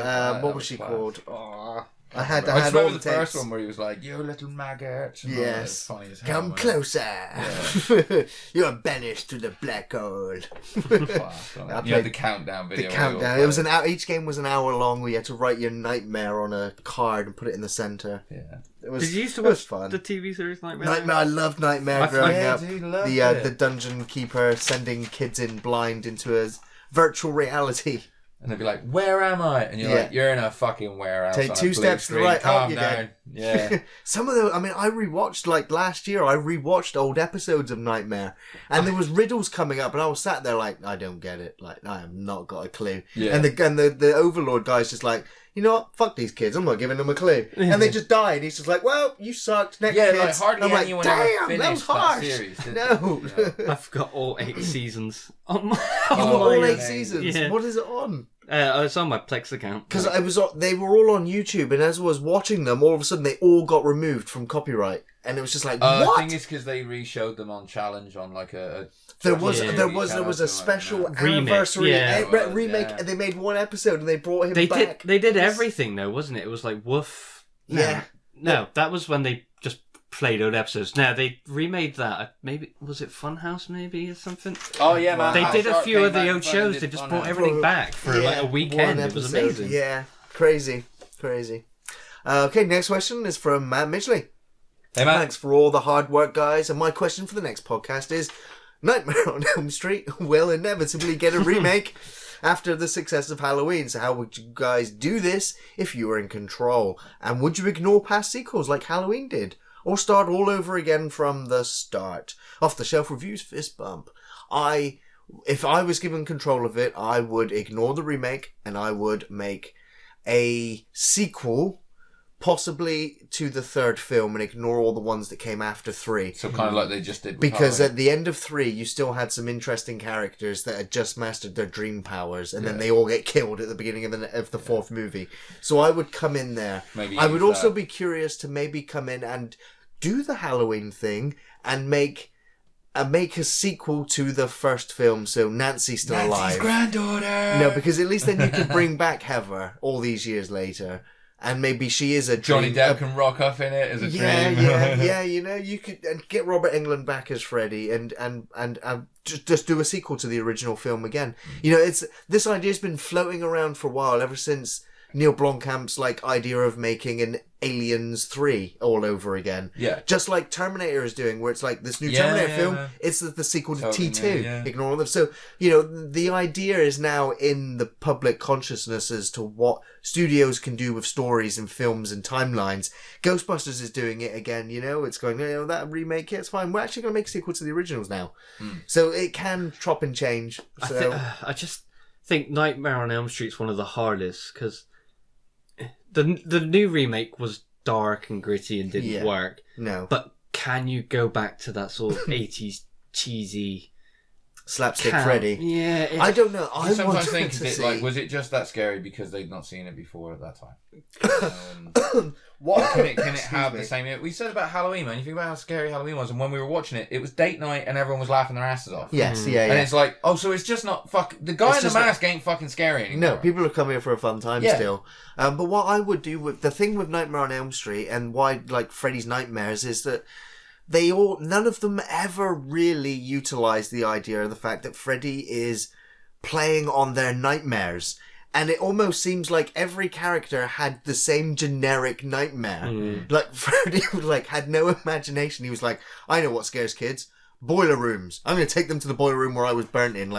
Why does he want to keep reminding them of that? Why doesn't he play on whatever fuels their nightmare? I mean, they had some, in the first scene, when she's running up the stairs and stuff, and she's sinking into the stairs, everybody kind of has those dreams, all the slow motion. You can't, we can't get away. But everybody shared. That's kind of a shared dream or nightmare that most people have. So it's like when Freddy turns into monsters or turns them into monsters. You know, the body horror stuff and some stuff like that. It would be cool if they had the rights to some other horror films. Yeah. Where it's this person watched this film, so I'm going to take a scene from that film. Yeah. And put you in it. That would be kind of a nifty sort of. Yeah.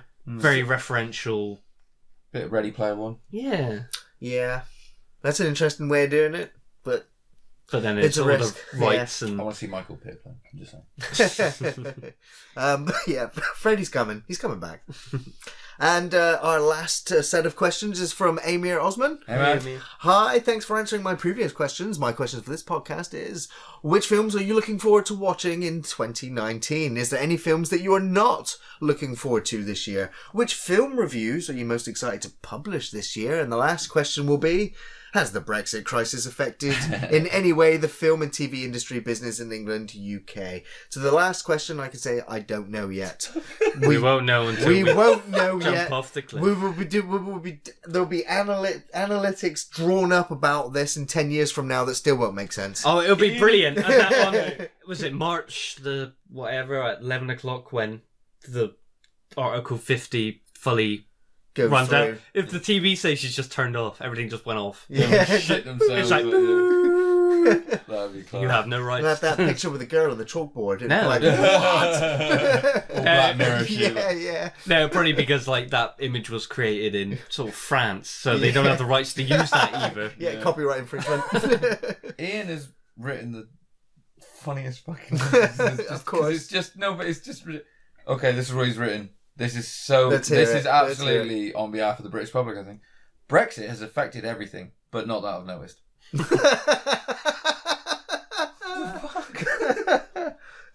Oh, it's changed everything. Like what? Oh, I've not seen anything. It's not on Wikipedia yet. Yeah. The page is still refreshing. He's gonna read it. He's gonna listen to this. So the first question's hard because, like, apart from the big tempo like superhero films that they do make a big event of showing a trailer like the year before. Yeah. It's hard to know what is coming. It too. Game of Thrones I'm looking forward to, not a movie though. I'm looking forward to Ghostbusters 3 next year, 2020. It Part 2's out this year. That's going to be fun.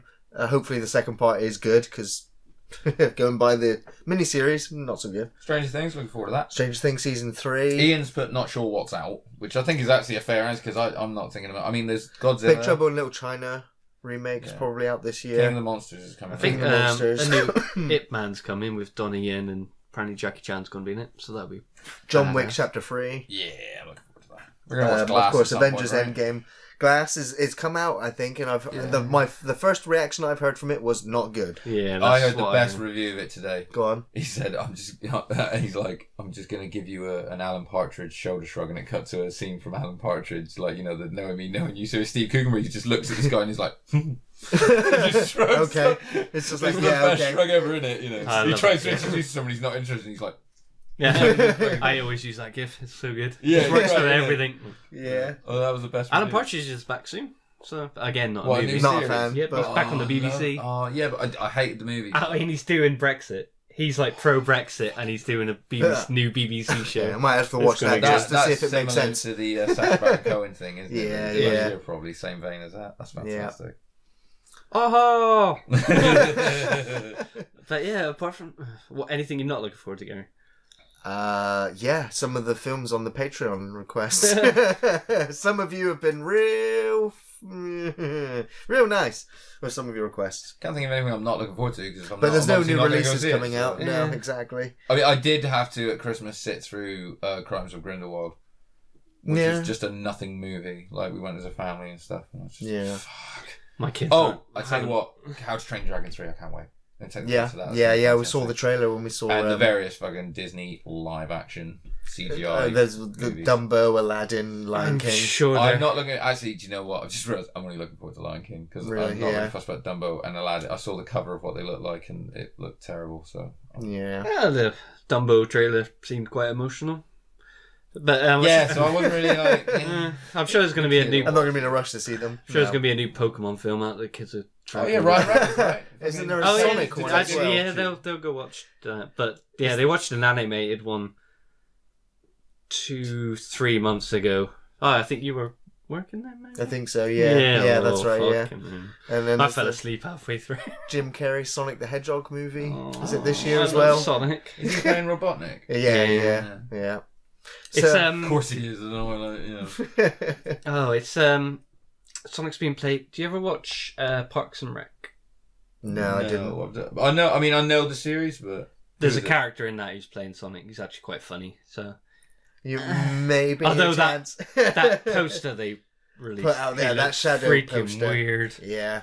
It's weird when you put him in the real world. It's like he's a Sonic man in the real world. Sonic 2006 on the Xbox, he made out with a real. Yeah, woman. I know, and it was fucking stupidly weird. I was like, no, there's not. I'm like, sorry, Sonic, I grew away from you. Made out with a real woman. God, it was weird. It was like she got a prig.